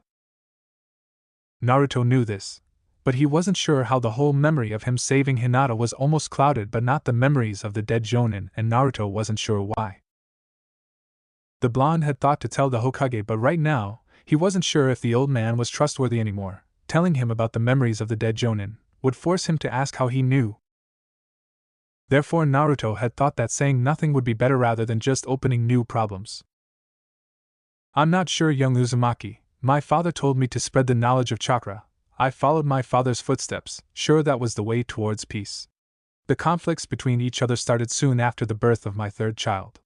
My children took responsibility for my actions. People did not come together when the knowledge of chakra was spread. Wars didn't end. They stayed the same, Asura said with a heavy heart. He could remember when he was first forced to execute a member of their group. He had been caught using chakra to kill people for fun. He had been caught red-handed in his basement, body parts everywhere hanging around the wall. In his personal room, he had found him there smiling eagerly. Jars filled with blood in the table behind him, bodies of men, women and children hanging around the walls like decorations, their guts hanging from their sliced open stomachs. A corpse hanging behind him had 4 arms attached around his back. Psycho Haimai had started laughing in front of him, saying that he would find every little secret that chakra was hiding from him. The experiments were needed to find just how strong a person can get. Asura had killed him on the spot. The bodies were buried, but the body of Psycho was thrown into the wilderness and let him rot, without a place where people could remember him. The second time had been after many years in Juyi Town. His children had discovered people forcing the town to give them money in return for healing them, but the worst part was they were the ones causing the sickness. I don't have any easy answers, young Senju. Even my father didn't know how to bring peace. My grandmother tried to enslave the whole world, and my father believed spreading the chakra would bring people together. My advice to you, young Senju, is to unite the people of this world, under one symbol, under one village. Like how Hashirama and Madara created the Hidden Leaf Village, I believe you can create a new one that belongs to everyone, Asura advised. Naruto said nothing as the figure of Asura started disappearing until it was gone. The young blonde found himself in the apartment again, his hands rubbing his back. Naruto understood what he meant, at least he hoped he did. His thoughts were on his Uchiha family. Would it be safer for them? What would they think? Naruto looked down at his palms, at the moon and sun symbol. Why did he have so much responsibility? It wasn't enough that he was an orphan, but the people of his home hated his guts. Kurama, what do you think is the difference between right and wrong? Is there any difference, or is the line between right and wrong just an illusion we create for ourselves? Naruto asked quietly, as his eyes kept looking at his palms. Kurama stayed quiet for some time. He wasn't sure of the answer.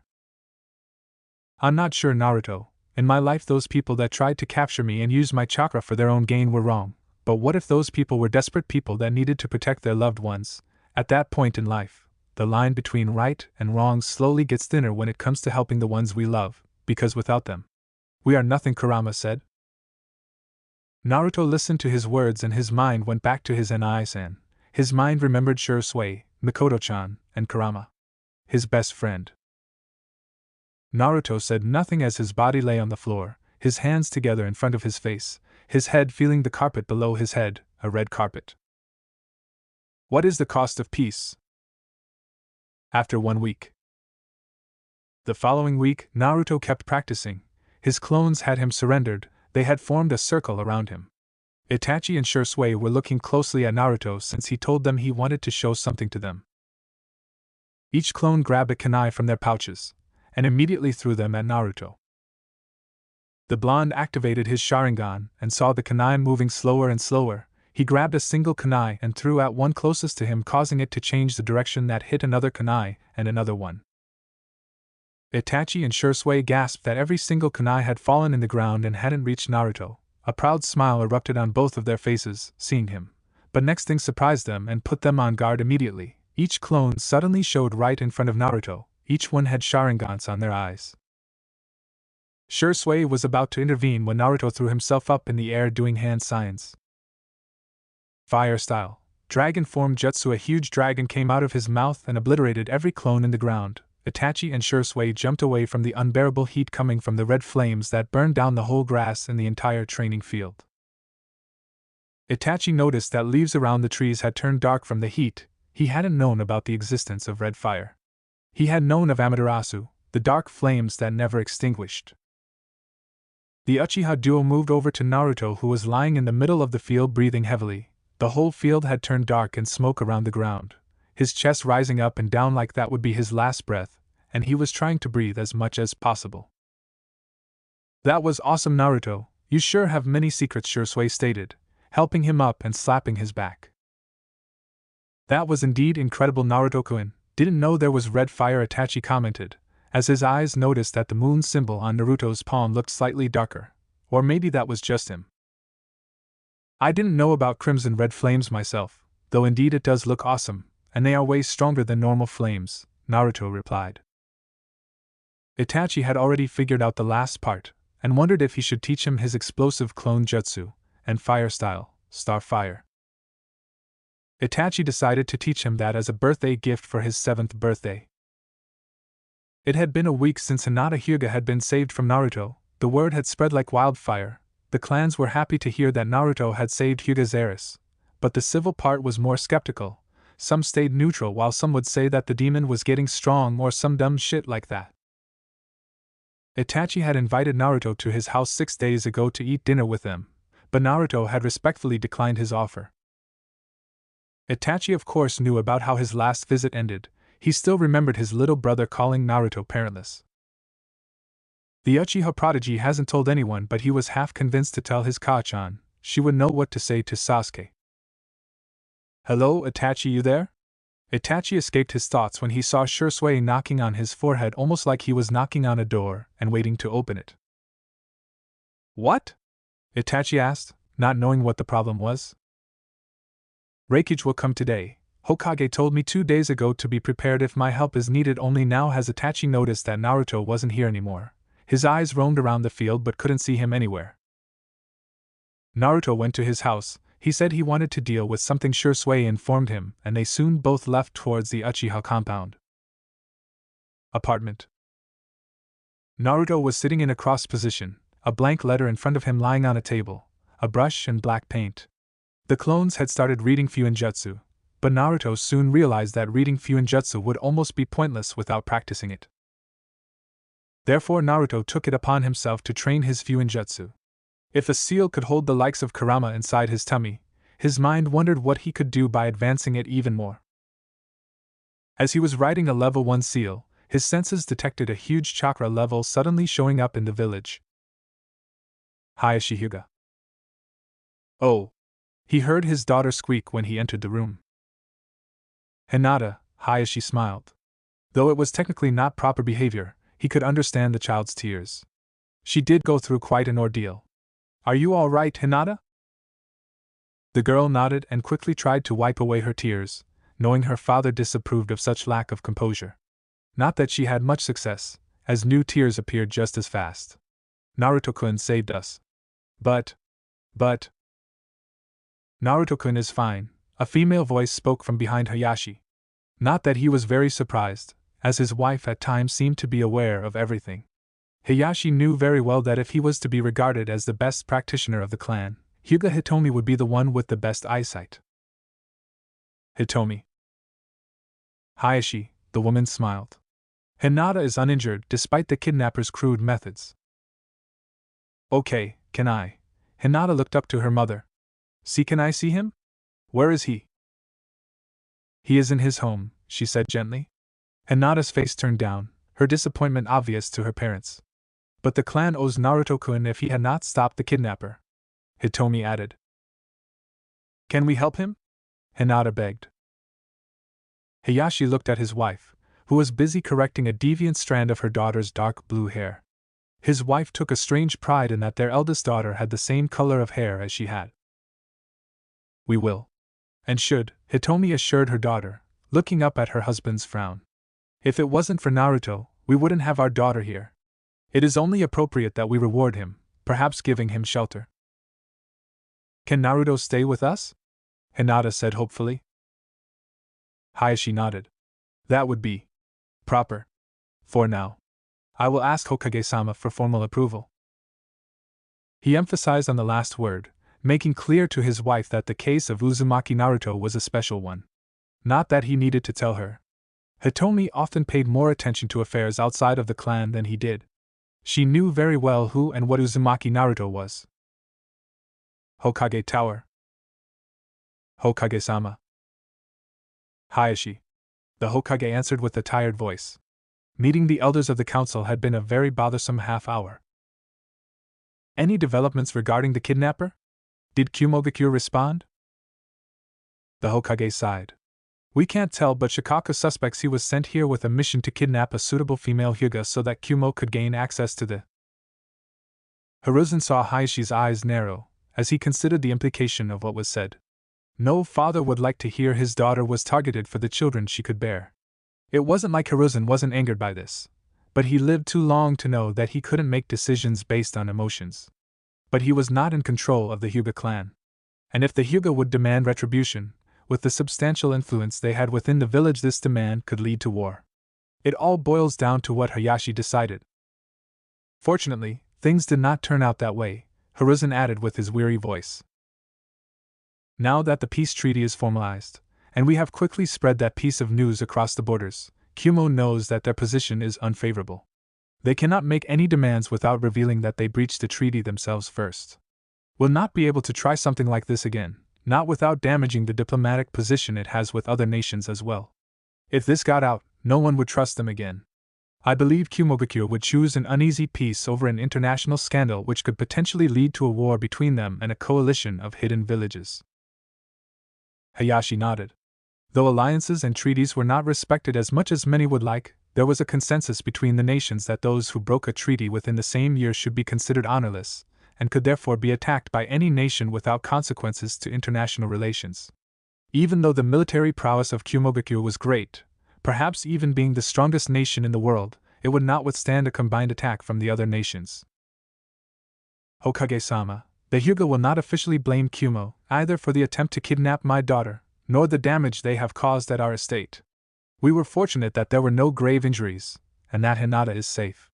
Hayashi took a short breath before he made his request, knowing the sensitivity of the subject for Sarutobi Hiruzen, who was rumored to have an attachment to the boy. And even beyond that attachment, the villages was deemed to be a creature outside of the control of a single clan. Else, the Sarutobi would have adopted him the day he was orphaned. but the potential power which it represented was a thing that every clan coveted, and as such, would not allow another clan to have. But if the voices of the most powerful clan, the Hyuga, and the most powerful person, the Hokage, aligned, even if it was done to repay a debt, Hayashi was shrewd enough to ensure that his clan would benefit. Hokage Dano, though I will not blame anyone, I would like to acknowledge the debt our clan owes. Your debt? Sarutobi answered wonderingly. Without Uzumaki Naruto, my daughter and heir would be on her way to Kumo.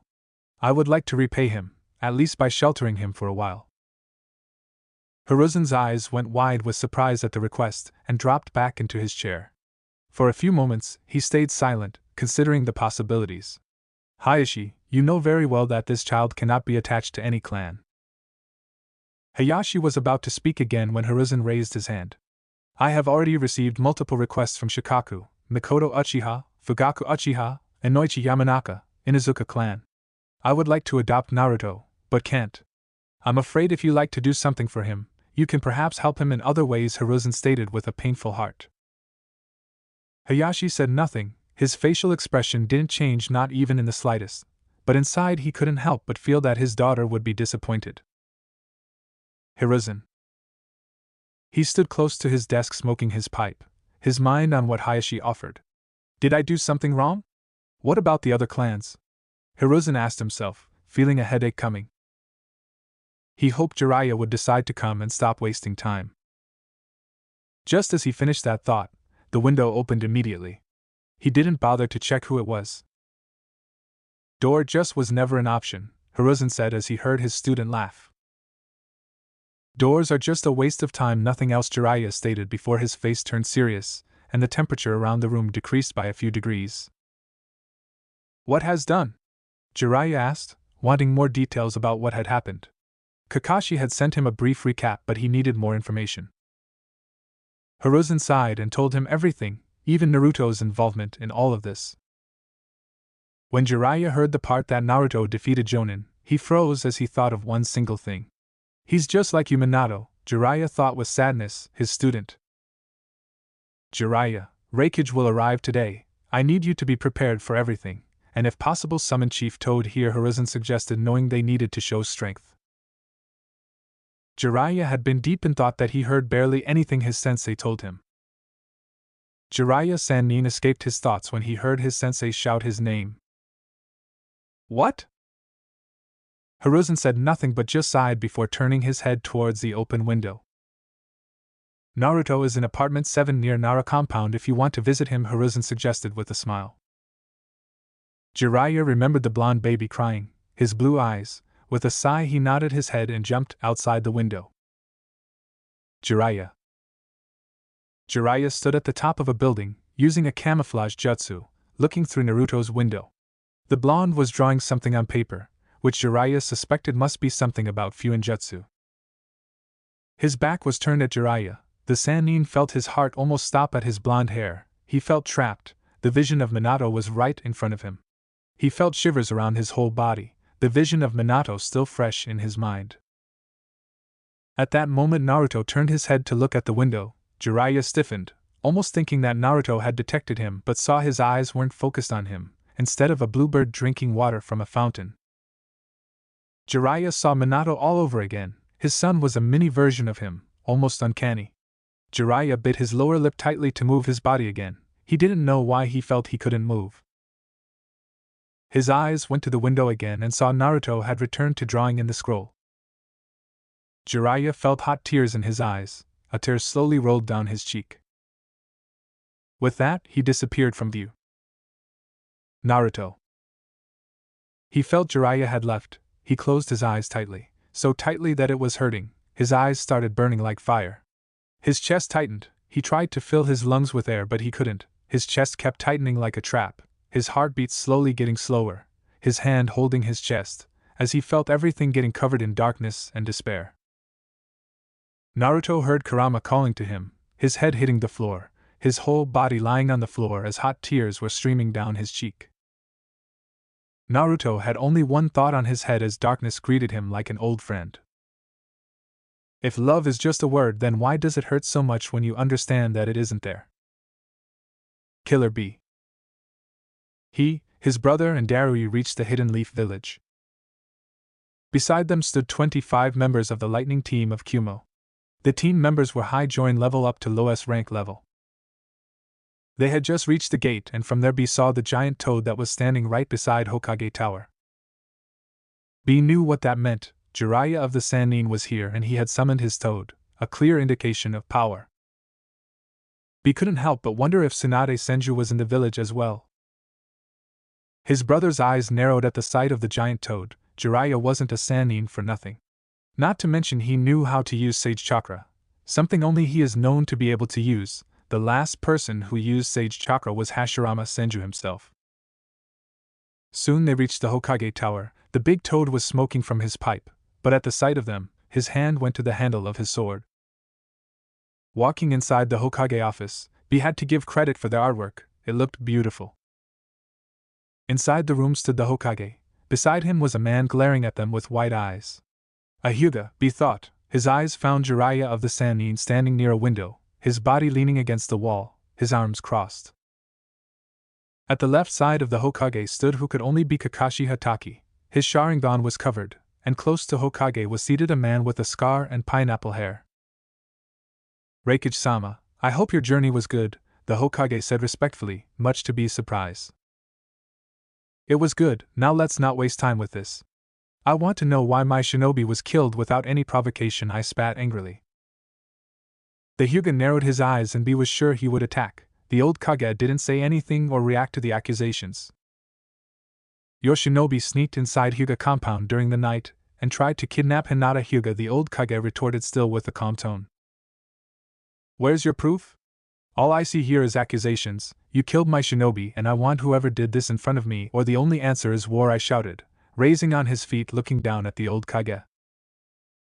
The Hyuga tried to stand up but the Kage raised his hand. B only now noticed that the Sannin was standing behind them. When did he move? B asked himself as sweat rolled down his face. I have unmistakable proof, and the one who killed your shinobi is only a child, the Hokage stated, causing the Kumo team to freeze. While B was thinking, the children here are already strong enough to beat our jonins, and my brother wants to fight against grown-ass man. Good idea, brother. Impossible. Who did then? I screamed, looking at the Hokage. You can come inside. The door opened behind them and revealed a blonde kid with blue eyes that made B almost say Minato. His similarity to the fourth Hokage was like the difference between 2 drops of rain. But his bijou was thinking something else entirely. His focus was on the palm of the kid. The moon and sun symbols were unmistakable. Tu-san. He's the one. You never know how strong you are until being strong is your only option. Naruto. He stood in the Hokage office, and his eyes were on the Reikage and his group. His eyes saw the large man looking at him with a stunned expression, almost as if he had seen him before. Naruto figured that must have been his father. His resemblances were there. Even a blind man could see who his father was. But then his eyes saw the guy wearing weird dark glasses. Naruto, be careful, the one with multiple red swords tightened behind his back has Gyuki, the 8-tails octopus, Kurama warned him. Naruto mentally nodded but said nothing. He wondered why the Hokage had allowed a Jinchuriki of another country to walk inside the village. Still, knowing the Sannin standing behind them was a Fujitsu master, he knew the Sannin might be able to keep him in check if he tried to use Hachibi. Naruto could feel the sadness coming from the Sannin, same from a hidden Anbu to his right, and he figured he must be the dog Anbu.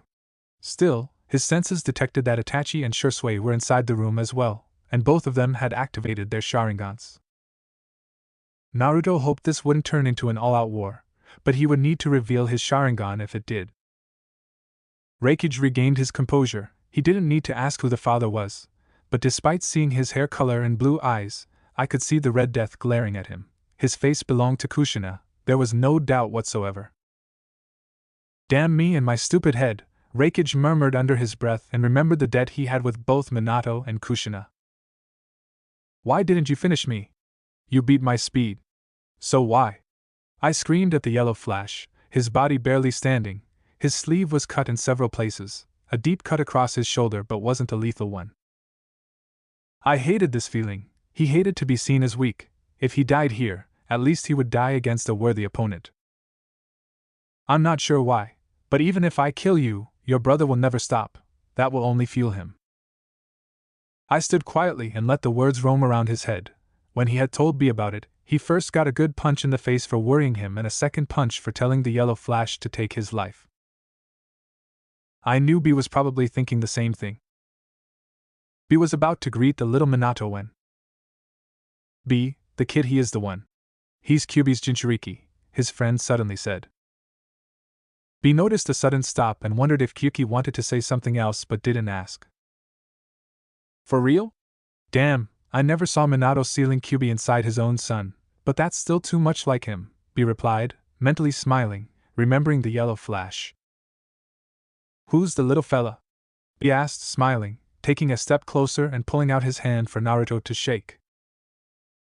This caused every Konoha shinobi in the room to tense, but Naruto could feel no malice or negative emotions whatsoever. On the contrary, he looked and felt happy to see him, which confused Naruto. My name is Naruto. Mr. 8, Naruto whispered the last part only for B to hear, who laughed loudly. I like you, kid. B started rapping, bringing his fist towards Naruto, who bumped his fist in return. Suddenly they were both in a much different place, and Naruto saw himself standing at the top of Kurama. Naruto screamed, seeing Kurama. He was about to ask what was happening when an octopus with 8 tails and horns at the side of his head, almost like a bull, suddenly came out of a shadow. Naruto noticed there were 7 other places, but they were covered in shadows, but he noticed each place had a number in the floor. From 1 to 9, he was in front of number 9, and the center of the room was a symbol he had never seen before, yet he felt like he had seen it before. Naruto scratched his head, but no idea was showing up in his head. Ignoring his gut feeling, he turned to look at Gyuki. You must be Gyuki, Naruto exclaimed, not believing that he was seeing another Bijou. He knew there were 8 others, but still seeing one was pretty astonishing. The guy with weird black glasses was standing on top of him. Indeed, I am young. Young kid, Gyuki replied kindly, much to his surprise, but Naruto wondered why he stopped mid-sentence. You're standing at the top of Kurama. That means you go well with each other, Gyuki continued, earning a huff from the demon fox. My name is Killer B, me and Hachibi. Stop it, B, nobody cares, Gyuki immediately interjected. Naruto chuckled at their interaction. He had thought that Bijou were supposed to be big and scary, but so far, this one was kind. It is good to meet you, Gyuki, and you. Killer B, was it? Naruto questions, not understanding what the guy was saying. B was about to speak again when Gyuki said, His name is Killer B, and don't listen to him, he is still a child and hasn't learned how to talk yet, Gyuki said, earning a hey from B, who was insulted that his friend wasn't backing up his fantastic singing voice. Naruto laughed. Now, not that I don't enjoy having a conversation with you two, but weren't we talking about whenever or not we will start a war, Naruto said, looking at them curiously. You don't need to worry, Mr. 9. I will talk with my brother. He won't dare to start any war, B claimed, and didn't try rapping like usual, something that Gyuki found surprising. Naruto raised his eyebrows in confusion. While he was happy to hear that his Uchiha family wouldn't have to go to war and risk their lives, which brought a question to his mind. Why? B grinned and crossed his legs. Let's just say it is a debt my brother and I have to the Yellow Flash and the Red Death. Naruto understood that he meant his father and mother but didn't say aloud. Despite promising not to start a war, he still didn't exactly know Killer B. Therefore he just nodded his head in appreciation. I appreciate it, Naruto said. While this was happening, both Gyuki and Kurama were having a conversation that neither Naruto nor B heard. The kid? I saw his palms. He's the one? Gyuki asked, still wanting to be 100% sure that he wasn't dreaming. Indeed he is. I have seen him being able to talk with Asura and Indra. He has already awakened the Rinnegan, but he's not strong enough to hold it for long. I'm sure he will be able to use Rinnegan the moment he awakens his Mangekyo Sharingan, Kurama replied with a hint of pride in his voice. Gyuki frowned. While he hadn't spent time with the Uchiha clan, even he knew what needed to happen for Naruto to awaken it. Kurama knew it as well, but with what Itachi said when Naruto was sleeping and not mentioning subtle hints here and there, the Uchiha clan situation was not going well. But he wasn't sure what to do. He could tell Naruto, but that wouldn't help much. Naruto wasn't strong enough yet to do anything, and even if Naruto tried to use his power, that only would cause more chaos. Kurama wasn't sure what the future held, but he hoped for the best. You know how strong he can get? Gyuki asked. I know Gyuki, and Naruto has my full support. He needs my help, Kurama stated. Naruto suddenly returned to the Hokage tower and saw many were looking at them strangely. Their fists were still connected, moving his hand away. The Raikage looked at his brother with a knowing look. He had seen him do the same with Yujito, and Konoha had only one bijou. You're the one who killed my shinobi, Raikage asked, but more like a statement.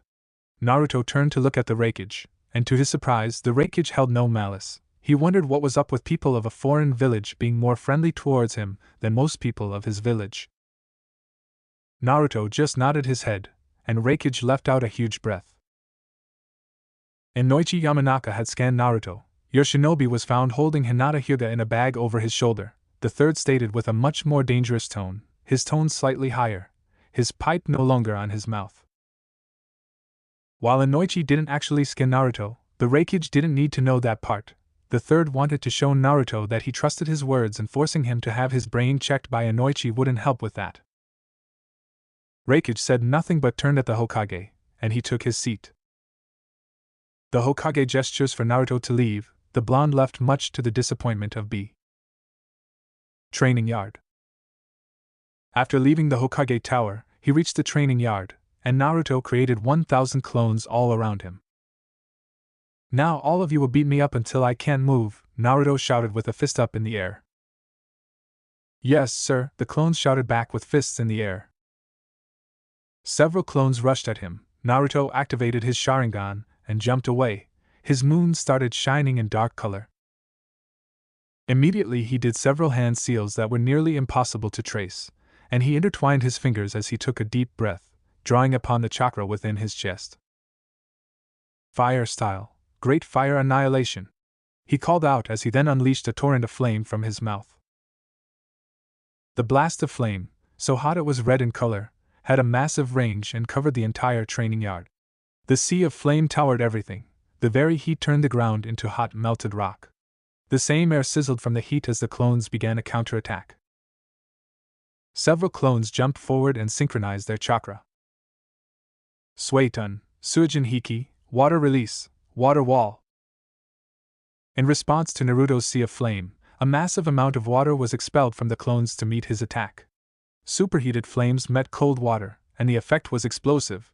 The temperature change caused the air to suddenly expand and contract and unleash a shock wave that threw the nearby clones off their feet before a massive screen of steam obscured their view.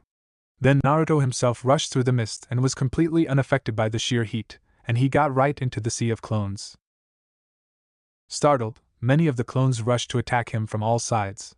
His Sharingan seemed to glow as his eyes darted back and forth and read their movements. Predicting their entire method of attack, he sidestepped the slash from a clone with ease, grasped his wrist and kicked upward to break his elbow and force him to drop the sword he was carrying. He grabbed the sword before it hit the ground and spun and slashed the blade into the shoulder of another clone that tried to stab him from behind with a kunai, and then Naruto kicked him away. Who wants to dance? Several clones rushed forward and tossed several shurikens at the Uchiha, who effortlessly blocked with his stolen sword and ran at them before they could counterattack and beheaded them with a single slash of his stolen blade. Their bodies puffed immediately. Like a demented dance, Naruto cut a swath of death and destruction through the clone army without even taking a single scratch. Like a twisted dance, the Uchiha spun, dodged and sidestepped attacks while deftly landing devastating blows. Another clone, in desperation, then tossed a kunai with an explosive tag in it, and Naruto then caught the kunai in midair with a finger and slapped the paper bomb onto an unfortunate clone and kicked him into the crowd. He desperately tried to take it off, but the bomb exploded, destroying several clones while he jumped into the smoke and destroyed several others. Another clone jumped at him when Naruto jumped high in the air, his hand signs, his Sharingan shining. Fire style. Fireball jutsu. A massive ball of fire collided with the ground, causing a huge explosion that threw the clones everywhere. The shockwave ripped apart trees. Naruto calculated that less than half were left. He landed on the ground and waited as the clones rushed towards him. Later, The training ground was desolated to wasteland, smoke coming out of several places around the battlefield. Rocks and earth itself was red and glowing in several areas. Naruto was lying on the ground, his limbs spread, his chest rising up and down. After defeating his clones, he created 1,000 more clones and used only cold weapons, no jutsu and no Sharingan. Kurama was refueling him with chakra since Naruto had decided to train harder than ever before. Kurama, that guy he can use Hachibi's chakra to the fullest, right? Naruto thoughtfully asked, and he noticed the chakra of B. Despite being friends with Kurama from the very beginning, Gyuki's whole chakra was freely moving around B's chakra network. Indeed he can, I haven't seen him, but if I had to guess he might be able to control all tails worth of chakra and even transform into Gyuki, Kurama replied, thinking that it might be about time to start training Naruto in how to use his chakra. Naruto figured that he might need to use Kurama's chakra, of course only with his permission. Kurama, would you allow me to train in controlling your chakra? Naruto requested. You can, brat, but we will start with only one tail. Having too many tails immediately might be an overdrive even for the likes of you, Kurama responded, not mentioning that Naruto needed to get rid of his dark side to fully be able to use his chakra and get access to KCM, Kurama chakra mode.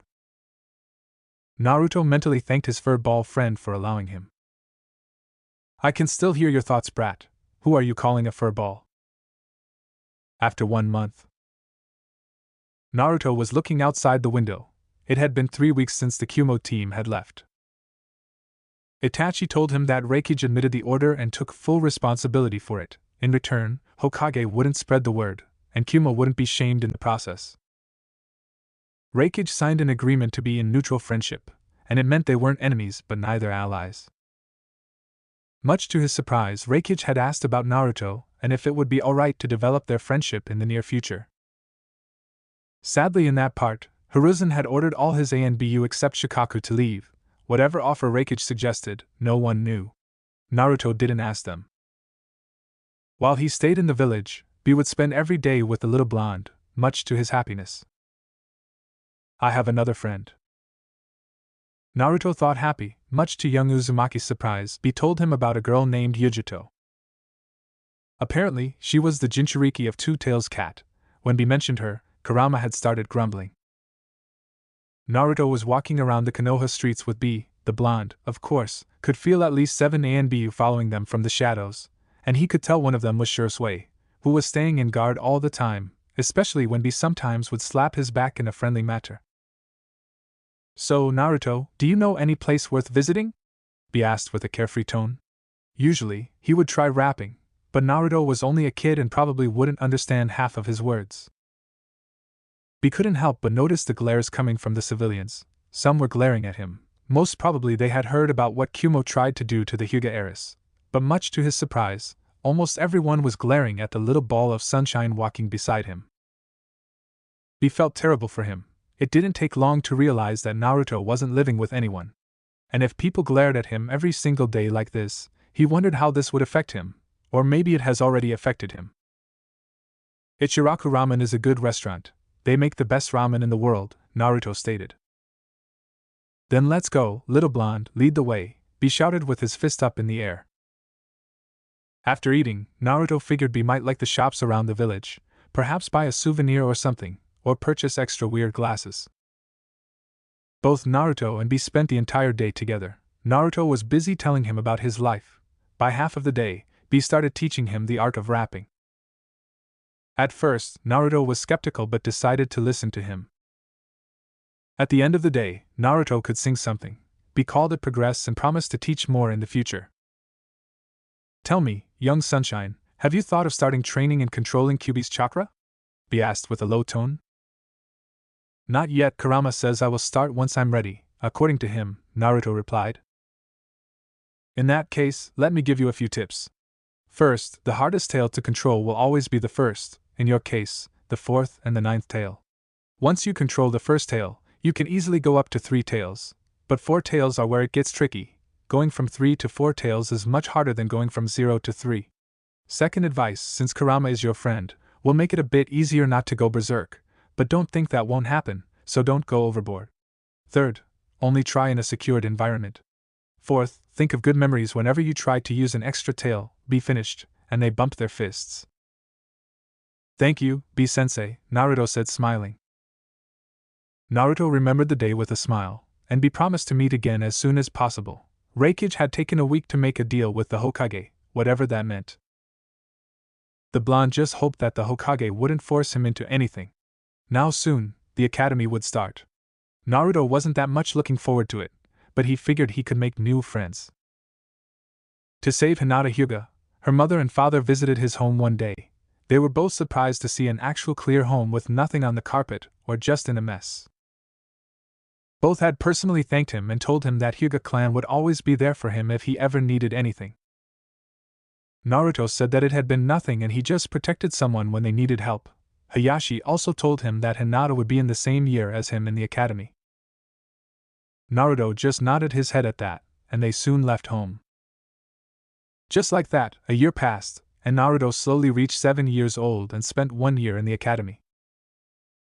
After 1 year, a 7-year-old Naruto was making his way to the academy. He looked forward to spending time with the brains of the school, Shikamaru. With a smile on his face, he turned around and saw trees with red leaves in the Uchiha Compound. The leaves were falling in the ground. He couldn't help but feel dread suddenly. Almost as if something will soon happen, deciding to ignore it, he kept walking towards the academy. From a tree, one Uchiha Shisui looked down at his little brother with concern. This is why I'm doing this. A reincarnation arc is completed. Next is pain and lose arc. Love is a poison. A sweet poison, yes, but it will kill you all the same. Naruto. He made his way towards the academy. He still remembered the first day. Thankfully Shikamaru and Choji were there. He thought back to the first day of the academy a year ago. Inside, Naruto found that he was the third person to arrive. Looking over towards the back, he saw a boy with an oversized green jacket and sunglasses. He must be shy or something to hide in a jacket like that, Naruto thought. By the window, he looked over to the other occupant, a raven-haired boy in a navy blue shirt and tan shorts with a fan symbol on his back, so the emo had decided to grace us with his presence. Taking a seat in the middle of the classroom, he waited for everyone else to arrive. Meanwhile, he went through his backpack to make sure he had all of his books and utensils. Kids started to rush in, not wanting to be late for the first day. Sitting in the same booth as him to his right was a dark-haired boy with a ponytail that oddly resembled a pineapple, looking like he just woke up for the first time in his life. Next to him and further down in the rightmost spot was a chubby kid with swirls on his cheeks happily munching on what he guessed was barbecue chips if the smell was anything to go by. Looking up from his rowmates, he saw a man in standard chunin clothing with a horizontal scar along his nose. Iruka cleared his throat to get everyone's attention. Welcome to your first day at the academy. My name is Iruka Umino, and I will be your sensei until you graduate. Congratulations on passing the entrance exam and taking the first steps in becoming a Leaf Shinobi. Note, however, that it only gets harder from here. Today will be an introduction day with several tests. Some of the students started to groan. Iruka shot them all a glare. As I was saying, several tests to see where everyone's at. After explaining the daily schedule for normal academy days and the tests they will be doing today, Iruka starts passing around the written tests to everyone. Iruka looks to see if everyone has a test and nods to himself. Okay, you will have 1 hour to complete this to the best of your knowledge. The test goes over information that was in the textbook you were given 2 weeks ago after the entrance exam. Begin. Naruto picked up his pencil and started on his test. After looking over the questions, he smiled to himself. It seemed as though all that reading paid off. After Iruka called for everyone to hand in their test, Naruto nodded, happy with his answers. Iruka organized a stack of papers before he noticed that it was time for lunch. Now you all are dismissed for lunch, and you have 1 hour to be back here, don't be late. Naruto followed the other students outside to the lunch area. Looking around for a spot to eat, he decided to sit under a tree that didn't have anyone nearby. He opened his bag that had his lunch inside, and he had prepared a homemade sandwich with steak, followed by tomatoes that he didn't like much, but Mikoto-chan told him many times that he needed to eat all kinds of vegetables and fruits. The 2 people Naruto sat next to in the classroom walked up to him as he opened his bag. Hi, my name is Choji, this is Shikamaru. Can we sit with you? A smiling Choji asks while gesturing to the bored-looking Shikamaru next to him. Hello, I'm Naruto. You can sit if you want, Naruto said while internally happy that they wanted to eat with him. So, what did you two think about the test? Asked Naruto. He was curious if he was the only one to read over the textbook before class. I thought it was too troublesome, so I just finished as fast as I could and took a nap, Shikamaru said lazily. This caused Naruto to raise an eyebrow. I have seen old people with more pep in them than this guy. Naruto looks over to a chuckling Choji expectantly. Well, it was okay. I don't think I failed, Choji said shyly. Lunch turned into a comfortable silence as the three boys ate. Okay, everyone, lunch is over. The shout came from Irika. Going back to his seat, he looks at his sensei expectantly for whatever is next. Now, we will spend the rest of the day in the training ground to finish the rest of the tests, Irika said before leading the students to the academy training ground. The academy training ground wasn't anything special, and it had a variety of targets, a running track and an obstacle course for the older students to do. Okay, everyone, we will start with shuriken and kunai throwing. You will be graded and ranked, so take this seriously, instructed Irika, eyeing some of the students that didn't look all that interested. Naruto watched everyone go up and take their test. Naruto noticed that nobody got higher than 1 or 2 hits so far, and those were the clan children. Uchiha Sasuke, called Irika. Sasuke walked up and took his stance before he started throwing his shuriken. He surprised everyone by getting 4 out of 10 on shuriken and kunai, causing some of the girls to blush at his coolness when he just turned around and walked off without saying a word. Uzumaki Naruto, called Irika, startling him out of his thoughts. He walks up to the post and picks up some shuriken, taking a breath and letting them fly like he has been practicing. Throwing the shuriken like he's been practicing, Naruto had a huge grin, having hit 10 out of 10 shuriken. Looking over at Irika-sensei, he sees a surprising look as Irika wrote on his clipboard. Naruto grabs the kunai and hits 10-10 again. Happy at having the best score, he turns to look at the rest of the class. The guys were kind of put off at a kid being so much better than them, and the girls were all looking at him with awe, beating Sasuke, who is an Uchiha. It was just unbelievable. He must be a prodigy. I know, beating an Uchiha on the first day. Plus, he is kinda cute with the whiskers. Naruto blushed at the last one. He walked over to Shikamaru, who was eyeing him differently than before, and a frowning Sasuke who looked like someone just stole his candy. What did you think of that, Shikamaru? Not too bad, huh? Shikamaru just looked at him for another second before turning away, deeming the situation troublesome. Sasuke steps forward not to be shown up by some nobody. Don't get used to it. I will beat you in taijutsu for sure, challenged Sasuke. He's going to be number 1 like his older brother before him. Naruto, grinning like crazy, looked at Sasuke. I don't think so. I have been training since I was a kid, and I'm gonna be the best, said Naruto confidently. Sasuke just brushed it off and waited for the taijutsu spars to start, knowing the last names they would be paired with. He would show nobody then. Shikamaru raised an eyebrow at Naruto's words. They were only 6 years old, and he talked as if he was at least 10 years old. After what Irika thought was above-average accuracy results for first-day students, he flipped the page on his clipboard. Now we will start on the paired sparring. When I call your names to come up and get into your stance, all styles are permitted, family or otherwise. Uchiha Sasuke, Uzumaki Naruto, you two are up, Irika called out, and he would never admit to favoring any student over another. But he was excited to see this match. Walking up to the ring, Naruto got into the loose stance for the style he's been practicing. Sasuke got into his stance, which Naruto noticed was like Itachi style. After hearing Irika shout begin, Naruto rushes in at Sasuke. Sasuke was taken off guard at how fast the blonde was. He barely avoided the punch to his face and went for a leg sweep. Naruto vaulted over Sasuke and kicked him in the back, making him stumble forward. Naruto uses the opportunity to rush Sasuke. Sasuke, who was regaining his balance from being kicked, rolled back to get to his feet and charged at Naruto. Both engaged in an impressive bout of taijutsu.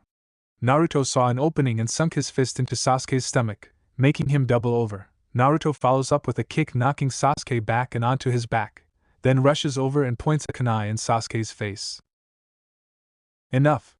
Winner Naruto! Called out an impressed Irika. Walking back over to the class and Iruka-sensei, Naruto notices the girls and the guys were surprised that someone could beat Sasuke. The Uchiha are usually the best in taijutsu, and Naruto took him down on the first day of class. Whispers were heard, man shurikenjutsu and now taijutsu, this kid has to be some kind of prodigy, no way he isn't. One civilian boy said to another, both nodding, wow, he beat Sasuke-kun so easily, what a handsome guy. A blonde-haired girl in purple said to a wide pink-haired girl who just shook her head repeatedly. Okay, everyone, that is all for today. You can head home, the test results will be given back tomorrow, said Iruka, looking at Naruto a little longer than the others. Hokage's office. Iruka stood in front of the third Hokage going through his report. To be expected from a class with most of the clan heirs, they did better than average. However, one Naruto Uzumaki stood out from the rest. He scored 10 out of 10 on both Shuriken and Kunai and beat Sasuke Uchiha in taijutsu. Also, his test score on the written exam this morning was quite surprising in that he knew most of the material. The only person that came close was a civilian girl by the name of Sakura Haruno. He has the makings of a genius. We should keep an eye on him, possibly even putting him in a higher grade to give him more of a challenge, reported Iruka. The third nodded to himself. Where would you put his performance compared to the other years? The third was curious about the little blonde talent, and whether or not he should be moved up yet. I would say years 2 or 3 possibilities, and we won't know for sure until we cover more material, answered Iruka. Hiruzen nodded. Okay, dismissed. With a quick Hokage-sama, Iruka left. Taking out his crystal ball and watching a certain blonde boy read a book while eating dinner, he sighed, if he continues like this, people will put 2 and 2 together.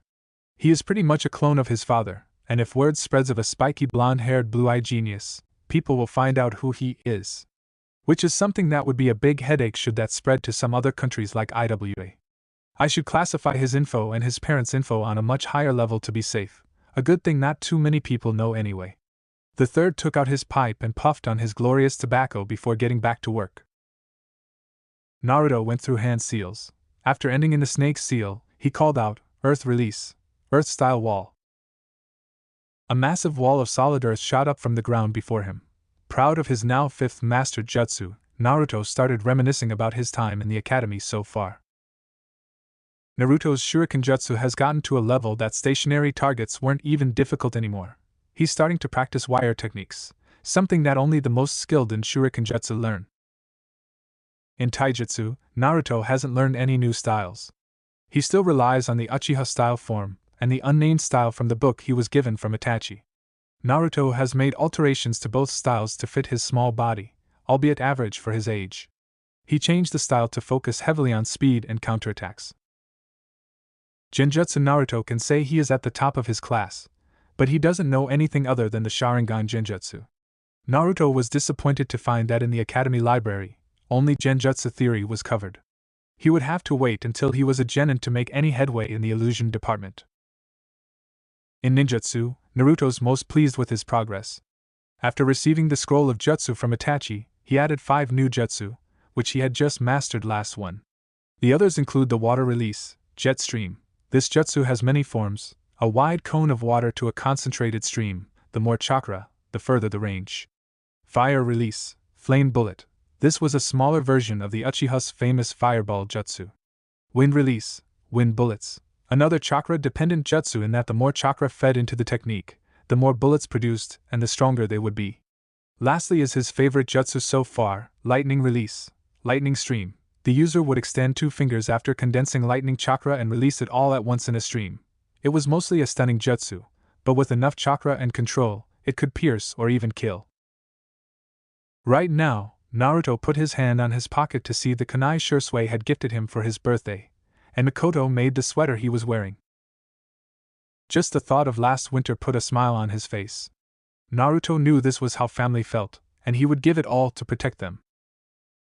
The snow had started for 5 weeks now. Naruto stood in his apartment. Thankfully the fire was ablaze in the fireplace, and it was warm despite the minus temperature outside. Naruto couldn't help but just look at the snow as it was falling. He didn't know why, but it was very relaxing. Naruto also knew the new year would be today. Therefore, a lot of celebrations will be around the hidden leaf. Thankfully the new year would distract the people, and Naruto found it this day as the only few days when he could go outside without anyone glaring at him. Naruto gently touched the new jacket he was wearing. Mikoto-chan had bought it for him this birthday, and Itachi had given him 2 fire jutsu scrolls. As he kept looking at the snow outside, he suddenly felt 2 chakras right outside his door. A huge smile erupted on his face like a volcano. "Guess who it is?" Shisui asked from behind the door. Itachi rolled his eyes and was about to knock when the door opened, and Naruto jumped at him like an arrow and hugged him. "Ni-san," he shouted in joy. Itachi smiled and gave Shisui a look. "I told you so," and the other Uchiha grunted. "So you love him more than me? You wound me, Naruto," Shisui said, whipping away an imaginary tear from his face and his right hand on his heart. Both Itachi and Naruto chuckled. The young blonde pulled away and turned to look at Shisui. "Well, Itachi is my Anai-san, and you're liken. Uncle," Naruto stated with a smirk on his face. This caused dark clouds to suddenly appear at the top of Shisui's head, and started raining only at him despite the cold temperature. "An uncle. An uncle," Shisui repeated, hugging his legs with a low tone of despair. Both Itachi and Naruto sweat dropped at the behavior of the Uchiha prodigy. Naruto thought about where the clouds even came from and could have sworn that he heard a voice inside his head. "Just like Hashirama, is he secretly a senju?" Naruto didn't know where the voice came from and decided to ignore it.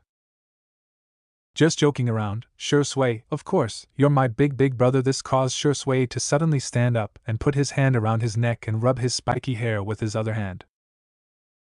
"You little brat," Shisui said jokingly, rubbing his hair much to the annoyance of Naruto, who was desperately trying to escape the grasp of Shisui. Itachi smiled and could see a slight smile on Naruto's face despite his mouth saying something else. "Now Naruto, today is a celebration. Mother wants you to celebrate with us," Itachi said, hoping the little blonde would accept despite his little brother having a tendency to talk shit to Naruto for whatever reason. Naruto thought to say no since he didn't want to cause any trouble, but he decided to spend this day with his 2 big brothers despite his better judgment. "Fine," he said before pointing an accusing finger at Shisui. "But if this one throws snowballs at me when I'm not looking, I will kick both of your butts until we reach the Uchiha Compound," Naruto said with a half-joking tone. Shisui, when he heard his demand, hid a snowball behind his back and grinned innocently at Naruto. "Naruto, why would I ever do such a thing?" Shisui said, whipping away imaginary tears with his free hands. Before Naruto could respond, a snowball hit his blonde hair with Shisui grinning and immediately ran away. "Good luck, Itachi," he said while running. Before the Uchiha prodigy could understand why Shisui said that, he saw Naruto making the biggest snowball. "Haha, bye," Itachi said, running with Naruto hot on his trail. "Come back here, both of you," Naruto demanded and started a chase of cat and mouse. Naruto found Shisui and hit him behind his back. This blonde ran away with Shisui chasing him holding 2 snowballs in his hand. "Come back here, sunshine, I just want to play," Shisui demanded playfully. Naruto grinned madly. With his sensor, he quickly found Itachi hiding at the top of a pole. Naruto dodged a snowball that hit Itachi in the face. Itachi glared at both of them before chasing them around like crazy. "Come back, both of you, right now," Itachi demanded as he threw snowballs at both of them. After 1 hour of chasing each other around the village, they stopped playing, with Naruto grinning and raising 9 fingers from his hands. "Only 9 times you lose, Shisui," he said, causing him to pout before he started rubbing his blonde hair. Naruto laughed and tried to move his hand away. Later. Around 5 p.m., people had started hanging around the village, visiting restaurants and many different shops. Naruto reached the Uchiha compound, both his brothers standing at his side, but Naruto couldn't help but notice the small glares coming at him. But this time they were different. He had seen hateful eyes his whole life, but these eyes were different. Naruto just couldn't put it together why it felt different. The blonde decided to ignore them, and was happy to know Shisui was spending the day with them. Since Shisui was an orphan, he had decided to spend the night with Itachi's family. PSS, Naruto. The blonde turned to his right to see Shisui gesturing for him to walk closer. Itachi ignored them. Hey Naruto, tonight, our Itachi is inviting a lady friend. You as a little brother should 100% try to support him to make a move. Naruto's eyes widened at his eyes, and he couldn't stop but look at Itachi in surprise. Her name is Izumi. When she arrives, make sure to tell her how much our innocence. Itachi talks about her when she isn't around, Shisui whispered with his arm around the blonde's neck. Naruto had no idea that this Izumi even existed. He just nodded his head despite having no idea what to actually say to her. Shisui grinned and patted his back and started acting as if nothing was said, much to Itachi's annoyance, who had a guess. Home. Ka-chan, I'm home, Itachi said, followed closely by Naruto. Shisui had left saying he needed to do something first. Itachi-kun, oh Naruto-kun, is good to have you here, Mikoto said, smiling, walking towards them before Naruto could process it. Mikoto hugged him tightly and kissed his cheek. It's good to have you here, Naruto-kun, she whispered and pulled away and walked back. Naruto smiled. Walking inside, he saw Sasuke was reading a scroll laid on the table in front of him. He turned and saw Itachi. Itachi, can you show me tomorrow how to do the flower fire jutsu? Sasuke asked. The smile on Itachi's face faded slightly. The older Uchiha told Sasuke to come with them to play snowballs, but Sasuke had refused, saying that he needed to get stronger to show how much stronger the Uchiha clan was. Maybe Sasuke, you should enjoy it today and play. You shouldn't see each day you live as a test. Sasuke pouted before his eyes hardened at noticing the blonde, who this time didn't bother with him but just went to the kitchen. After helping Mikoto-chan with the biscuits and other desserts, Naruto was mixing something that he wasn't sure what. Thank you for helping, Naruto-kun. You are really good at cooking, just like.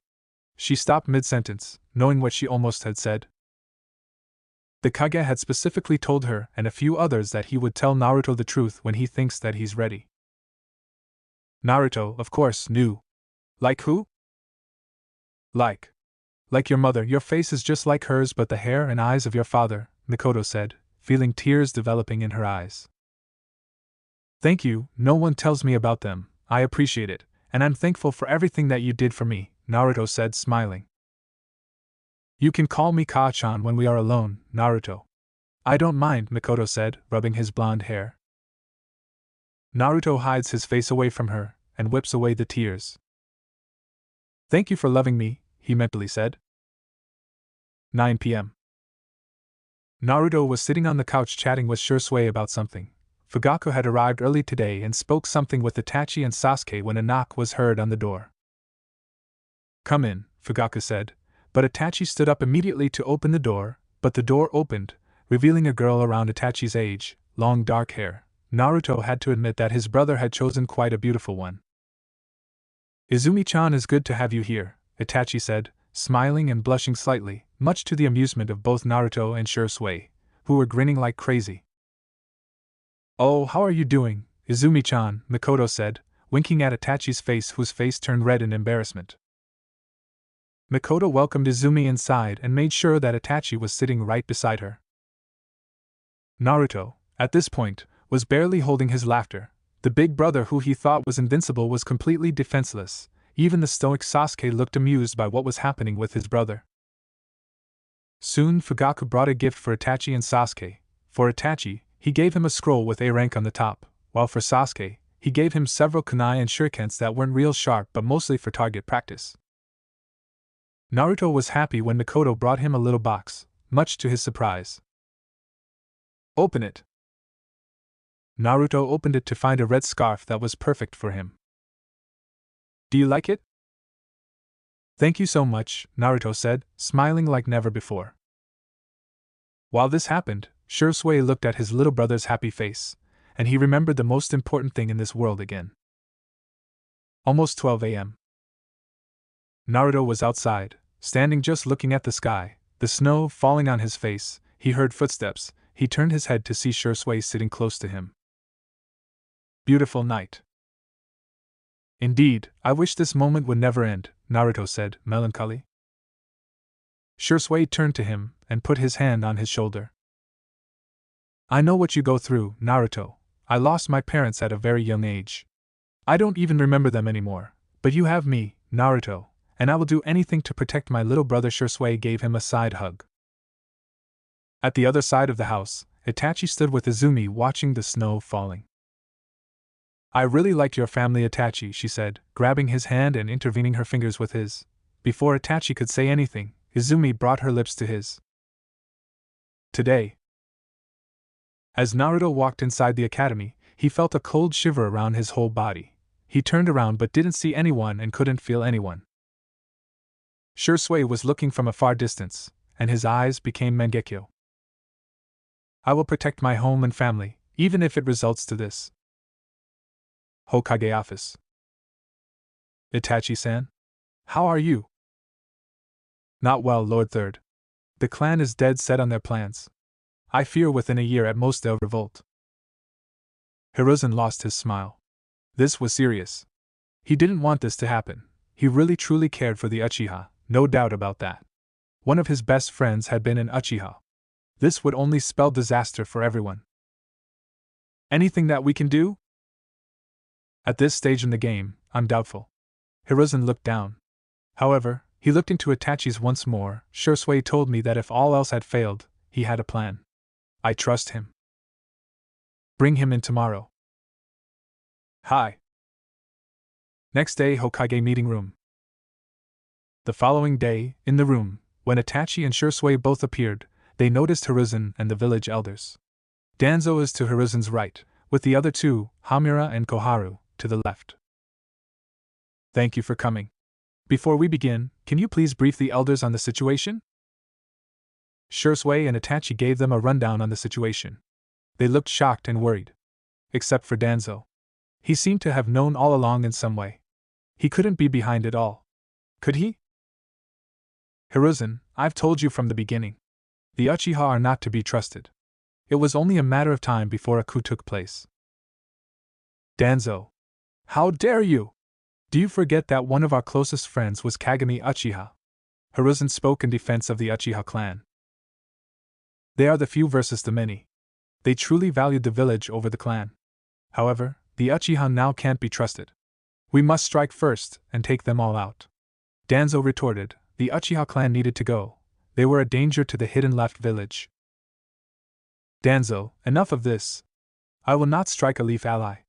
Hiruzen responded with a slightly higher tone and slammed his fist on the desk in front of him. You're too soft, Hiruzen, Danzo said in disgust. Lord Third. If I may. Shisui said, interjected before things could go south. What is it, Shisui? Please tell me you have a plan. Hiruzen almost pleaded to Shisui. Enough, Hiruzen. Don't listen to this Uchiha, and we must strike. Silence. Go ahead, Shisui. Hiruzen ordered with a glare. Shisui's mind went back to his promise to Naruto, and he knew his little brother would be devastated if anything happened to them. I know what you go through, Naruto. I lost my parents at a very young age. I don't even remember them anymore, but you have me, Naruto, and I will do anything to protect my little brother. Shisui gave him a side hug. I can stop the coup. In 5 days they will gather the clan. I will use my Kodo Amatsukami on Fugaku-sama, and he will end the revolt. What? How? Danzo asked with narrowed eyes. My Kodo Amatsukami is a special genjutsu, the strongest there is. I can activate someone and practically control them. I can alter memories or fabricate new ones. I would make him believe that he no longer wants the revolt and plans for peace. He would never know. He would think it's what he always wanted out of his own free will. The entire room gasped in shock. The implications and use of such jutsu were absolutely crazy. This was pretty much the pinnacle of genjutsu. Danzo narrowed his eyes even more as he didn't trust such jutsu in the hands of an Uchiha. Hiruzen gained hope that maybe this could work while the elders were caught in the middle. Itachi looked at Shisui in concern. He knew from what Shisui said what the cost was, and even if that wasn't an issue, it must hurt knowing that you are just controlling somebody to your will. Shisui had his eyes closed as he thought about what he had just suggested, but there was no other choice. This had to be done. Very well, Shisui, I will allow you to do this. Hiruzen agreed with hope in his heart. Perhaps the war could be avoided. Hiruzen, you can't be serious. Enough, Danzo. The third roared, and his ki released, causing uneasy feelings to everyone. Hi. Thank you, Sandaime-sama, Shisui said with a bow from his kneeling position. 5 days. In 5 days, the revolt will be over, and they can be peaceful within the village. Naruto wouldn't have to live through a civil war, and he could still have his family. In 5 days, everything could be over, and they can continue being happy together. Itachi, Naruto, Izumi, Hiruzen. They can all be together secured in 5 days. Shisui had thought of taking Naruto to live with them once he became a genin. He's already strong enough to be a chunin. Shisui and Itachi were walking together, and had been silent for a while. They didn't really know how to feel. Things would end in 5 days, but also Shisui would carry the guilt of knowing that he's manipulated someone's mind to his will. Shisui. Are you sure? Yes, Itachi. If I do this, the revolt is over. We can live in peace together within the village. Naruto won't have to live through a civil war, and we can all be a family. You, Izumi, Naruto. It's for you guys. Shisui. Listen, friend, don't worry, okay? I got this. Shisui said, smiling. I'm going to go see Naruto's progress on the genjutsu. See you around, Itachi. If it's for you too, I'll do anything. No matter the cost. 5 days later. Shisui woke up. These 5 days had been torturous. Despite hiding it as much as possible, his favorite blonde somehow knew he was under pressure. Naruto asked him every day why he was sad and leaving out negative emotions. Shisui, of course, knew of his ability to feel the emotions of others. The Uchiha had tried to surpass them as much as possible, but all that seemed pointless when it came to hiding it from the likes of Naruto. Shisui, of course, had just avoided answering his questions or had tried to change the subject. The Uchiha knew that Naruto could see through his lies, and it hurts to lie to him. 1 hour before clan meeting. Lord Danzo. You wanted to meet me? Danzo stood in front of him, and nodded. He looked at him impassively, and just internally judged the Uchiha in front of him. How do you know this will work? The genjutsu can't just be broken, and it would only end or change depending on my choice. Even if I died, the jutsu would remain active. Shisui responded with slightly narrowed eyes. Yes, but what of the other Uchiha? Surely there are many that would revolt regardless. How can you be sure of that? How can you be sure that in the future, the same situation won't happen again? What do you mean? Shisui asked back, his chakra on his foot, ready for anything unexpected. Let's say it works out now. What's to stop the clan in the future from following the same path down the road? It got here once. Even if you stop Fugaku, the generation has already decided to take action. What stops them? Fugaku-sama will. They'll listen to him. I doubt that. As such, I believe I shall take your eyes and keep them in my safekeeping. Danzo lunged at Shisui, trying to take an eye from him. Forgive me. Kodo Amatsukami. Shisui began walking away from Danzo when suddenly, he felt a sharp pain in the gut and kicked to the chest out of nowhere. The hell? He saw Danzo appear in front of him, and he was extremely confused at this. He also noticed that he felt strange now, like he was getting weaker and weaker. Danzo came at him again, attempting to get an eye, and Shisui's eyes widened. Danzo came so fast, there was no time. He was about to get his eye when suddenly a green aura came, and then threw Danzo back. Susanoo, Shisui said, and the ribcage formed around him, shielding him from Danzo and saving his eyes. He noticed his weakness coming more and more, so he had to flee. He shuns into the forest. 12 Root Anbu appeared by Danzo. Go get the eyes. Don't kill him. He won't get far with the poison in his system. Shisui blocked a slash aimed for his neck by Foundation members in a bear mask. He shuns away again to gain distance, trying his best to maintain his lead. Just now he noticed blood coming out of his stomach wound. When? Shisui thought and remembered when Danzo first attacked. A flurry of kunai flew towards him, and he deflected them all with his kunai. Landing on a branch, he was soon forced to shunzen again as a brace of shuriken thudded into the tree. This can't go on. I'll have to take them out. Shisui thought desperately as he returned fire with his own kunai. Another agent rushed at him, engaging Shisui in a fierce taijutsu match with flashing kunai blades. Shisui unsheathed his tanto in a brief battle opening and decapitated the agent who was battling him. An agent wearing a bird mask ambushed him from the left with another kunai, slashing Shisui across his left arm and throwing down a poison bomb as he went.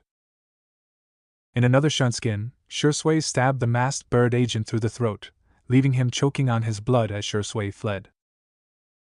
Landing on another branch, Shisui stumbled and fell to the forest floor below as his vision wavered and his legs weakened.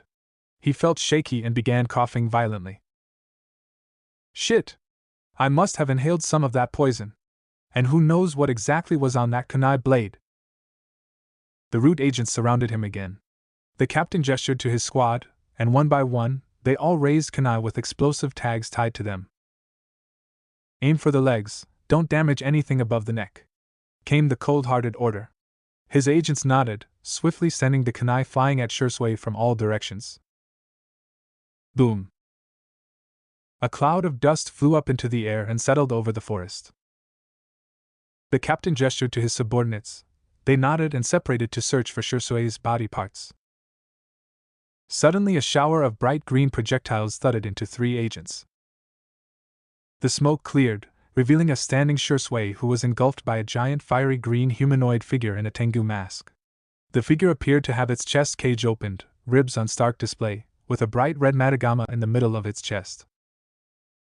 Shisui panted as his Susanoo slowly disappeared from existence, leaving him defenseless once more. One of the agents broke off from the formation and engaged Shisui as the captain, and the last remaining member hung back and started preparing a jutsu together. Unexpectedly, the single agent engaging Shisui fell with a kunai through the back of his neck. One fireball blasted into the remaining root agents, charring them alive, not even leaving time to shout. Shisui, are you okay? A worried shout came from the other side of the clearing. Itachi came running out of the forest towards Shisui, and he hurried to support Shisui as he collapsed. Huff, thanks, men, how did you know I needed help? And sorry for the trouble. You didn't show up in the gathering. I left and sensed that your chakra signature was in distress. I arrived to see your technique disappear, Itachi replied as he hovered over Shisui with a basic diagnostic jutsu. He frowned in worry. Shisui had been poisoned with a fast-acting agent that Itachi doubted anyone aside from Tsunade had the skill to remove. Shisui, you don't have much longer left. But we can go to the hospital. Shisui shook his head. We're going to our spot at the Naka River. There's something I must tell you urgently. He then disappeared in the sunshine. The Naka River was indeed a spectacular sight in the setting sun. The beautiful pink rays of light played off the tops of the trees surrounding the valley of the Naka River, and the water was a beautiful blue that rushed cheerfully along. The river looked like a painting rendered masterfully by a professional artist. Unfortunately, this beautiful sight was lost upon the 2 shinobi that had just arrived. Itachi appeared at the Naka River to a coughing Shisui. Itachi started a basic healing technique on his friend to at least ease the pain. Shisui panted as he looked at Itachi with worried and drawn expressions. He laughed. Don't make these worried faces at me. I believe in you to carry on for me in my place. Itachi, the Kodo Amatsukami plan has failed. Danzo's root interfered, he doesn't trust me, and he wants my eyes for himself. He will resort to anything to protect the hidden leaf. They'll probably be coming for my eyes again. Itachi stoically watched Shisui remove his own eyes. Holding out a hand to them, please keep my eyes safe. I believe in you. Itachi, I will be giving you great power, you'll need it in the coming days. Please protect Konoha in my stead. Itachi gasped, Shisui. You can't. Shisui patted Itachi on the shoulder. I'm not going to last much longer anyway. Take it as my dying wish. As he started coughing blood, his palm on his mouth filled with blood and dripping on the grass. Speechless, Itachi could only gaze at his friend with a stricken expression on his face. Shisui smiled at them blindly. Come on, even like this, I can tell the face you are making. Don't look so worried, Itachi, everything will be fine. Itachi sadly took the eyes in his hand, drawing a seal on his arm with Shisui's blood and sealing it away immediately. Itachi summoned a crow and implanted Shisui's eyes into it, and he lowered his head respectfully to Shisui. I will carry on your will for the Uchiha. Shisui grasped Itachi on the shoulder again. From now on, you may be forced to walk down a long, dark path. One that is filled with pain and suffering. I have to apologize. Shisui's grip on Itachi's shoulder tightened, that I can't be there with you through it all. Still, I hope you don't falter from your path. And keep moving forwards as a leaf ninja. I believe in you. In you and Naruto. That is why I'm able to ask you to carry on my will. Itachi had silent tears trailing down his face as Shisui patted his shoulder. Itachi grit his teeth tightly. Promise me to take care of Naruto. He will be alone. I know he's only a child, but I believe in him. He shall be the one to unite this world. He's special, and he will need love now more than ever. Shisui coughed even more blood, and his skin color slowly turned pale. I will, Shisui. Naruto is my little brother just as much as Sasuke, Itachi promised and thought of how he could ever tell Naruto. Shisui laughed loudly. Despite his lungs screaming in pain, he ignored it to have the last laugh with his friend and brother. Last actions were complete. Shisui was relieved. He let out a short sigh. Don't stop me. With those final damning words, Shisui smiled and stepped backwards off the cliff, disappearing into the raging waters of the Naka River silently. Shisui! Itachi shouted, reaching for Shisui's hands. Only to fall short by inches. The figure of Shisui disappeared in the darkness. Itachi's Sharingan changed, taking the form of a three-blade shuriken. Naruto. Smiling, he had just finished the academy for today. Naruto rushed outside, the courtyard buzzing with people.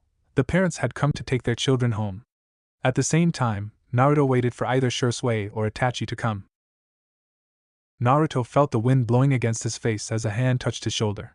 Turning around, he smiled, seeing Shisui in front of him smiling. Naruto was surprised that he hadn't felt his chakra coming. Naruto, is time. Naruto looked confused. His eyes glanced, but he couldn't see Itachi anywhere. Time for what? He stopped mid-sentence as Shisui kneeled and hugged him. Naruto immediately returned the hug but couldn't help but feel cold. Shisui, are you Naruto? Promise you will live a long life. I never said it, but you're like a little brother, and your family to me. I have come to say goodbye. Take care of Itachi, Shisui whispered in his ear. Naruto felt his body start breathing heavily. He wanted to shout, angry, why he was talking like that. Oh Jane, Naruto! The blonde turned his head to see Shikamaru looking at him with raised eyebrows. You alright? Naruto turned his head to look at Shisui but saw no one there, and his senses couldn't detect him anywhere, his eyes desperately trying to see him anywhere. The wind blew again from behind his back as leaves flew high in the sky. The blonde felt a pain on his chest, his heart beating on his chest, almost popping out, unshed tears on his eyes, his hands shaking. He kept trying to catch his breath, his hands in front of him, not feeling the warmth. I know what you go through, Naruto. I lost my parents at a very young age. I don't even remember them anymore, but you have me, Naruto, and I will do anything to protect my little brother. Sure. Shisui. Shisui. Itachi tomorrow. Itachi walked inside the secret meeting of the Uchiha clan, his eyes roaming around the large room where the hidden stone of the Uchiha clan stood.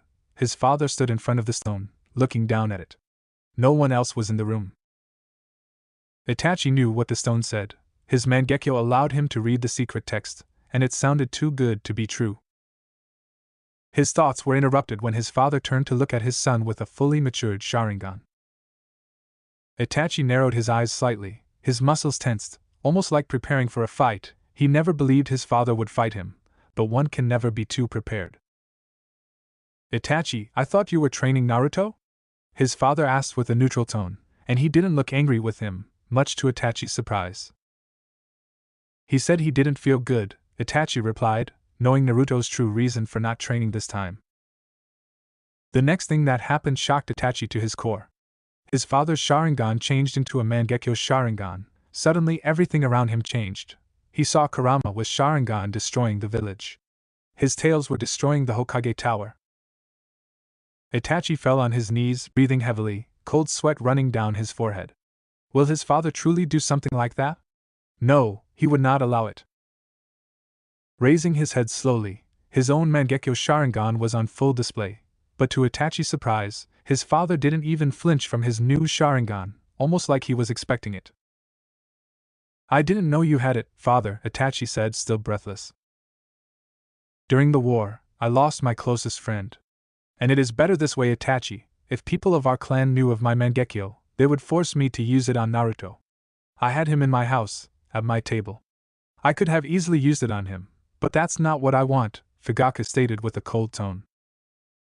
"Itachi, with you inside, we can take over without killing anyone. The only ones that need to die are the Hokage, and Danzo. With you we can do it without any bloodshed," his father said and stretched out his hand for Itachi to grab. Right now, Itachi was happy he hadn't told anyone about Naruto's Sharingan. He looked at his father's hand in front of him. He wanted to accept it. The Uchiha clan was his family, but he closed his eyes and remembered her words. "Itachi, I love you, and I know we will be together and live in a just world," Izumi said in his ear. Standing up, Itachi closed his eyes and looked at his father with a neutral look on his face. Itachi opened his mouth to respond. Right now, this story is updated once a week. We get dirty, and the world stays clean. That's the mission. Naruto. He ran and ran as fast as he could, jumping from the tree as he approached the Uchiha compound. Naruto spread his senses as far as possible but couldn't feel Shisui or Itachi. "He's not dead, he's not dead," Naruto told himself repeatedly, sweat rolling down his cheek. He felt cold, his whole body crawling. Naruto reached the compound, his body moved on his own. He found Shisui's house, bursting inside. Shisui, Naruto yelled at the top of his lungs, his eyes desperately trying to find him. "Where is he? Where?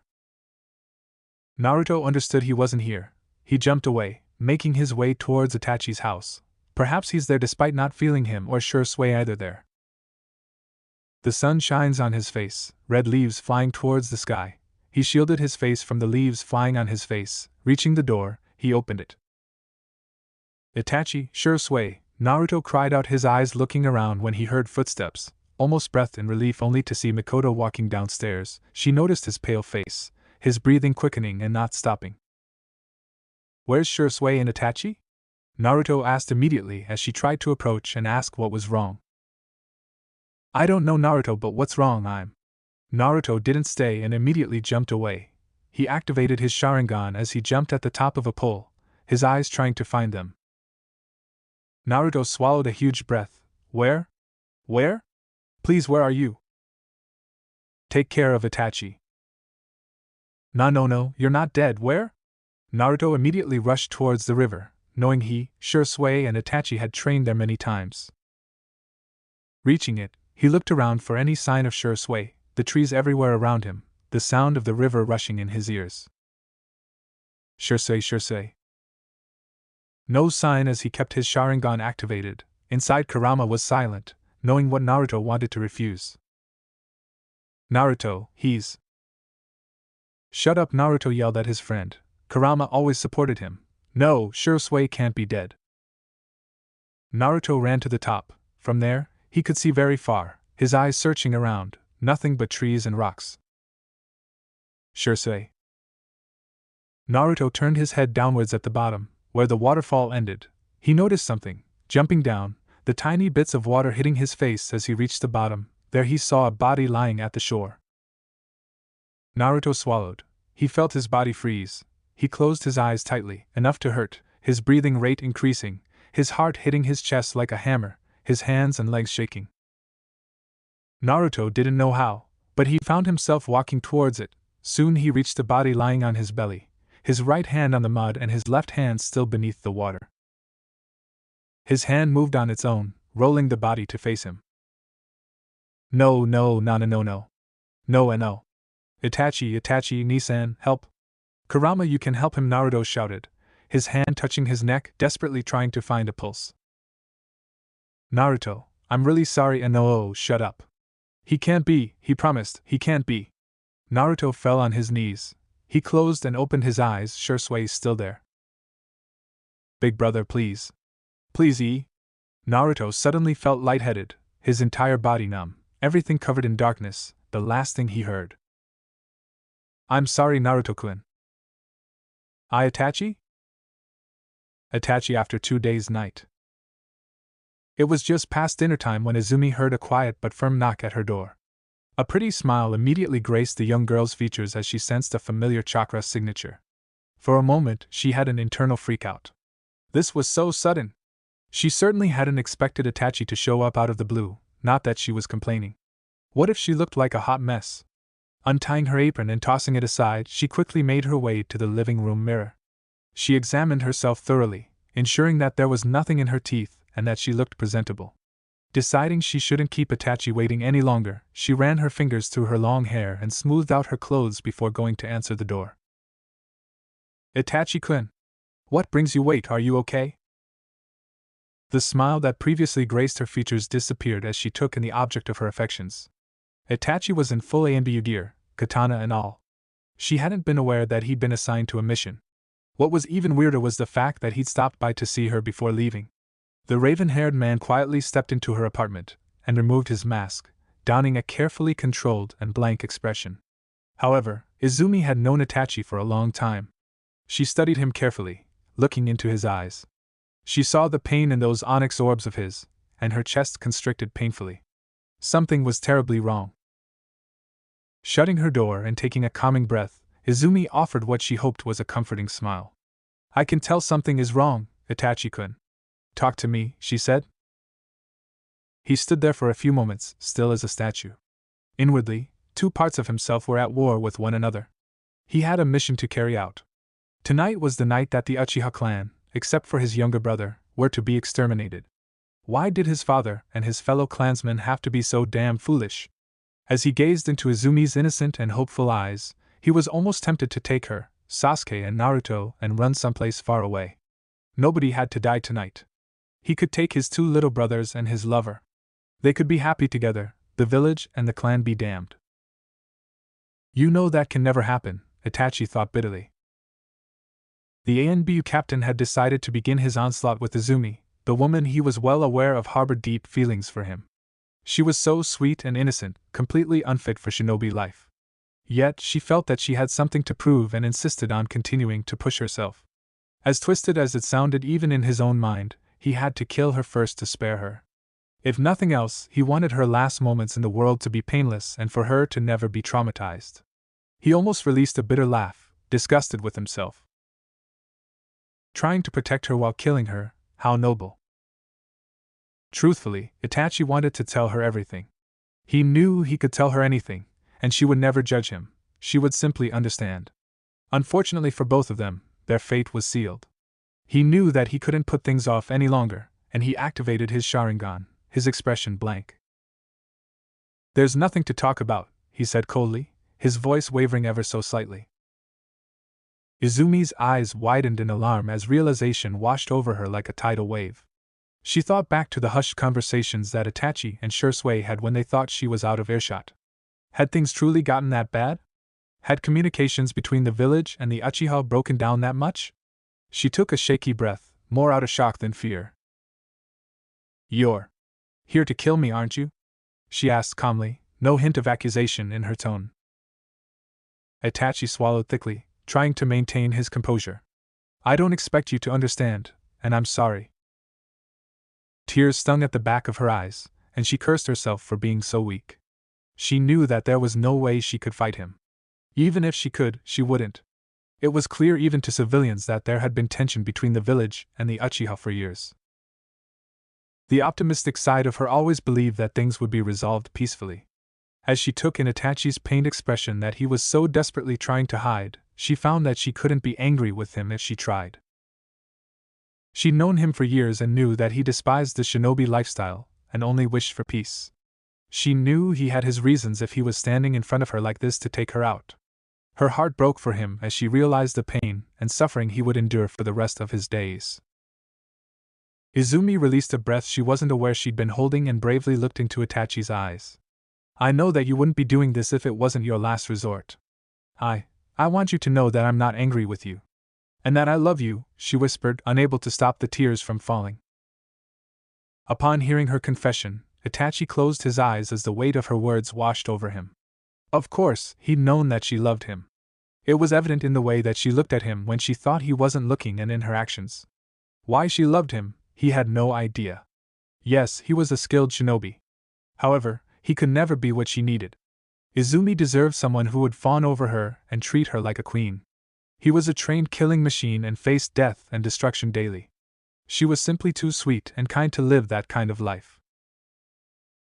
Itachi realized that he wished he could be that man for her. The girl standing in front of him had wormed her way into his heart, and now he was seconds away from killing her. "I know," was all that Itachi said before opening his eyes and unleashing his Tsukuyomi upon her. Izumi looked around the grand ballroom and quickly realized that she was in an illusion. However, this genjutsu felt so real, unlike anything she'd experienced before. She gasped as she felt a warm hand grasp her own, and she turned to find Itachi standing beside her with a gentle smile on his face. He was dressed in a tuxedo, and he looked as handsome as ever. She glanced down and discovered she was wearing a beautiful strapless white dress with intricate beading. Izumi felt tears well up in her eyes upon realizing that this was her wedding and nearly fainted as Itachi leaned in close to her and whispered "I love you" in her ear. Suddenly she found herself in a huge room with a lovely view of the ocean. The room had an indoor jacuzzi bath and rose petals leading up to the most comfortable-looking king-sized bed she had ever laid eyes upon. "Is this my honeymoon?" Izumi thought with a blush. Her question was quickly answered as Itachi embraced her from behind. He leaned down and peppered soft kisses along her neck, and she shivered at the contact. She knew this was just a powerful illusion, but she never wanted it to end. She would embrace it for as long as she could. Turning in his arms and wrapping her arms around his neck, Izumi caught his lips in a fiery kiss. He backed her up toward the bed and made quick work of removing their clothing, his lips never leaving hers. He overwhelmed her senses, and she began to feel dizzy with desire. Just how long had she been dreaming of this moment? She dreamt of giving herself to him for longer than she'd like to admit. For a moment, she almost forgot it was an illusion. As he caressed every inch of her skin and brought her to euphoria, she let all thoughts and worries leave her mind. Time suddenly moved forward, and Izumi found herself sitting on a familiar park bench. It didn't take her long to realize that she was sitting in the park where she and Itachi played as children. Scanning the park for any sign of Itachi, she gasped as she took in the sight before her. The raven-haired man was holding a little girl in his arms, spinning her around as she squealed happily. A little boy that appeared to be a couple of years older than the girl spotted Izumi and ran towards her with a smile on his face. "Mama, come play with us." Izumi couldn't stop the tears of joy from falling. Once again, time moved forward, and she found herself sitting in a rocking chair on a front porch, a cup of tea in hand. Glancing next to her, she found an elderly Itachi right by her side. She gave him a smile, which he returned, and they talked about their lives and grandchildren. She knew that she was witnessing what were to be her final moments, and she couldn't have been more content. Growing old and passing on beside Itachi would be the perfect ending to her story. Later. In the following hours, silent screams echoed throughout the Uchiha compound. As he ran another one of his kin through, as he felt their blood splatter against his sword and clothes, he couldn't help but think that the stains would never come off his soul. No matter how spotless his clothes looked when he finished purging them of the blood of his comrades, his conscience could never be cleaned. It was on this matter of thought where he found his father, alone. It was as if he was being waited for. "Itachi, what lies behind this slaughter?" He waited before speaking again, but his twisted eyes spoke to him in the way his father never could, the Manjikyu Sharingan. "Are you going to show me a different future from the one I showed you?" Itachi's eyes were dead as he faced the man who raised him, knowing only one of them would walk out alive. Masked Uchiha? Elsewhere, while father and son faced a dangerous confrontation, the shadowy figure in the orange mask known as Uchiha Madara had his own part in eradicating the Uchiha. He was walking out of the now corpse-filled Uchiha police building, so easy, he thought when he felt a rush of cold around him. The masked man looked around when he immediately turned his head, looking at the moon. I could have sworn I felt someone up there? The figure disappeared, leaving Itachi to deal with his little brother. Itachi. Itachi stared at the numerous bodies strewn around the streets. "This is the future I see for the Uchiha." Fugaku's warped Manjikyu eyes narrowed dangerously. "I see," Fugaku's calm demeanor belied what he was thinking on the inside, his mind racing. And he disappeared in a puff of smoke. Kagebunshin? Itachi narrowed his eyes and thought. This isn't good. Toussaint was the worst possible enemy for me. This is going to be a battle of Manjikyu Sharingan.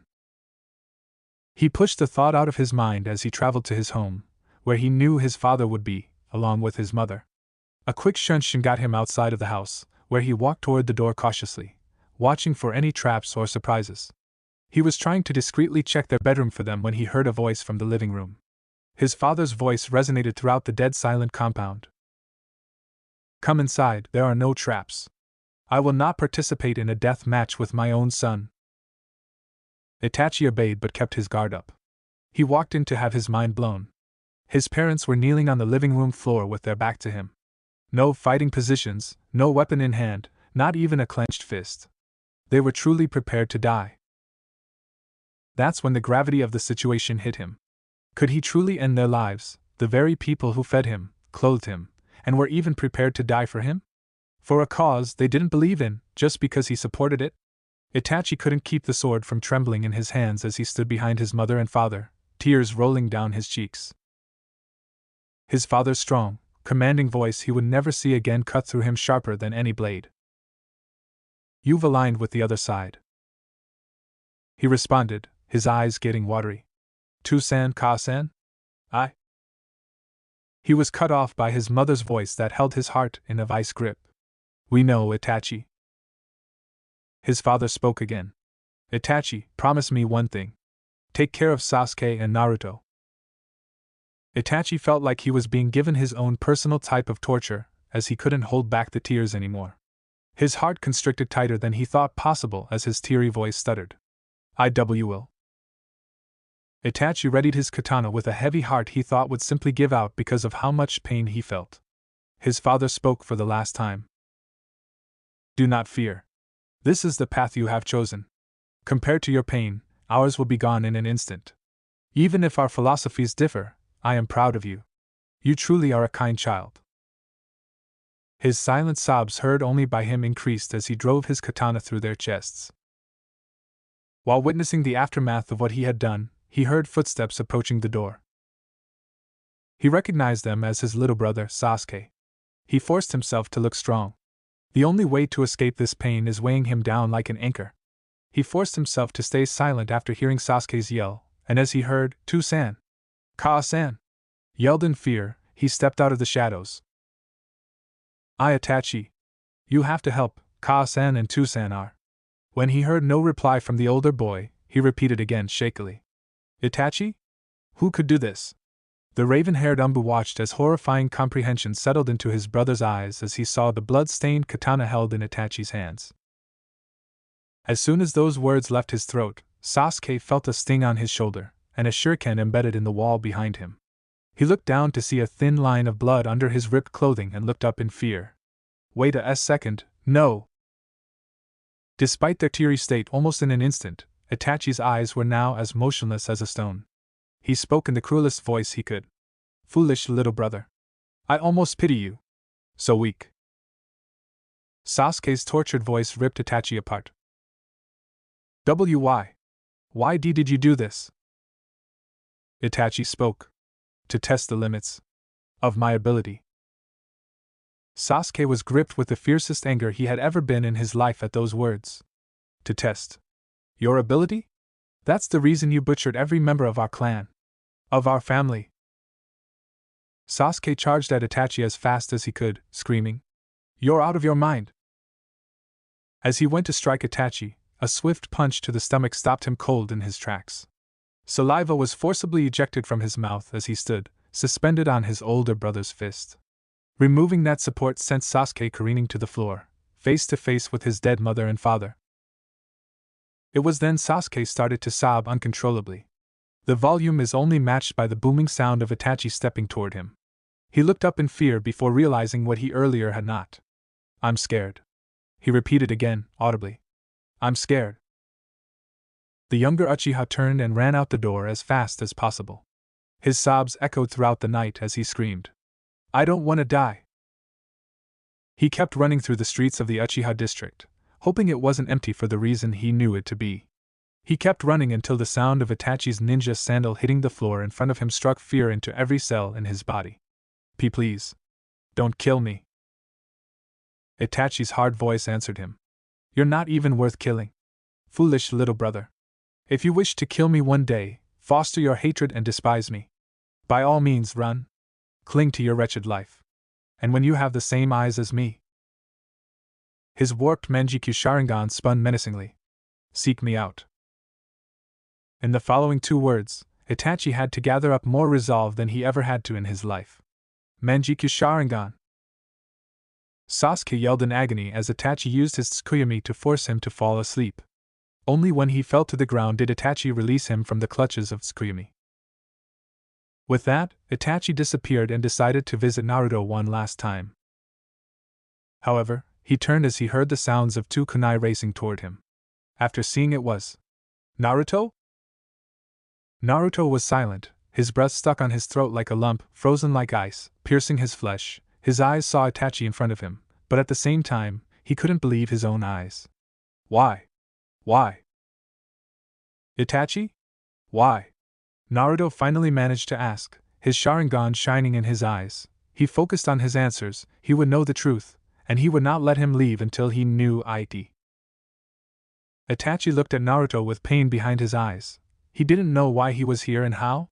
He made sure that he would be in the apartment tonight. I did it to test my abilities, Itachi spoke with an ice tone. He needed to lie and hide the truth, but... Don't lie to me, Nei-chan, Naruto screams in return, tears streaming down his cheek. Itachi didn't know how Naruto could know he was lying. He knew Naruto could tell lies from the truth. But that wasn't what caught his attention. No. Itachi saw as the Sharingan in Naruto's eyes changed, his tomo started spinning until finally, they created his Mangekyo Sharingan. Naruto, I need you to leave now, Itachi spoke with a commanding tone, his Mangekyo in his eyes. He prepared to use Tsukuyomi on him. Naruto suddenly spread his arms, his hands open, before Itachi could do anything. Kantorora no Tensei. Suddenly Itachi felt a wave of cold wash over his whole body. He felt pain spread everywhere when suddenly it disappeared. Itachi's hand moved as his katana's pommel tightened to his back. What's this? He asked himself, unable to stop himself, as his body suddenly rushed towards Naruto, his katana pointed at his chest. No. Naruto closed his eyes, waiting for his fate as a single tear fell on the ground as a scream of despair echoed through the night. Naruto opened his eyes, feeling no pain. He saw the blade just inches away from his chest where the heart was. He saw Itachi's right eye bleeding. Suddenly, before anything could be said, the sky turned red, the moon changed color to black, the bodies of everyone disappeared, including Itachi, who turned into crows. What happened here? Naruto asked, knowing he was in Tsukuyomi. The crows suddenly came together at a single point. Itachi looked at his little brother, who was still waiting for his answer. I'm really sorry, Naruto, my clan wanted to take over the village. It was my decision, Itachi answered honestly. Naruto closed his eyes, trying to take it all in. A flash of Shisui's body hit him. What? What happened to Shisui? Naruto asked his Mangekyo to Shiny Eye. Itachi gulped slightly. The last thing he needed was for Naruto to dedicate his life to killing Danzo, but he knew Naruto wasn't an ordinary child. Please, just tell me, Naruto pleaded. Itachi sighed, knowing his brother could tell if he was lying and his Mangekyo wasn't something he had accounted for.